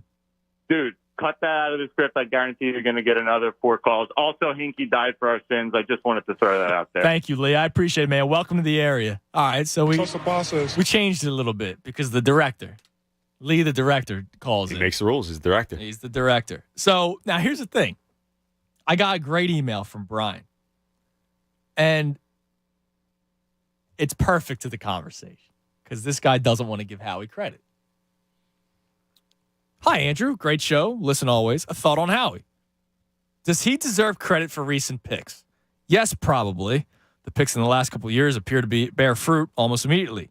Something in the back of my mind, though, thinks it's weird that you go from history of bad picks to sudden hits. Is there a hidden consultant or someone else Lori is listening to? I don't know. Just seems odd to me. Food for thought, at least. Brian in Marsville. So he says he probably deserves credit, but doesn't want to really give him the credit. Here's the thing. Even if he is listening to other people, I give him credit for realizing that mistake. I give him credit for going, damn, I've been awful the last couple of years. Let me go out and speak to my scouts for the first time in what seems like 2 years. Also, when it comes down to it, these hidden people that he may be talking to, all the guys and girls, that were higher ups in the Eagles organization in the management area have all left for other teams. Like some of these people that have been hired, it feels like 5 high ups in the Eagles management have been hired in the last 2 years. Andrew Berry to the Browns, Joe Douglas to the Ravens. It seems like there's a Howie tree. Yes. There's a Howie GM So they're all tree. leaving. So all those hidden people he's talking to are all leaving to get other jobs, but they continue to make good draft picks. He continues to make good draft picks. Yeah, I mean, I find it surprising that we can't even give him credit for the last couple of years. Oh, I must be listening to somebody else. I'm curious if people are still, hey, this is a little bit of a fluke, these last 2 drafts. Because it is a smaller sample size if you think about it. Only 2 years. When you've taken to the factor in that the previous 6 years before that, there really wasn't many good drafts. Yeah, there was one good draft that I will give him credit for, even though I'm not. All right, it was the Dallas Goedert. So when I think about it, I wasn't thrilled at the time because you just drafted another tight end in the second round. You already had Zach Ertz, and you can always find a backup tight end, right? But look how it's panned out. Worked out, yeah. Avonte Maddox, you drafted him to be, an outside corner. He's not one, but he's a great slot. So it's worked out, right? And they realized, okay, this guy's best in the slot, and they moved him that way. And Josh Sweat, everybody, oh man, what a great late round pick. I don't think he's as good as a lot of people make him out to be, right? I think we overhype him. I think he's more of a rotational piece. But he's a guy that could start on this team and will probably get 6 or 7 sacks this year. And you go, all right, he had a good year for a 4th-round pick. That is like the one draft in that group where I go, that was a good one. But other than that, there wasn't many. Now, Howie's always going to be good at acquiring players. Darius Slay, A.J. Brown. He's always going to make, whether it's a signing, Hassan Reddick, he's always going to be good at that. It's just the drafts. So I'm curious if people that, are out on Howie Roseman to an extent are thinking these past 2 years have been a little bit of a fluke. I need to see more. I'm sure there will be people that say that. I go credit where credit is due. What have you done for me lately? And he's done a tremendous job in the last 2 years. Now, Mike K, what is Mike doing nowadays? Mike is covering, he's the NFL reporter for Pro Football Network. He is reporting that Jason Huntley has already been informed. Wow. That he'll be waived in the final cut. So I'm guessing they're going to hope that he falls to the practice squad is what I'm guessing. So now here's the question. He looked good in preseason, though. He did. So I'm guessing they're going to hope he falls to the practice squad. So you have Miles Sanders, who's hasn't really been around, but he'll be fine. I'm sure he's going to be ready for week 1. You have Miles Sanders. You have Kenneth Gainwell. You have Boston Scott. So you have 3 backs. I'm always looking, even though Boston Scott always does something for them, I'm always looking to improve from Boston Scott. I am. But look, he's been all reliable for the Especially Eagles. against the Giants. He has, yeah, I know. But he hasn't hurt you, right? He's been okay. So I'm guessing this means they have someone on their radar. And that's when you start doing maybe the Kareem Hunt conversation. It also came out from a reporter that Alexander Mattison, the backup for the Vikings, is available for trade apparently. Now he's on a contract, but that's an upgrade there. And there's going to be other backs that are surprise releases, right? More of a surprise than a Jason Huntley. Look, Jordan Howard is still out there. You could do that again. Please don't. So, because they typically carry 4 backs. So I'm going to guess that they pick some. There's going to be a move at some point. I'm just surprised because he was the punt returner and kick returner, like the lead guy going into the season. No, I mean he. So does that tell you Rager stays on the team? Probably. Who else got reps at return? The one other guy that I was reminded of recently, even though he hasn't played, is Greg Ward. He's been hurt with a toe injury all training. Britton Covey as well. If he makes the team. If he makes the team. I heard he hasn't been. Or I heard there's a strong chance he doesn't make the team. And I know now that the kickoff has been moved up, 5 years ago, whatever. There's more touchbacks, but that's an extremely important position, underrated important position that right now they don't have an answer to. Honestly, I think punt returner is more important at this point. Yeah, and Rager's been terrible. But yeah, so we'll keep you up to date as more Carson Strong, Jaquiski Tart, and Jason Huntley so far. The early cuts, it looks like, and we'll let you know when it's actually confirmed by multiple other reporters and stuff, and when the Eagles announce something, because they always do. The Tart one, Ari Myrob, the My Sports Update guy, he confirmed as well. Okay, because Adam Kaplan I saw was the first one to put it out there. So we'll keep you up to date, and what that might mean, right? So, like you said, Huntley's been getting a lot of the return stuff. It looks like maybe Rager will then end up making the team. To hold that role because you don't really have anybody else. He's not good at it though. It's not like he's flashed. I don't know. No, he had that one return in Hurts' first game against Packers. Other than that, he's been Jalen Rager. Yeah, he's been pretty terrible. The one saving grace he has, and I say this like tongue in cheek, is because I remember a guy called in. I was doing post game last year, and a guy called in. You're undervaluing what Jalen Rager does for this team in the special teams game. Did you ever see him fumble? I was like, so that's the line now? Catching the punt? Because he runs directly out of bounds. That's why he runs out of bounds. He runs backwards and falls. Like, what you can do is sign Tyrone Johnson can be signed to go like this for our YouTube audience. The wave, the catch, and that's it. You could get A.J. Brown to be the punt returner. All he's got to do is wave his hand and catch. Fair catch it every time, yeah. Punt returner is more important than kick returner at this point, and they don't have one. Rager's probably going to make the team unless they make a trade, which is still a possibility. Very possible. So we'll keep you up to date on all the potential moves. 610-632-0975 is the number to climb in. On the other side, I know people are fired up about this. They're all awaiting. I have Christy's fantasy football team, and we're going to run through the roster and whether or not you think it was a good one.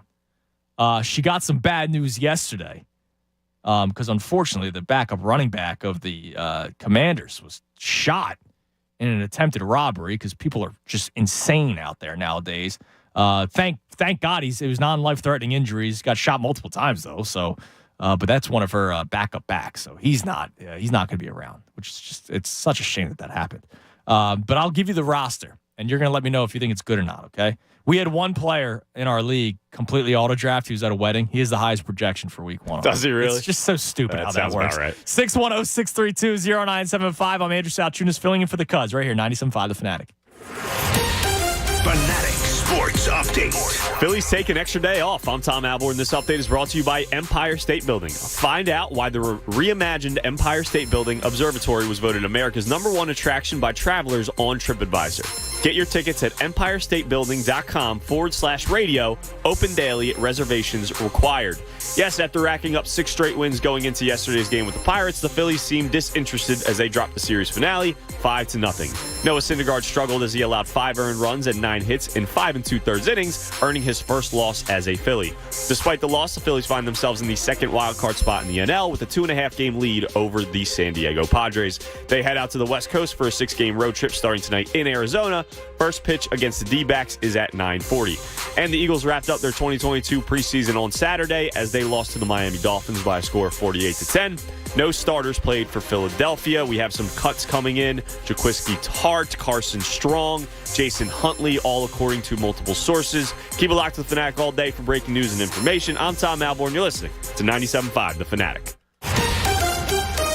It's the Anthony Gargano Show on 97.5 The Fanatic. Hi, it's Cuz. Is your summer weight loss plan not working out as well as you hope? Look, hope is not a strategy. This is what you got to do. Contact njdiet.com today. They will contractually guarantee you will lose 20 to 40 plus pounds in only 40 days. Just go to njdiet.com. Their program starts with bioenergetically personalized supplements that are based on your saliva, your hair, and your blood work. And then NJ Diet uses DNA testing to create your ideal diet plan and workout regimen to help you keep the weight off. If you're not sure you can do it alone, NJ Diet's with you every step of the way. You're fully monitored by their certified staff to make sure you're burning fat, not just losing water. You'll also get the doctor's personal email and phone number. NJ Diet is committed to you keeping the weight off. It's all natural, no shots, no hormones, no surgery, no prepackaged foods. Locations close by: Newark, Delaware, King of Prussia, Cherry Hill. Worldwide live online video consultations. Call them. 855-5NJ-DIET or go to njdiet.com. That's njdiet.com and lose the weight for good. Turn a loss into a win with the King of Sportsbooks.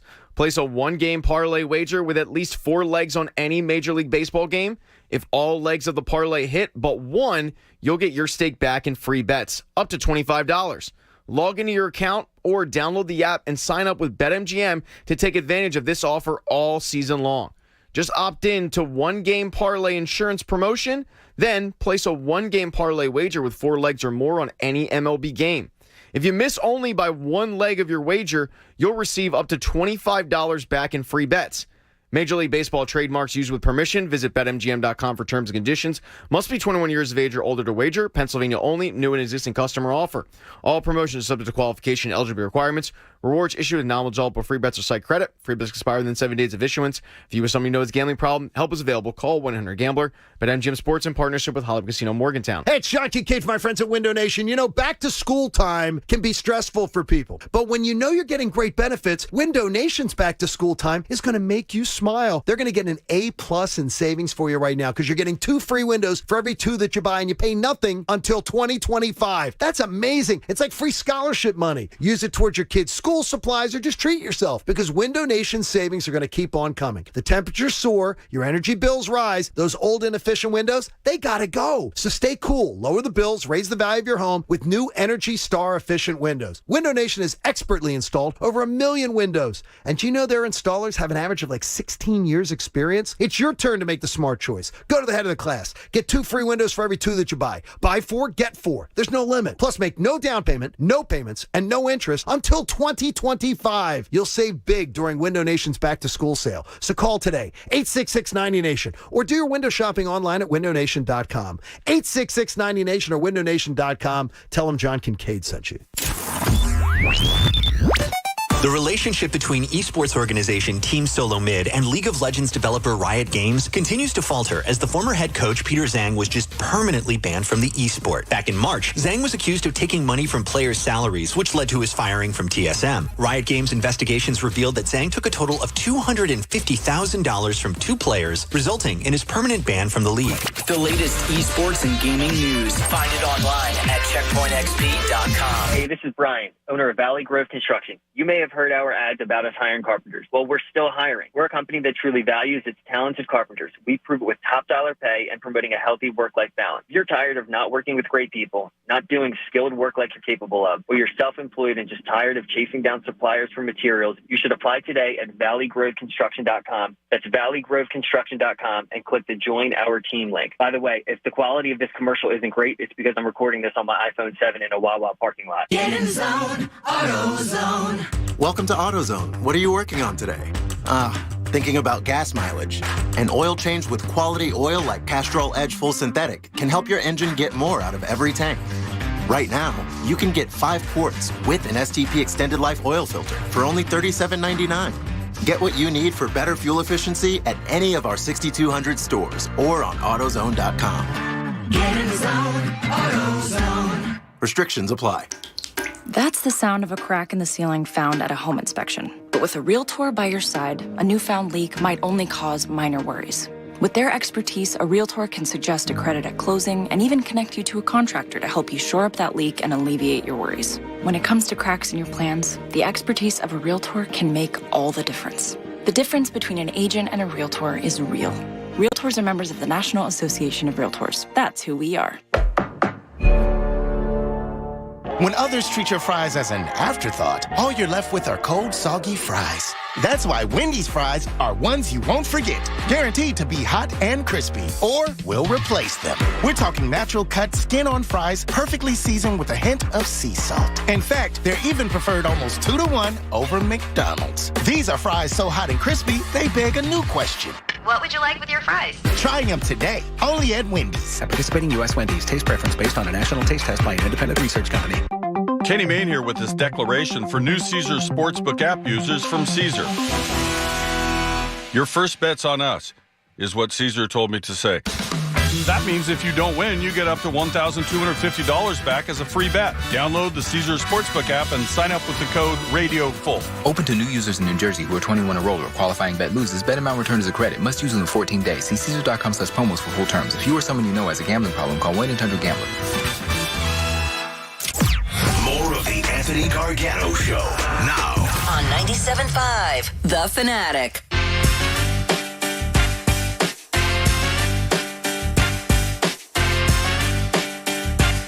$12:30, 97.5 The Fanatic. I'm Andrew Salchunas, filling in for the Cuz. 12 o'clock hours brought to us by Service First Heating and Air Conditioning. Get 0% financing for 72 months and a $500 rebate when you purchase a complete heating and cooling system from Service First. Learn more at servicefirsthvac.com. Tom, nobody wants to say that they are happy that Howie Roseman is the GM of the Philadelphia Eagles. Do me a favor. Put out a poll on the station account. Are you happy that Howie Roseman is the GM of the Eagles? Just do that. Nice and simple. Is that cool? Yes or no are the two answers, because I would imagine majority would say yes. Like I would think so, especially when things are looking as good as they are right now. But no, it seems like nobody wants. We have had callers all show, and we've had two people say the line, "My name is so and so, and I am happy that Howie Roseman is the GM." And then, of course, our director, Lee, the director, said you have to lop off the beginning part, and then more people will call in. Well, no, nobody has. Nobody's called in to say they're happy that Howie Roseman is the GM. So Tom's going to put that poll up on the station account, because I'd be interested to see if people actually are happy. I wanted him fired 2 years ago. He's back in my good graces. That's the beauty of that job, I guess. But I feel good, man. There's nothing to really complain about with Howie. Is there one? You brought up one thing. Aaron Sipas, the punter. That maybe we don't feel too great about Aaron Sipas. And that's it. Safety, too. Yeah, but you feel great about the rest of the roster, correct, where you go, all right, next year it's going to be clear what the need is. Safety is going to be the need next year, and you're going to go out and get one. And so I don't know. Like I don't see another area where I go, I don't know. Nothing glaring like that. Like I said, we're just nitpicking at this point when it comes to this roster currently constructed. And in case he needs to get a new quarterback, which is a possibility, he set himself up with the 2 first-round picks. He's done a great job. He's done a pretty damn perfect job. He's done a great job, and yet people don't want to admit it because we are set in our ways, and I am guilty of doing that too. But when I sit here and we had that beloved conversation last week, and some guy brought up Howie Roseman, we were like, wow, he should be, but he won't be. Why? If things are as good as it is right now, why isn't he? 610-632-0975. Now, the moment we've all been waiting for since last week when I first started talking about Christy being in our fantasy football league. The draft took place on Saturday. It was an in-person draft. All but one person could make it, and that person was at a wedding. So they completely auto-drafted. And, of course, they have the highest projection for week 1. And, you know, it's like the golf game. Nobody cares about your fantasy team, right? So I'm not going to tell you my fantasy team, but I'm curious to see what people think about my wife's squad. She doesn't pay attention to football, like at all, except for when the Eagles are on and I'm watching for work. She'll be on the couch and she'll look up at the TV every once in a while. Okay, that's her football knowledge. When you're watching for work, strictly for work? Yes. Yes. So here's her squad. Yes, we got music. Now, I don't remember the order of the picks, so I'm not going to do that. I'm just going to go, position by position. Yeah, that's cool. Her quarterback is Patrick Mahomes. That's pretty damn good. She took him, I do remember, in the 5th round because Pat told her to pick a quarterback no later than the 5th round, or no earlier than the 5th round. So she went 5th round quarterback. And that's not a reach or anything like that, I don't think. No. Her first pick, I do remember, running back, Najee Harris. Pretty good. So she has Najee Harris as her running back. A lot of potential. She also has Breece Hall with the Jets, who... potential as well. Now, if they're losing a lot, they're going to have to throw a lot. So we'll see what Breece Hall does for her. Still got Michael Carter there, too, who had That's a nice true. rookie year last year, but I think you could do a lot worse than that. Her wide receivers, Deebo Samuel. Just got paid a ton of money. Well deserved. Amon St. Brown from the Lions. Had a really nice rookie season last year. I think it was a rookie season last year. In the flex spot, Gabriel Davis with the Bills. Not bad. Kind of a hit or miss guy, it seems like. Like he's not the number one option for Josh Allen, but we saw what he did in that ridiculous game with the Chiefs. Scored a couple of touchdowns late. If you're the legit number 2 on the Buffalo Bills offense, which might be the best offense in the NFL, that's the only one I don't love, but like I said, I'm nitpicking here. You could do a lot worse than a Gabriel Davis. Now at tight end, she drafted him relatively early, but he's like one of the top on the board. She went Kyle Pitts. There you go. At tight end. We're excited. Kicker, Matt Gay with the Rams, which they're going to score points, so you get the extra point totals. And then defense, she went kind of a little too early with the defense. She got the Saints defense. Okay. It happens in every draft. Isn't going to be terrible. No. So I go, all right, those are the starters. It's a nice squad. I like it. Not bad. She is actually projected a winner for her week 1 matchup. Who's projected more points, you or her, for week 1? Have you looked at that? Oh, wow. Hold on. So what's her projection, if you have it right there? I don't. Hold on. Let me see. I don't even know how to look at the league wide. It's not a big deal. I'm 125.3. Yeah, I'll try to get it later. All good. Way to go. You messed me up. Sorry. But yeah, I'm trying to add to the conversation. 125.3. I'll try to find out. Here you go. She is 122.7. Okay. So I Close do up. beat her out, but she is currently projected more points than my best friend Jack, who named his team the Cincinnati Bengals because he didn't realize he literally drafted 4 players from the Bengals. So there was a lot going on there. That's pretty good. But look, it's Mixon, Burrow, Chase, and then he drafted the kicker. Yeah, you could do So, he got a good team out of those 4 guys. That works fine. But at some point, you're going to have to worry about the buys. But her bench is where you kind of question it. Elijah Moore with the Jets. She went too many tight ends. Cole Kmet and Mike Gesicki. Okay. Don't love it so far. Yeah, a couple too many. Jacoby Myers from the Patriots. Yeah. Kadarius Toney from the Giants. Unfortunately, Brian Robinson, who also may play this year, according to Ron Rivera. That just came out as I was doing my update. Oh, really? Yeah. Oh, that's cool. And then she went with old Carson as her Is that right? last pick because she has heard me say if he's really good, the Commanders could win, or he could be really bad, and they won't win. So she's just going to take the coin flip? She went with the coin flip. So that's Mrs. Chunas' fantasy team. The starters aren't bad. Yeah, if everybody stays healthy. Her bench stinks. She's got 2 tight ends. But hey, if she is going to do what a good fantasy player should do and be into it and involved all season, bench doesn't matter in week 1. The waiver wire, things happen. People get injured. Who knows? Yeah, she has to pay attention to the waiver wire. You're not too confident in that happening? No, I'm gonna think that work helps her. Like, I think she'll talk to some of her coworkers. Yeah, and be like, makes sense. But the draft was all her. She had no assistance whatsoever. And you guys did it live, right? With everybody? Live in person, yeah. Had a good time? Yeah. I overspent on. Do you want pizza? Nah, I ate so crappy this weekend. I have 11 leftover slices. I bought 5. I bought 5 pies because there was 9 people drafting, and then 2 people that came. So there was 11 of us. So I figured 5 pies is 40 slices. On average, people would that's 4 slices a person. Less than 4 slices a person. Probably overdid it by 1. Yeah, I mean, I have a full you'd rather pie. have too much than not enough. So I actually texted Ant. I was like, "Do your kids want the pie?" He did not get back to me. So he just texted me back saying, "So sorry, I didn't see this. His oven's broken, so he can't even reheat it because he's not a microwave guy." So I might bring the leftovers tomorrow. It's 11 slices of pizza. I don't want to waste 11 slices. I don't know what the shelf life is, though. Pizza's only a couple days. It was Saturday, so tomorrow will be Tuesday. I think Tuesday is probably your last day. All right, so I'll bring it in tomorrow, and I know Connor will eat he's off. Bring it in Thursday's first day back. It's going to lead us into a Phillies conversation because I'm still very confused as to why there isn't as much excitement. I'll leave it at that, but we'll get to that coming up in a little bit. But let's go to Pete in North Philly. Pete, what's going on, man?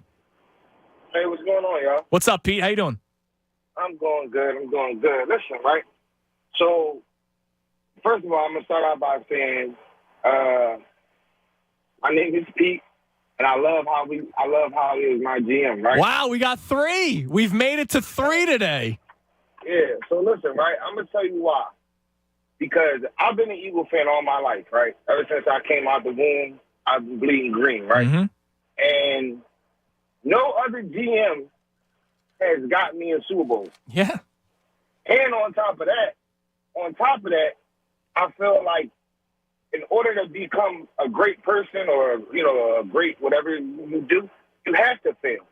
So I feel like he has taken his bumps and bruises, you know what I'm saying, his learning curves, his faults, and he's made the best out of them. And on top of that, I feel like Eagle fans, I love us. I mean, I feel like we're the best fans in the world, but I feel like Eagle fans, like myself, we talk trash every single year. I mean, I've never seen a group of people get so excited, like we're going to win a Super Bowl every year, no matter who we get in free agency, no matter who we draft. It's always, this hype around us, from our fan base and, from the moves that are being made.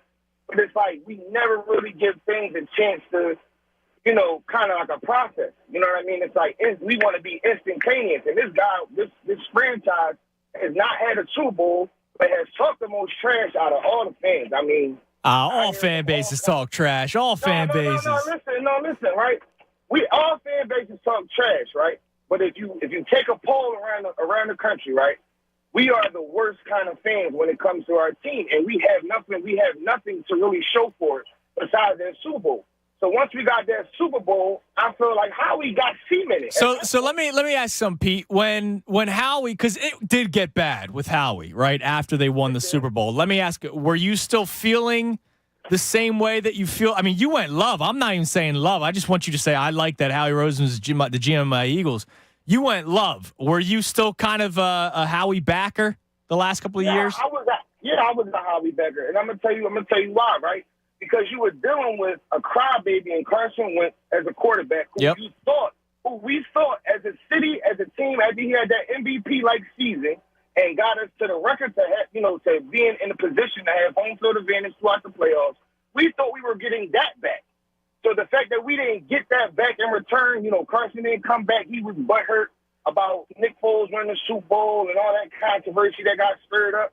It seemed like now Howie had to go back to picking up the pieces, because when you're a leader quarterback, somebody that just had a great season. Yeah, he wanted to leave, fell apart. Yeah, he literally fell apart like Humpty Dumpty. Yeah, look, Pete, you're spot on, man. Like, there are reasons to defend Howie, and I appreciate the call, dude. I really do. There are reasons to defend Howie, but I also do think Howie had some blood on his hands with the Carson Wentz situation when it was reported that Carson Wentz was not happy that the Eagles were going to draft Jalen Hurts. Now, look, that's Wentz's fault. That's his own damn issue. But then again, how many times have we seen backup quarterbacks get drafted? Like we saw with McNabb and Kevin Cobb. That affected him negatively, right? Ryan Tannehill. Malik Willis. With Malik Willis, not happy that he's supposed to groom him. And look, Malik Willis is... yeah, he's looked good so far. Yeah, he's looked great so far. But, so if you're a starting quarterback, you've been around for a while, and all of a sudden there's a guy that you just draft, second-round pick, Jalen Hurts. Well, especially after the guy before was Nick Foles who won the Super Bowl. He's finally gone. It's finally your team, and then they draft that guy. And they draft Jalen Hurts, a guy that high pedigree guy in college. That's going to rub you the wrong way. And when he was apparent, look, it's all reports, right? I don't know what's true, but from what I've been told from a couple of people, I'm going to listen to what they say. They're the ones that are speaking to Carson or speaking to other members of the locker room. Apparently, they told Carson beforehand. Carson was not happy with it. It wasn't just like oh, yeah, sure. And then he was actually upset. He was apparently upset when they told him.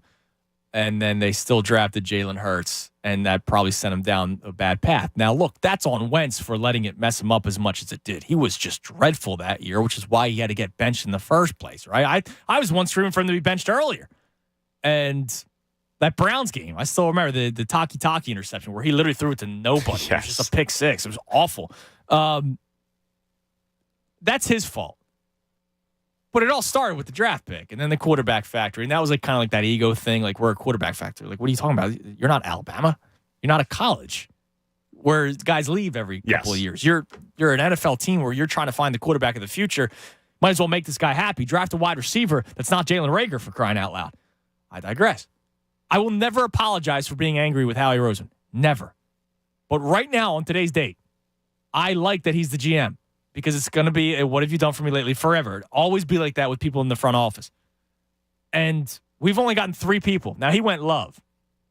My man went love. Does that count for an extra? No. Okay. No, he's one person. Okay.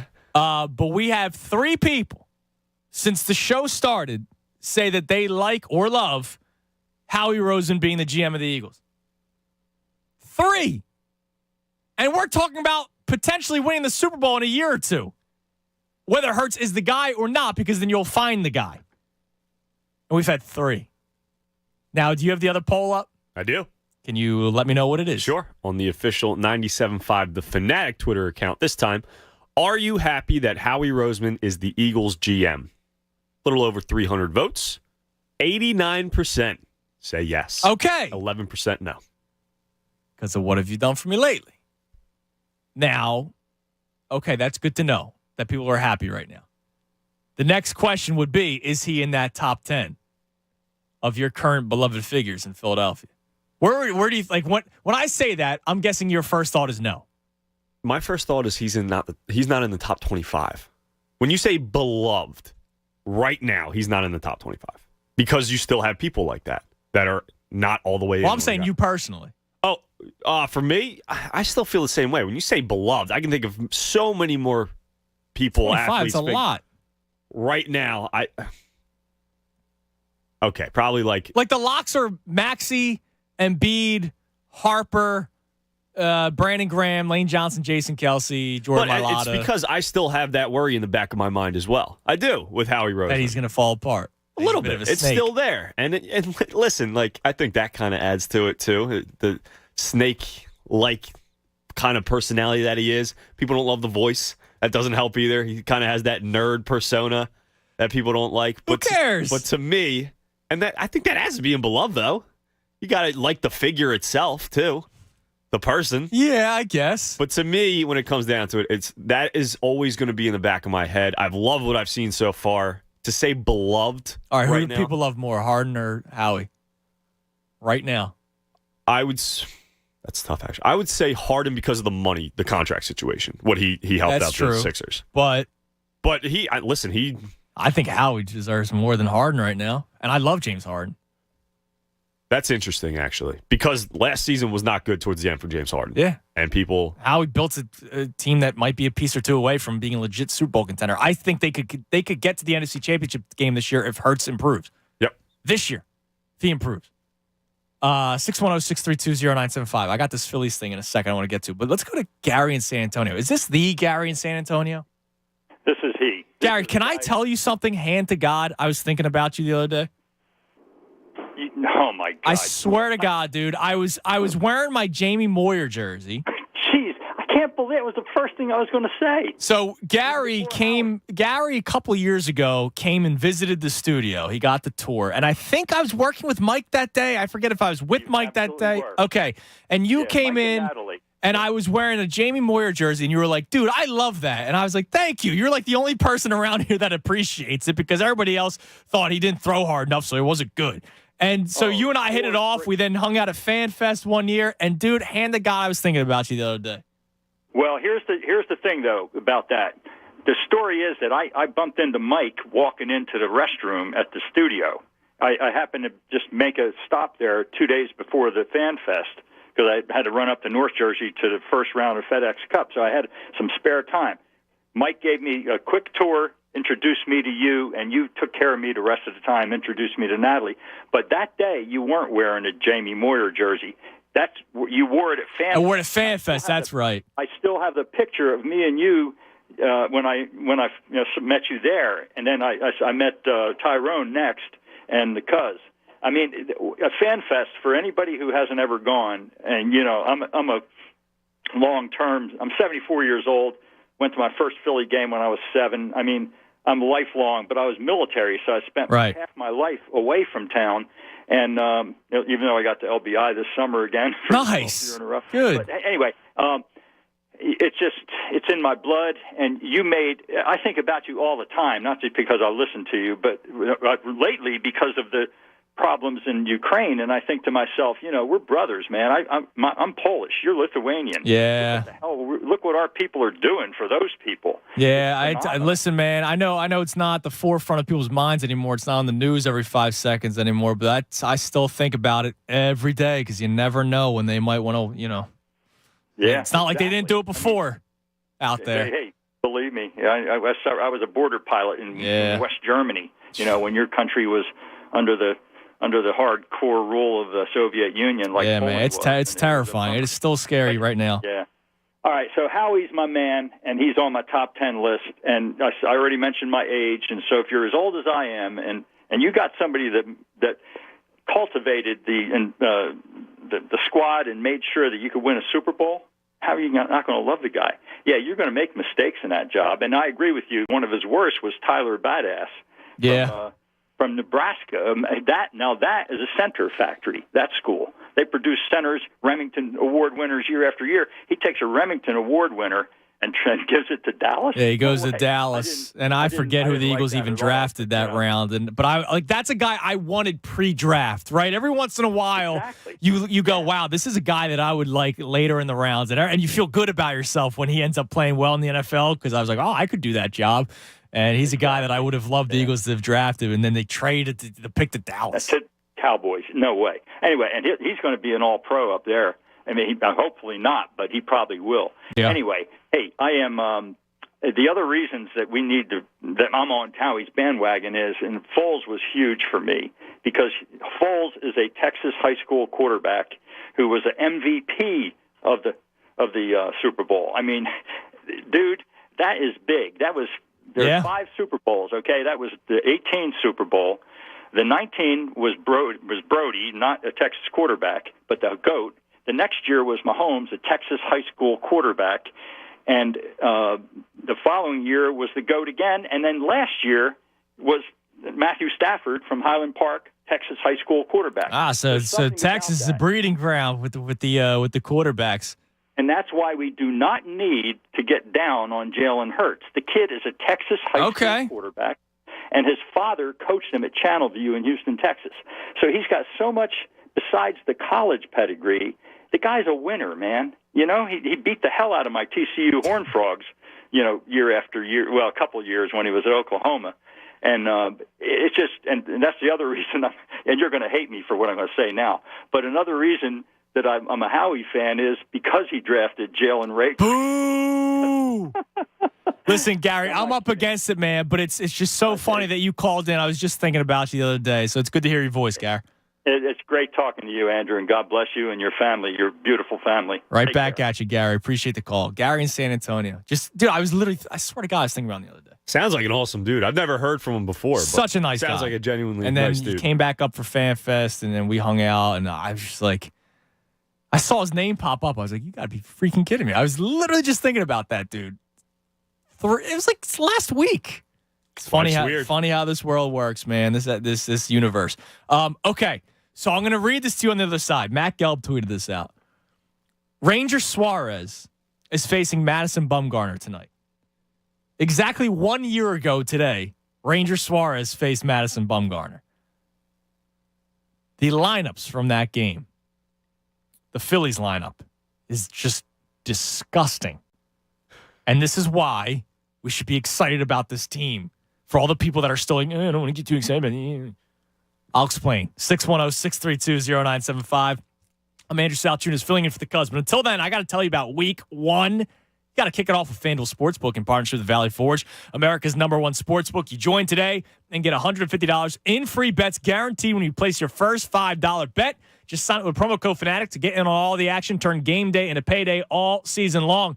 Now, Tom, I did this the other day. I haven't even told people how I got the free bet. I got a $100 free bet from FanDuel because right by the ballpark, when I was at the Phils game against the Mets, there was a speed pitch. And if you hit at least 50 miles per hour, you got $100 in free bets. So what did I do? I did a division winner parlay. I went Buffalo, Cincy, Philly, Tampa, and L.A. If that hits, $100 gets me $2,900. $2,900. I feel good about it. All I need is Cincy to outduel Baltimore. That's the one that I'm scared about, okay?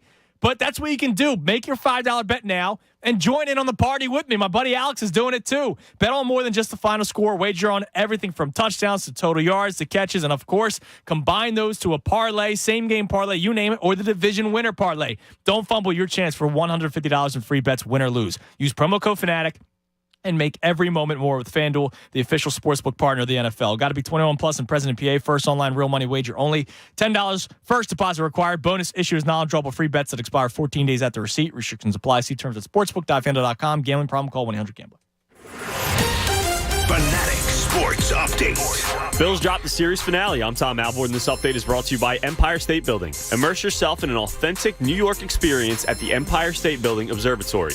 Get your tickets at empirestatebuilding.com/radio. Open daily. Reservations required.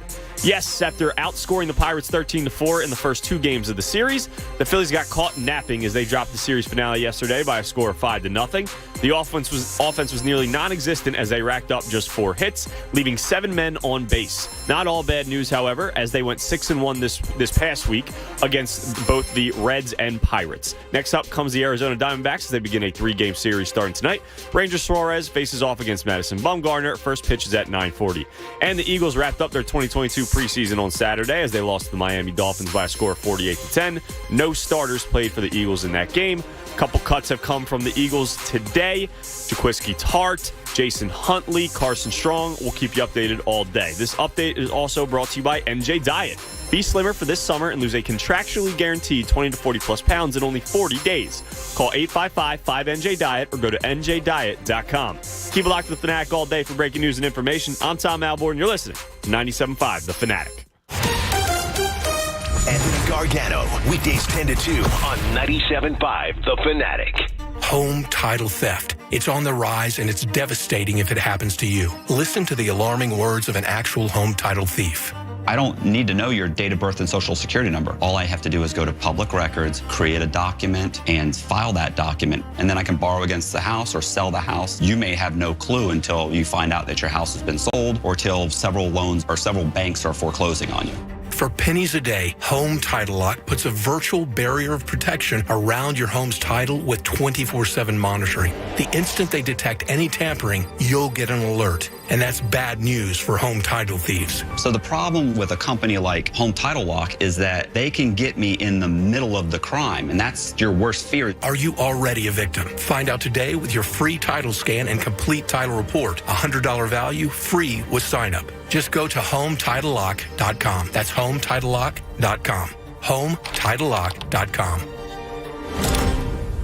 Hey, it's John Kincaid for my friends at Window Nation. You know, back to school time can be stressful for people. But when you know you're getting great benefits, Window Nation's back to school time is going to make you smile. They're going to get an A+ in savings for you right now because you're getting 2 free windows for every 2 that you buy, and you pay nothing until 2025. That's amazing. It's like free scholarship money. Use it towards your kids' school supplies or just treat yourself because Window Nation's savings are going to keep on coming. The temperatures soar, your energy bills rise. Those old inefficient windows, they got to go. So stay cool. Lower the bills, raise the value of your home with new Energy Star efficient windows. Window Nation has expertly installed over 1 million windows. And do you know their installers have an average of like 16 years experience? It's your turn to make the smart choice. Go to the head of the class. Get 2 free windows for every 2 that you buy. Buy 4, get 4. There's no limit. Plus make no down payment, no payments, and no interest until 2025. You'll save big during Window Nation's back to school sale. So call today, 866-90Nation, or do your window shopping online at windownation.com. 866-90Nation or windownation.com. Tell them John Kincaid sent you. Hey, this is Brian, owner of Valley Grove Construction. You may have heard our ads about us hiring carpenters. Well, we're still hiring. We're a company that truly values its talented carpenters. We prove it with top dollar pay and promoting a healthy work-life balance. If you're tired of not working with great people, not doing skilled work like you're capable of, or you're self-employed and just tired of chasing down suppliers for materials, you should apply today at valleygroveconstruction.com. That's valleygroveconstruction.com and click the Join Our Team link. By the way, if the quality of this commercial isn't great, it's because I'm recording this on my iPhone 7 in a Wawa parking lot. If you run a small business, efficiency has never been more important.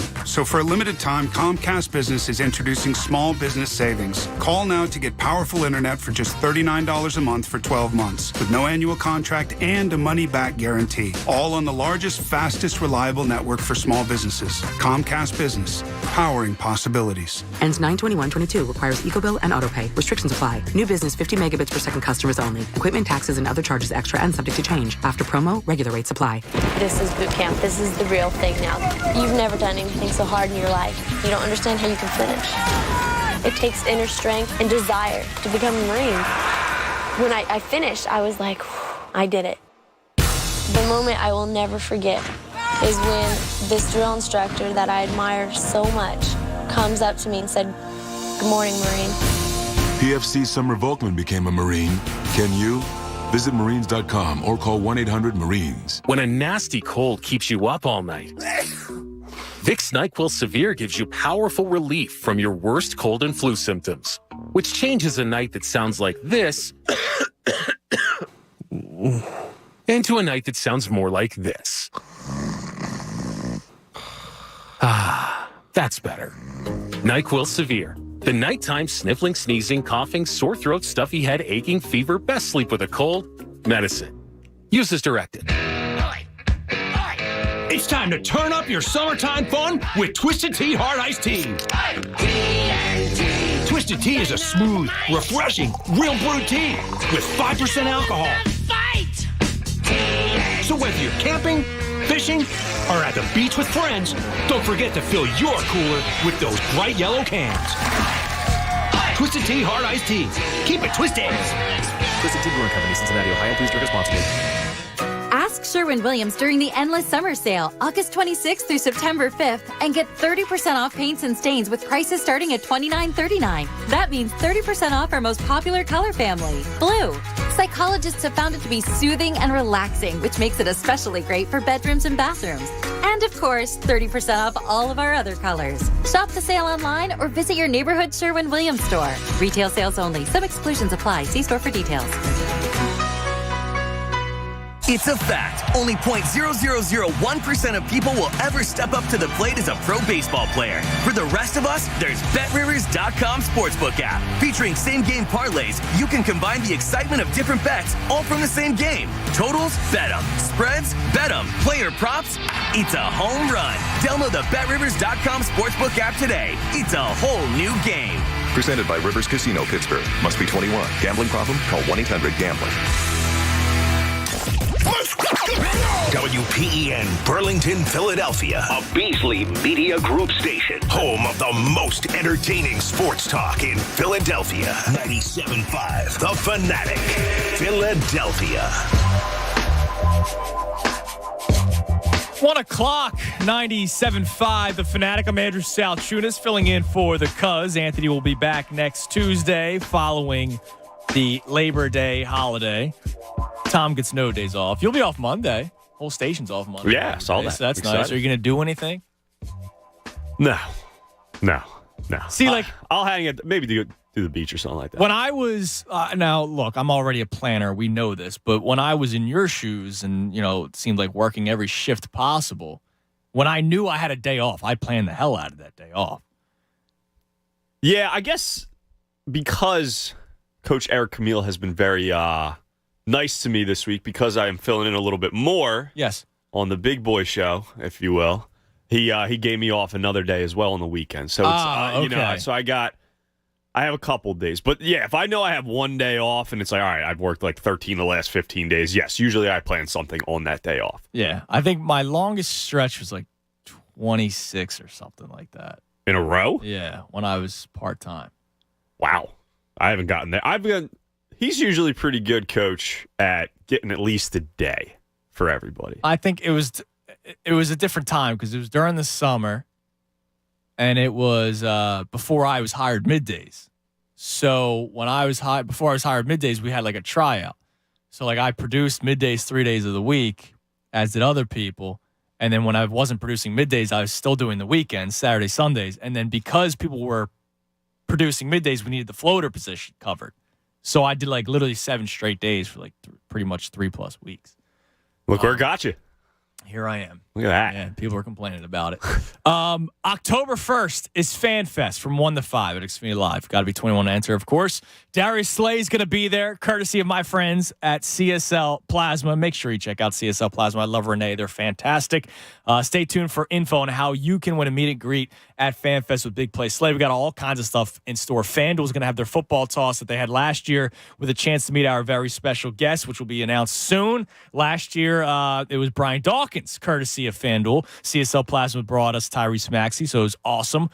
Darius Slay and another special guest to be announced soon. Of course, there's going to be all the fun games. Mechanical Shark. Did you ever do the Mechanical Bull? I still have never done it. I don't think I'm ever going to. Yes, I have. And? It helps if you've been hanging out that day. How'd you do? Not well. Okay. No, like 5 seconds. Like, I was with my buddy Alex. We were at Xfinity before the Phillies game last 2 weekends ago now. And we both said the same thing. Looking at it, I feel confident. Like, yeah, I could be on there for a while. Sure. And I'll probably get thrown off in like 4 seconds. Why? How have you never done it? You've lived in Philly your whole life, basically. You've gone to hundreds of Phillies games, I'm sure. Yeah, I'm more of just a chill out at the bar kind of guy. You haven't had the one day where there was a little too much and there's a bigger group. I think I've come maybe. close. I've come close, but I didn't want to embarrass myself. That's fair. 3-person rock wall, Spider Mountain, 100-foot obstacle course from Betty's Bounces. The Sixers, Union, Flyers, Wings, they'll all be there. Of course, we're going to be there hanging out with people all day. Haunted Beach. Looking forward to that. That's courtesy of Elite Landscaping of New Jersey. And, of course, there's going to be the Ferraris, Rolls Royces. You can grab a picture in them from Imagine Lifestyles Luxury Rentals. So it's going to be a lot of fun. Can't wait. FanFest gets better and better every single year. So we are looking forward to that. Going to get to Scotty in a second because it says that he wants to talk about my wife's fantasy football team and how she did. I think the team was all right. I saw the YouTube chat talking about it a little bit. They think it sounds pretty good. So we'll see how she does. But I mentioned this tweet before we went to break. Matt Gelb tweeted out that Ranger Suarez is facing Madison Bumgarner tonight, which exactly 1 year ago today, Ranger Suarez faced Madison Bumgarner. So it's cool how like that stuff works, right? It's so random, but it's cool. Here's the Phillies starting lineup from last year. Now, let me just tell you this. I looked up where they were at last year. The Phillies were 4 games back of first place. Now, they had just come off of a lot of losses. August was not kind to them. Yeah, that's when the collapse started. Yeah, they dropped 2 of 3 to the Dodgers, dropped 2 of 3 to the Reds, got swept by the Diamondbacks, got swept into 2-game series by the Rays.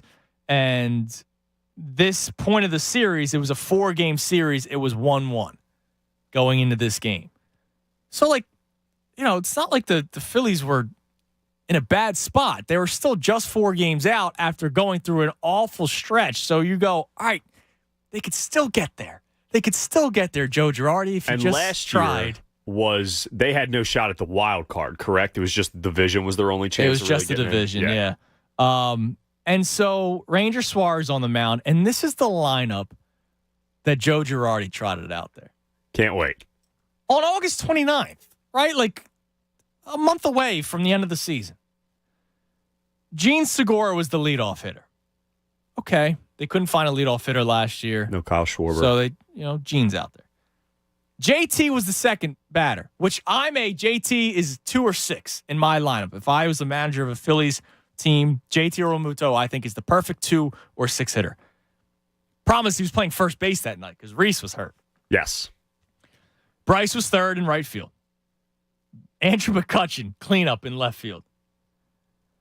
Jorge Bonifacio got the start in center field and batted 5th. Was your 5 hitter. Jorge Bonifacio. I forgot he was on the team. It was until you just mentioned. Yeah, they signed him late, and then he kind of stuck around. And then I don't even think he finished the season on the team. Freddie Galvis was your 6th hitter at short. Roto, Ronald Torreyes, who was a season savior at times, batted 7th at third. Because Real Muto was at first base, that Rafael Marchand was the catcher. Another catcher of the future for the Phillies. This is Girardi's dream lineup. Yeah. And then Suarez, this was pre-universal DH, was batting 9th and pitching. I read you that lineup from last year to tell you, stop doubting it. That is not the lineup that's being trotted out this year. Okay? Gene Segura was the leadoff hitter last year. He's now batting 7th. JT Realmuto was the 2 hitter last year. He's now batting 5th or 6th. You have Rhys Hoskins healthy. You have Kyle Schwarber. You have Nick Castellanos. You don't have Ronald Torreyes. You have Alec Boehm hitting and fielding. You have Bryson Stott, who's not Freddie Galvis. I don't care if it's Brandon Marsh or if it's Bradley Zimmer. It's not Jorge Bonifacio batting 5th on this team. I look at that lineup from last year, and it just reminds me that I've been spot on with my evaluation for the last month and a half when I've been telling you it's a lock that they make the playoffs when you look at the schedule that they have in front of them and the team that they have in front of them and that the winning that they continue to do without Bryce Harper. And now he's back. Stop doubting it. Please, I'm begging you. I saw another tweet after they lost to the Pirates. This is the beginning of the collapse. How can you say that? What makes you think this is the beginning of some sort of collapse for the Phillies when they're now about to begin a series against a crap Diamondbacks team, a crap Giants team? They play the Nationals twice this month. Next month. They play the Marlins next month. Yes, have they struggled against the Mets this year? Of course they have. But they've been good against every other team this year. Everybody struggled against the Mets this year. The Mets have one of the best records in baseball. It just drives me crazy. And I feel bad for people because I want people to have fun. I want people to enjoy the Phillies because I remember a stretch from 07 to 11 when they had sellout streaks, okay? I do know that people like the Phillies. But there are people that are still finding ways to doubt, and I don't get it. They're a good baseball team. I listened to the morning show today. It was one of Bob's written topics. Like, what's the one thing that you're kind of concerned about for the remainder of the year? And majority of them said bullpen. I think Seranthony's going to be okay. Maybe it's just belief. I think you just be careful with him. That's it. My biggest concern is what if the bats just go silent one day? That's it. Like, what if there's a bad game one of a best of 3 wild card round, the bats are silent? That's like my biggest concern. But it's not like, what if Harper's not good? You have so many guys that can pick him up in the lineup. I'm looking at the opponent records this year for the Phils. 2-1 against Arizona. 6-6 against Atlanta. 0-3 against the Cubs. Remember, that was the sweep out of the wild card. That or out of the All-Star break. That sucked. They do play them later on this year. Hopefully they sweep them, which they should, and you finish the year 3-3 against the Cubs. 6-1 against Cincinnati. 5-2 against Colorado. 3-0 against the A's. 4-3 against the Dodgers. 8-5 against Miami. 4-2 against Milwaukee. 2-1 against Oakland. 6-1 against Pittsburgh. 4-3 against San Diego. 2-1 against Seattle. 1-2 against the Giants. You hopefully win this next series. That 1-2 was also that got Joe Girardi fired. 4-3 against St. Louis. 0-4 against Texas. 0-2 against Toronto. 10-2 against Washington. And of course, the 5-14 against the Mets. They have 4 opponents this year where they have 5 opponents against a sub 500 record with. Only 5. And good. You can't even give me they can't beat the good teams, because the teams that they have a sub 500 record against, Mets, yes. Cubs stink. The Rangers stink. Toronto is good. I think will make the playoffs in the American League, so you don't have to worry about them.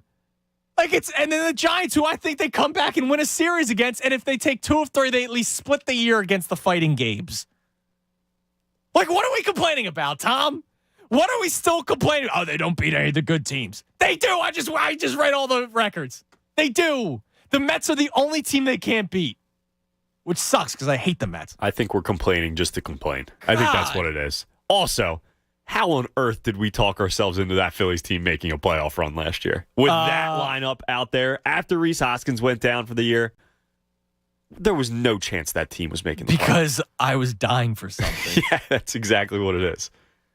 Well, NJ betting guru. Bro, if they didn't add these fake playoffs, they wouldn't even be a playoff team. Clearly don't pass the eye test. LOL. I hate the condescending LOL. I want to punch you in the face, even though I actually like NJ betting guru. He's a good dude, so I don't really mean that. But I hate the condescending LOL. It's the thing that pisses me off the most. They're the second wild card team. They're not the third. Get that through your thick skull. They're not the third. If they were the third wild card team, fine. But they are in second, which wasn't added this year. God, we try to find, I don't know why, but we try to find ways why we don't like the Phillies, and I don't get it. They have a 2.5 game lead over the 7th wild card spot, the San Diego Padres. Andrew, they have the 7th best record in all of baseball. They are a top 7 team record-wise, winning percentage-wise in all of baseball. And you know what? It just sucks that 2 of the teams in front of them are in your division. They're 5th in the NL, but that's just how good the NL and the NL East has been. They would have the 3rd best record in the American League right now. So why can't you realize that, Guru, or anybody? Because Guru's not alone. Oh, they're a fake playoff team. No, they're not. No, you know what a fake playoff team was? The Marlins a couple of years ago when the COVID season, top 2 each division made the playoffs because they wanted to find any way. Half the league made the playoffs. Half the league made the playoffs, and the Phillies didn't make it. That made it even worse, to be honest, that they didn't make the playoffs. Yes. But that's a fake playoff team. Not this one. It drives me crazy. I can tell. And it's because I love the Phillies, right? I love them. But I'm not like doing this whole fine, then don't be a fan. Like, I'm not doing that. I just want to try to awaken your brain that things aren't bad right now. Jason checks in, how could you be mad? And he just basically said what you said. He just sent me the records in baseball. Dodgers, Astros, Mets, all above 80 wins. All right? They're run away with it. Dodgers 88, Stros and Mets tie with 82. And they're in a different tier right now. Regular season-wise, at least. They're in a different tier than everybody right now. And then it's Braves, Yankees, Cardinals, Braves 79, Yankees 78, Cardinals 74, Phillies 72. Bob said it today. If they go 21 and something the rest of the year, they'll finish with 94 wins. It's like 2 games over 500, I think, they have to finish. No, this one was to get to like 95. Okay, that sounds. But they could still do. You look at the schedule; they could do it if they continue to win series. Like they're gonna finish with 90 wins. My man, betting guru follows up. Love you, bro. Good call. He did say I had big future bets on them though. See, so that's why he pulled the Howie Roseman. He's the betting guru. He learned from his mistakes and he apologized for it. So, but that's the thing. Like, it's not like they don't stink. No. The only thing that I got out of what you said is how bad it was and how bad it could be. Yes. For the Philadelphia Phillies right now, and how bad it isn't for the Philadelphia Phillies. Things are great right now, and they do. Look, I'm not making any bones about it. They benefit from a very weak schedule. They do. But you can't also give me they haven't beaten anybody good this year when the only team they have legitimately struggled with is the Mets, who have the second best record in baseball. That's it. They beat the Dodgers the season series. They won 4 out of 7. Not that means, like, if the Phillies face the Dodgers in the playoffs, am I going to say they're going to win the series because they won the season series? No. But just because they have an awful record against the Mets, what if they do face each other?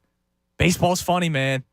It's a completely different game come October. And plus, I don't even care about the playoffs. Like, in the playoffs. Like what happens, yeah. Just get there. It's been 10 years. And it's not like they're not going to face some opponents coming up, better opponents coming up, because they are. They have a 16-game stretch where I think their best opponent is the San Francisco Giants in the next 16 games. After that, you got the Blue Jays thrown in there. You have like the Braves a couple times. 7 games in like 10 days or something like that. You'll have the Astros to finish out the season. So they are going to be tested. But right now, there's nothing to complain about. No, nothing to complain about.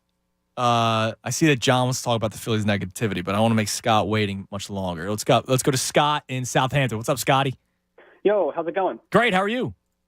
Good. I want to say first, thank you so much for putting on the show. I live in New York usually, but listening to you guys on YouTube always brings you back home. Oh, thank you, man. I appreciate it. Yeah, you got it. So, yeah, let's first thing I want to say is my name is Scotty, and though I didn't used to be, I'm happy that Howie is my GM. All right.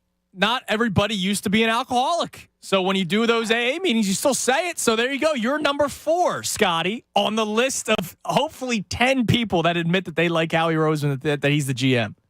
Yes, sir. I mean, I was as mad as anybody was, like, about Jalen Reagor, and especially, like, we're going to transition to fantasy eventually, but watching Justin Jefferson just, like, pop off every single week, like, I was so upset with him. But now, like, what do you have to be mad at him now? Like the team looks so good. And the beauty of it is for Eagles fans, that's not revisionist history. Nobody wanted Jalen Reagor. Like, we always talk ourselves into players, right? That's what we do, or a majority of people do.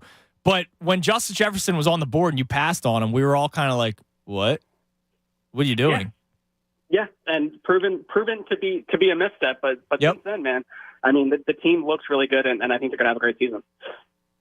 Yeah, man, I think so too. I look, and that's why I think we should be happy that Howie Roseman is the general manager of the Eagles. And might he go back down to we're not happy? Yeah, it could happen in 2-3 years. But right now, he should be in everybody's good graces. For sure. One thing I want to disagree with you on is Christie's bench, dude. I think that Kadarius Toney and Elijah Moore, like, these are guys that have really breakout potential this year, and I love that she has them on the bench. See, I went with my last pick, Kenny Golladay, just in case he breaks out. And I'm usually a don't draft anybody from the division, but that was a just in case trade piece, I think. Yeah, like I said, I like Kadarius Toney. Yeah, you're a Kadarius Toney fan. Okay. and Kenny Golladay, I mean, there's a shot there. He's always banged up, and if he turns out to be the number 1 receiver, then you got value there. But yeah, I think that her starting team is awesome. I love Amon-Ra St. Brown. I love Najee Harris. Breece Hall is going to be like the like you said, they might be throwing a lot, but he's going to be the workhorse for that team. Like I just got a really solid squad. Wow, she might be listening right now, so that's gonna make her happy. So yeah, good stuff. I'll let her know. Scotty, Kyle Pitts and Pat Mahomes too. Exactly, man. Yeah, I think she had a good draft. I appreciate the call for not knowing anything. I said that was a pretty good draft. She could have done a lot worse. Too many tight ends. There's always a team that drafts defense too early, that drafts kicker too early. And there's always a team that has too many tight ends. Now, I went over on the quarterbacks. I drafted 3 quarterbacks. Why? It was, value at the time. Okay. I didn't like any of the, I drafted, like I said, Galladay with my very last pick. Yeah, that's throwing darts at a dartboard there. So my starting quarterback is, who's my starting quarterback? Oh, Russ. Okay. So it makes sense if you don't have one of the top tier guys. Like if you have Josh Allen, there's no point of drafting 3 quarterbacks, right. I think. But yeah, if you're kind of in the middle. So I went Russ, and then I went with the late Derek Carr. Okay. Because I think he could have a big fantasy season. Devontae, sure. And then I was like, wow, nobody wants Matt Stafford? That was my second last pick. Why not? Or no, third to last, fourth to last, because I went defense kicker, then Galladay. But yeah, dude, I was like, why Stafford? Cooper Kupp's going to be open every play. Yeah, see what happens. I'm sure one of them might get dropped at some point. I'll probably drop. Yeah. It's probably too much to have, but, I have a bunch of backs. I have a bunch of receivers. I don't have a backup defense. I don't have a backup kicker. I'll need it. I'll do that come bye week time. So how many times? I feel like you guys play at least once, play each other. There's a potential for 2. Yeah, because we're doing it's 10-team league, and it's 14 weeks. I'm excited to hear about that week. And after that week. We might not talk. 610-632-0975. John in South Jersey wants to talk about the negativity with the Phillies. I can't wait to hear his thoughts because, listen, man, I don't get it. I just, so Scott just checks in. They do not stink, but they're not a legit World Series contender either. It's a fun season, but I'm not fully jumping on when we know how it ends. Dude, it's been 10 years. And you're not going to win. I don't think the Eagles. Let me ask you, Scott. I know you're listening, so follow up. I know the Eagles aren't winning the Super Bowl this year, but I'm really excited for the season. I highly dislike that mindset. Yeah, I don't think. What's the point if I know the ending? I didn't think the Sixers are going to win the title the first year with Ben and Joe, but I was really excited about the future. I'm excited about the future of the Phillies. So we'll discuss that. 610-632-0975. We got one segment left before the best show ever starts at 2 o'clock. Want to let you know, FanDuel, in partnership with Valley Forge, wants you to get ready for college football. This week, new customers get $150 in free bets for week 1. Place a $5 bet and get $150 in free bets, win or lose. Bet college football any way you like it. And here's what I suggest. You put the $5 bet down on the very first game on the slate and just get the $150 and mess around with it. You can go with a parlay, or you can go big on one game, or you could do what I did. You don't have to use the free bets on college football. You can use the free bets on NFL. I did the 5-leg division parlay. You know what? If you're new to FanDuel, just don't worry. The app, it's so easy to use. They're always hooking you up with great odds, and they pay fast. So see why FanDuel is America's #1 sportsbook. Download the FanDuel app today and sign up with promo code Fanatic and place a $5 bet to get $150 in free bets. College football is back, baby. Can't wait for Saturday, the legit week 1. That's promo code Fanatic. Got to be 21 plus and present in PA. First online real money wager. And only $10 first deposit required. Bonus issues, knowledgeable free bets that expire 14 days after receipt. Restrictions apply. See terms at sportsbook.fanduel.com. Gambling problem? Call 1-800-GAMBLER. Fanatic Sports Update. Phillies take an extra day off. I'm Tom Alborn. This update is brought to you by Quick's Car Care Systems. Car care products from Quick's are designed to target and repair specific surfaces of your vehicle inside and out. Quick's has an effective car care product for the DIYer in us. Visit Quick's at quicks-usa.com. Yes, after racking up 6 straight wins going into yesterday's game with the Pirates, the Phillies seemed disinterested as they dropped the series finale 5-0. Noah Syndergaard struggled as he allowed 5 earned runs and 9 hits in 5 2/3 innings pitched, earning his first loss in a Philadelphia Phillies uniform. Despite the loss, the Phillies find themselves in the second wildcard spot in the NL with a 2.5-game lead over the Padres. They head out to the West Coast for a 6-game road trip starting tonight in Arizona. First pitch against the D-backs is at 9:40. And the Eagles wrapped up their 2022 preseason on Saturday as they lost to the Miami Dolphins by a score of 48-10. No starters played for Philadelphia. We're also getting some cuts out of Eagles land. Adam Kaplan reported that Jaquiski Tart has been released. Carson Strong, Jason Huntley have also been released, according to reports. We'll keep you updated all day long. Keep it locked to the Fanatic all day for breaking news and information. I'm Tom Alborn. You're listening to 97.5 The Fanatic. It's the Cuz, Anthony Gargano. Weekdays 10 to 2 on 97.5 The Fanatic. FanFest 2022 is coming. Saturday, October 1st at Xfinity Live. Doors open at 1 p.m. Presented by FanDuel Sportsbook. Here's what to expect. 100-foot obstacle course, Rockwall Mechanical Shark, the Fanatic's Haunted Halloween Beach, the Sixers half court, the Philadelphia Union's mobile soccer field, the Flyers inflatable goal, Franklin the mascot, gritty, exotic sports cars, all of our Fanatic hosts, DJ Mo Green, loads of food and beer. And just added, Eagles cornerback Darius Slay. Darius Slay is brought to us by CSL Plasma. The countdown is on. For more FanFest info and ticket raid days, go to 975thefanatic.com. Fanatic Fan Fest 2022, Saturday, October 1st from 1 to 5 p.m. at Xfinity Live and only from 97.5 The Fanatic. Philadelphia. Hey, it's John Kincaid for my friends at Window Nation. You know, back to school time can be stressful for people. But when you know you're getting great benefits, Window Nation's back to school time is going to make you smile. They're going to get an A+ in savings for you right now because you're getting 2 free windows for every 2 that you buy, and you pay nothing until 2025. That's amazing. It's like free scholarship money. Use it towards your kids' school supplies or just treat yourself because Window Nation savings are going to keep on coming. The temperatures soar, your energy bills rise, those old inefficient windows, they gotta go. So stay cool, lower the bills, raise the value of your home with new Energy Star efficient windows. Window Nation has expertly installed over 1 million windows. And do you know their installers have an average of like 16 years experience? It's your turn to make the smart choice. Go to the head of the class. Get 2 free windows for every 2 that you buy. Buy 4, get 4. There's no limit. Plus make no down payment, no payments, and no interest until 2025. You'll save big during Window Nation's back to school sale. So call today, 866-90Nation, or do your window shopping online at windownation.com. 866-90Nation or windownation.com. Tell them John Kincaid sent you. The Fanatic's Business of Sports is powered by Pico for Business. Who's got the highest parking spot prices in the National Football League? Vegas, Kansas City, and Dallas? They are the triumvirate at the top of the ladder. Do you know here in Philly, we're paying the 16th highest price, so we're right in the middle. But parking costs in the NFL dwarf the other pro sports. I got to tell you, at those prices, the Broad Street line might be your best option. Businesses of all types and sizes are saving money with Pico because Pico's got the financial incentives and technical expertise to help you reduce your energy use and to save cash. See how Pico's helping businesses like yours take greater control of their energy costs to improve their bottom line. Simply complete a customer survey on Pico's digital portal and an energy profile. The report will be generated for you, and this profile is going to provide specific recommendation based on your facilities, equipment, and energy use with great ways to save while either maintaining or increasing productivity.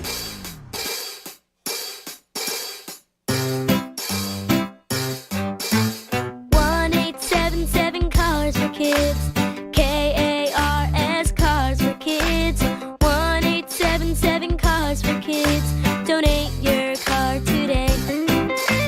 1-877 Cars for Kids. KARS Cars for Kids. 1-877 Cars for Kids. Donate your car today. Donate your car today at carsforkids.org. Your car, running or not, can be picked up as soon as the next day. No title, no problem.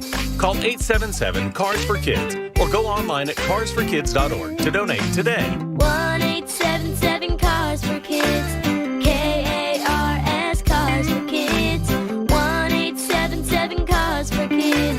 Donate your car today. Now accepting donations of land, homes, buildings, or any kind of real estate. If the best part of your workday is spent listening to us on your drive to work and back, maybe it's time your workday was spent somewhere else. Many of the companies you hear advertising on The Fanatic are hiring talented, hardworking people just like you. Visit the Fanatic job board at 975thefanatic.com/nowhiring for links to career opportunities with our partners. Are you a skilled carpenter with a creative side? Looking for an opportunity to earn top pay, work in an exciting and motivating environment where safety is always number one, but having fun is a close second? Apply now. ValleyGroveConstruction.com. Corpalese Bakery, now hiring for deli, bakery, and cooks. Take your evenings and weekends back. Work 9 to 5 with good pay in a family environment at Corpalese Bakery. Online at corpalesebakery.com. These are just a few of our advertisers now hiring. Check out the full list at 975thefanatic.com/now hiring. We love working with these companies, and we're sure you will too. Progressive Insurance protects people's cars, homes, and other vehicles. But if you've ever seen our commercials or even just heard our name, you probably already knew that. What you may not know is that we support Humble Design, a nonprofit that furnishes homes for families and veterans emerging from homelessness. Because a little help goes a long way. And a lot of help, well, you get the idea. Now, if you already knew all of this about Progressive Insurance, we're impressed. We'll have to find something else cool to tell you next time. Find out more about how we're dedicated to our customers and communities at Progressive.com. Progressive Casualty Insurance Company and Affiliates. That's the sound of a crack in the ceiling found at a home inspection. But with a Realtor by your side, a newfound leak might only cause minor worries. With their expertise, a Realtor can suggest a credit at closing and even connect you to a contractor to help you shore up that leak and alleviate your worries. When it comes to cracks in your plans, the expertise of a Realtor can make all the difference. The difference between an agent and a Realtor is real. Realtors are members of the National Association of Realtors. That's who we are. It's go time for our teachers, and Dunkin' is brewing up the perfect way to say thank you. On Thursday, September 1st, local educators will receive a free medium hot or iced coffee at participating Philadelphia Dunkin' restaurants. No purchase necessary. Limit 1 per guest. Excludes cold brew and nitro cold brew. Additional charges may apply. Participation may vary. Hello? Whether you're at home or on the go, listen to 97.5 The Fanatic on Odyssey on your smartphone, Roku, LG Smart TV, Waze, and more. That's Odyssey, AUDACY. Check it out now. More of the Anthony Gargano Show now. On 97.5 The Fanatic. Final segment today for myself, Andrew Salchunas, Tom Alvord producing the show. The best show ever coming your way at 2 o'clock. For the Phillies haters out there, if you don't want to believe me, just like, some loser that, how did you get this job? MLB Power Rankings came out. The people that they literally get paid to do that stuff. Here are your MLB Power Rankings on today's date. The Dodgers, Mets, Stros are 1, 2, 3. Atlanta comes in at number 4. Yankees at 5. Cardinals at 6. Oh, what do you know? The team that can't beat anybody, the Philadelphia Phillies, number 7. Rays, Padres, Mariners, 8, 9, 10. So the Fightin' Phils, number 7 in the power rankings because they only beat the bad teams. Have the 7th best record in all baseball, as I mentioned earlier. So that sounds good to me. Yeah, that sounds pretty incredible. Sounds like something to be excited for there, Andrew Salchunas. But unfortunately, people just look for the negative, and that's it. And we don't want to get excited about it. And hey, that sucks. I'll be partying when they make the playoffs for the first time in 10 years. It's because he keeps popping up on my timeline, so I got to ask you. Your thoughts on this Zach Hampel dude? The home run foul ball guy? I can't stand that dude. It's like I feel a couple ways. I respect the guy because, look, he's getting paid to literally. He found a niche, I guess, if you will. He's making money. He's got 600,000 subscribers to his YouTube channel, which I'll be honest, I think it's weirder to subscribe. Like I have less respect for you, the subscriber, than I do Zach Hampel doing that stuff. Okay, let me make that clear because I don't. It's like now it could be a lot of it could be kids. It could be directed towards kids. And he posted a photo. People call me the most hated person in the world, and like there was a line of kids that got autographs from him. So that must be cool. I get right. But no, I think the dude's a loser.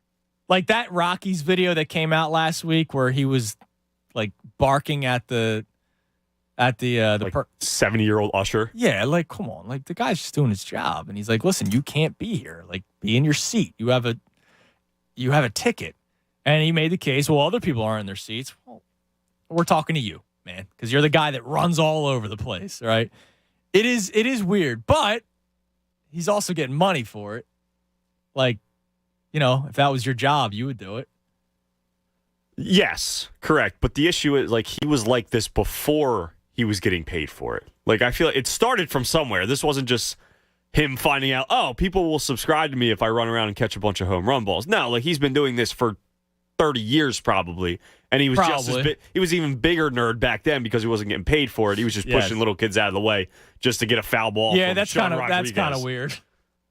That's kind of weird. Yeah, I can't.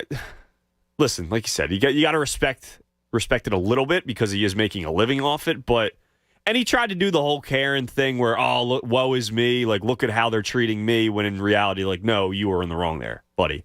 Yeah, he's got to chill out with like trying to say that he was not in the wrong for what happened in Colorado. Baseball is supposed to be fun. Well, dude, you're a bit of a loser.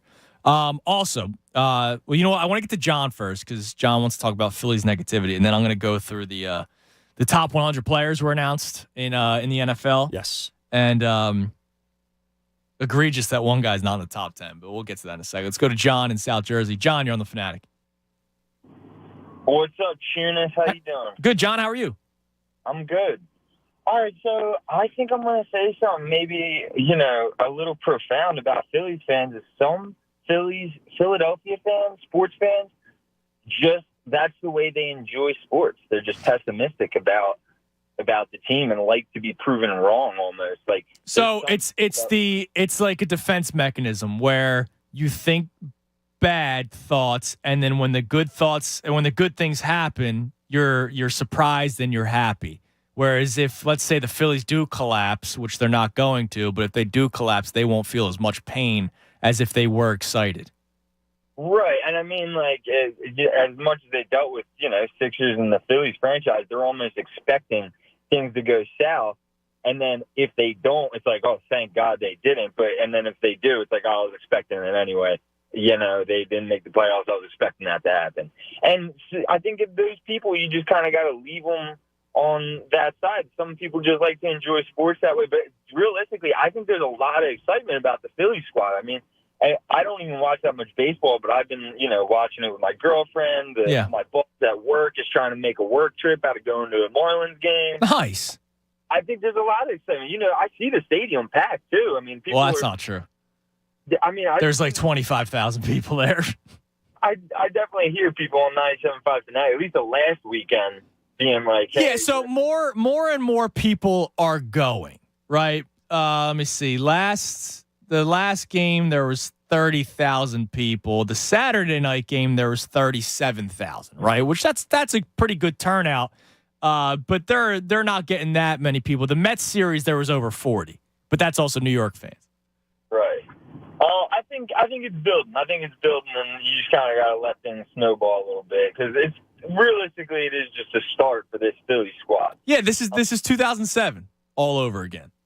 Right. I don't think they're winning the World Series this year, but 2007 was the first time they made the playoffs since '93, right? So this is the first time they'll make the playoffs since '11. But I still think, like, I don't know. It's been 10 years since the Phillies made the playoffs, and 162 games is a long time. It's a lot of baseball. And you're going to be miserable for all of it pretty much until they make the playoffs, and then you go, see, this is why they shouldn't have made it if they lose? That sucks.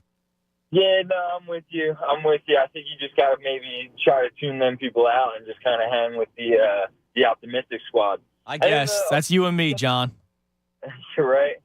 The other point I had for you was Howie, dude. I think, 2 years of good decisions, does that wipe the slate clean for you when you wanted him gone? He's got 2 years now, and he's got some good decisions. See, I'm never going to apologize for wanting him gone because I thought he did a terrible job, but I will give him credit for coming back to where he was at. And, John, I appreciate the call. But, see, look, John doesn't want to say it. We only had 4 people say it. We only had 4 people say, I am so-and-so, and I'm happy that Howie Roseman is the GM of the Eagles. Only 4. You fell a little short of that 10 marker. I wanted 10. I didn't think 10 was that much, but we didn't get to it. I can't, and you heard him right away. He's like, yeah, does it really wipe the slate? No, I'm not wiping any slates clean. Like, I'm not saying he's the best GM in football. I'm not saying that everything he did was for a reason and it was smart. I think he was awful and should have been fired, but he wasn't. But the last 2 drafts, the last 2 off seasons, where they are right now and where I believe they are heading, not just this year, but in the next couple of seasons, I feel great about the team, and he's the one that constructed it. So why wouldn't I be happy with him right now? Why wouldn't he be back in my good graces? But there's a lot of people that are refusing to do it. They're aware. They're putting their guard ups, if you will, just in case. Because like you said, it's what have you done for me lately? And lately he's been really good. Right. But a lot of Philadelphia fans are always going to have that in the back of their head. I would think of, hey, look what happened from this certain years. We're also prideful and hard-headed. That's what it true is. As well. Let's go to DJ in West Philly. DJ, you're on the Fanatic. Hey, what's up, man? What's up, DJ? So listen, right? Two things. I want to talk about the Phils, but I want to get on Howie first. Yeah. Check this out. I am not a Howie fan. He should have got fired along with Doug Peterson. He should have left with Carson Wentz. That when they clean house with Carson and Doug, he should have been right along with him. This is his. I do give him credit for this season. I do give him credit for that, but that's it. I never liked this man. We still need a new GM. Wow, really? Well, I mean, you can't say that after this offseason. I mean, you're going to fire him after the moves that he made that sets you up for a couple of years?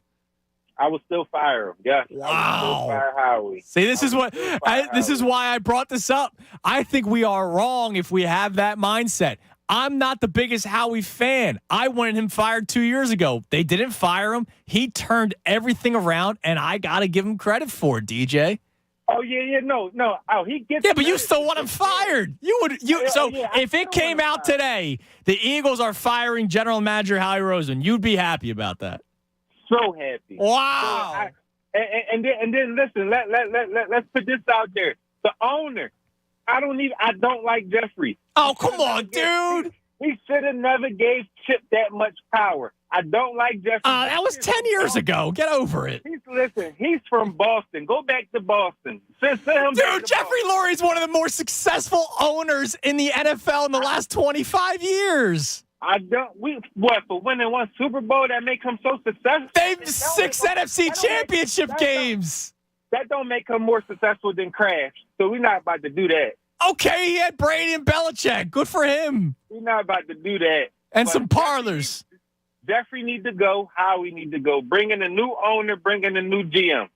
That's my Wow, DJ, you are. Come on, man. You are so off base with Lurie. Nah, I'm not sitting here getting a Jeffrey Lurie jersey, but he's been extremely successful as an owner. Nah, he got to go. He got to go. I don't like him. Wow. And then the Phils, I like them. We just need better pitching. I think if we play the Mets in the playoffs, I think we possibly could get swept. But I'm not one of them fans like, that's what we get. We should have never went. No, we need to go. Yeah, you need to get there. Experience is good. They give everybody confidence for next year. Even if we get swept, they give everybody confidence for next year. Like we can do this. We can make it. We're in lockstep on that one, DJ. But the Eagles, no way, man. I appreciate the call. Enjoy your week, dude. He doesn't even like Lurie. Now look, he was firing Lurie and Howie after what just happened this past fall. Jeffrey Lurie. Look, it's not like he's making many decisions. He hires the head coach, and look, he hit it out of the park with Andy. Well, now Doug won the Super Bowl. He did have his hands on the draft a little bit too much at a point. He did, and he stopped. Side. Yeah, he did. Dude, you read the amount of playoff wins in the last 20 years. The Eagles are fourth. Honestly, I think we have to think a little bit and remember that these people are humans. Howie Roseman, Jeffrey Lurie. If you won the first Super Bowl in franchise history, don't you think you'd be smelling yourself a little bit too? Now, it's not an excuse because you should be better than that, especially when you're in that kind of position, but I understand why they felt like they could be more hands-on and be as hands-on as they were. It wasn't a smart decision, and they learned from it. Like you said, they have at least the last 2 off seasons. But listen, anybody's going to smell themselves and think that they're have an ego trip, if you will, after winning the first Super Bowl in franchise history. It's going to happen. It's going to happen. But, and you know what? Good for them. They got out of it pretty quickly. Man, Doug was writing books in the offseason during training camp. He wasn't writing the book. Well, he was some guy writing. Sure, but he was telling stories. Everybody thinks DJ's a Cowboys fan on our YouTube chat. You might be right. Undercover. Maybe you're right. Thank you. Whoever's running YouTube, if you could fire us back up, Vito, I would appreciate it for the next couple of minutes. Because right now you're looking at the Fanatic Pro Shop. By the way, you can buy a Tunis Train shirt. I saw this. Yeah, those are nice shirts. So the top 10 NFL players out of the top 100 voted by the players, right? So you got to kind of take this with a grain of salt because it's not like they're paying attention to the entire league. When they're playing at 1 o'clock, they're not watching the rest of the slate. Tom Brady, once again, number 1, which that's fine. He had a ridiculous year last year. 45 years old. Crazy. Aaron Donald, number 2. Aaron Rodgers, number 3. Cooper Kupp, number 4. Jonathan Taylor, number 5. TJ Watt at 6, Devontae Adams at 7, Patrick Mahomes at 8, Jalen Ramsey at 9, Travis Kelce at 10. I mean, I can't really complain about any of those players. They're all tremendous. But, dude, how's Josh Allen not in the top 10? The first thing I thought of. How's he not in the top 10? Even Myles Garrett, like him and Myles Garrett, Josh Allen and Myles Garrett were the first ones that came to my mind. Yeah, so Myles Garrett was 11. Derrick Henry was 12. So Josh Allen fell to 13. Trent Williams, Tyreek Hill, Micah Parsons, Justin Jefferson, Shaq Leonard, Debo Samuel, and J.C. Jackson are 11 through 20. But I feel like Josh Allen has to be in the top 10. Absolutely, he does. That's kind of crazy that he isn't. Also, kind of crazy that the highest Eagle is 77, Darius Slay. Wow, he's the highest Eagle? Looking at it real quick, I'm pretty sure he's the highest Eagle. Well, remember, you and I, when we went through that top 10 by position list, I said I don't think they have a top 10 player really anywhere on this team, except I thought Darius Slay. But they have better elite groups. Correct. Than a lot of teams in the league. Like, also, I like the trio of receiver and Dallas Goedert, and I love the offensive line, and I love Darius Slay alongside James Bradbury. Yeah, like that's good. Kelsey 71, my bad. Darius Slay 77. Okay. But still, no one in the top 70 in all of football. Yeah, that is kind of crazy. I feel like Jason Kelsey's got to be up higher. But then again, it's the players that are voting, so they're not really thinking about the Eagles center. Yeah. Now, Luis Ortiz. I don't like, nobody cares about my fantasy football team, but Luis is now telling me that I have a worse team because I drafted 3 quarterbacks than my wife, Christy. So some pride's going to come here. All right, I'm going to read you the lineup. Do you want the music or no? No Okay, music because it's going to be quick. But before we go to Rick in Philly. Russ, I told you, quarterback. Yeah. And I also have Stafford and Carr. Yes, I drafted 3 quarterbacks. Somebody's going to need one, and I'll be getting the phone calls, I'm sure. Dalvin Cook, James Conner. I like it. Connor's going to get a lot of carries. Devontae Adams, Jerry Jeudy, Dallas Goedert, Nick Chubb, Niners defense, Temple made, Temple proud, Brandon McManus as the kicker. I always say his name wrong. Travis Etienne. Etienne or Etienne. Etienne. I always say it wrong. The letters ETN. Okay. Etienne is on the bench, as well as Antonio Gibson on the bench. Who's going to have a pretty large role now, unfortunately, what happened. Stafford, Carr, as I mentioned, Galladay, Noah Fant. I don't know if Geno Smith's going to be checked down. Charlie, he's my backup tight end. And I drafted him not too early, but DeAndre Hopkins for when he comes back. Yeah, I like that pick. I do. That was like 10th round. I think your starters are pretty similar, like you and Christie's teams. Your starting team. Mine are better. Okay. Well, I think that it's relatively similar. You're probably a little bit better, but then the bench, you got her there, unfortunately. Well, man, this bench is stacked for Luis, who doesn't want to believe me that my team's better. I haven't played fantasy football in like 5 years. I come out of retirement, I'd pull that. Bang. Let's go to Rick. What's up, Rick? All right, Howie, smelling yourself. Yeah. Hey, what's up, yo? How you doing, Rick? Pretty good. How about you guys, yo? Great. I'm gonna get right into it. Howie, I have no issue with him. I'll say this why. This is the same guy that turned Sam Bradford into Carson Wentz, which translated into ex-Super Bowl. On a Sunday evening at that. Yeah, I was down in Wildwood. I was at a diner, and all of a sudden, bang, got the alert. Sam Bradford traded. Carson Wentz will be the starter. Yeah, the way it happened. It happened for the second overall pick or whatever it was from Cleveland or however. Well, no, Bradford, you got the Vikings pick. So Bradford and Wentz were actually on the team at the same time. But what you got Wentz for was you traded Kiko Alonso and Byron Maxwell to Miami to get from 13 to 8, and then you trade 8 to 2. And either way, however, he did a great job, man. Like that trade, and you still do that trade. You don't think that Wentz just completely blows up? And then it went a year, 2 seasons later, Super Bowl. The proper word at the moment escapes me. How the time frame it happened. Yeah, it was incredible, man. And then he had 2 bad years, and I hated him for it. I wanted him fired, but he's turned things around. You got to give him credit for that. I give him credit. This is why I don't, I take my time with the Eagles. My personal standpoint with the Eagles is I think we're going to win every game. And when we don't, it is, next week. Yeah, man. I'm used to 10-win seasons. Yeah, and I think they get back there this year, man. I appreciate the call, Rick. I think they get back to 10, 11 wins this year. So we're about to get out of here. Best show ever coming up next. This is where I know I don't follow the day-to-day entertainment industry. Like, I am sports, and then House of the Dragon, and then I play some video games. Who the hell is Young Gravy? I saw that last night. I have no idea. I almost said another word, but who the hell is Young Gravy? And why is he all over Twitter right now? I read into it. I believe. Do you know who Addison Rae is? Yeah, I've seen her pop up. I think he's dating her mom. Okay. Yeah, I mean, yeah, it should be as simple as that. I have no idea, and I don't care. Young Gravy. It's popping up constantly. Now, is that a cool name, Young Gravy? I think it kind of is. No. No? No. Okay. No, I kind of like it. I think he stinks. Okay. I'm not going to listen to him. I'm going to be that guy. I'm not listening to one song. If anybody suggests Young Gravy to me on social media, you're getting blocked. You showed him. Immediately. Okay? Yeah, he's probably got millions of dollars. He doesn't give a damn about who I am. All right, best show ever next. Tom, thank you for being in with us today. We will be back tomorrow. So we got Monday, Tuesday, Wednesday. Today is done. Tuesday, Wednesday.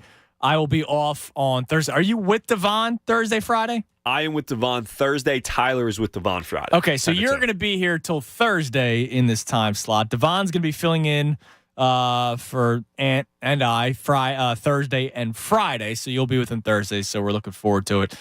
Best show ever coming up next. I saw Ricky Bowe already walking around the hallways recording some stuff with Miss Rhonda, so we're looking forward to that. As always, thank you to our YouTube audience for watching. I appreciate it, especially Eugene. You're just a peach, man, and I love every second of it. And of course, everybody who called in. 4 people said, I'm happy Howie Roseman is the GM of the Eagles. Disappointed. 4. We might have to continue this tomorrow. My plan was to talk about all the leaders. We never got to it. We never got to Morey and Dombrowski. So my show's already prepped for tomorrow. So that's going to be nice. That means I can just go and do whatever I want the rest of the day. Everybody have a great rest of your Monday, and we'll talk to you tomorrow right here. 97.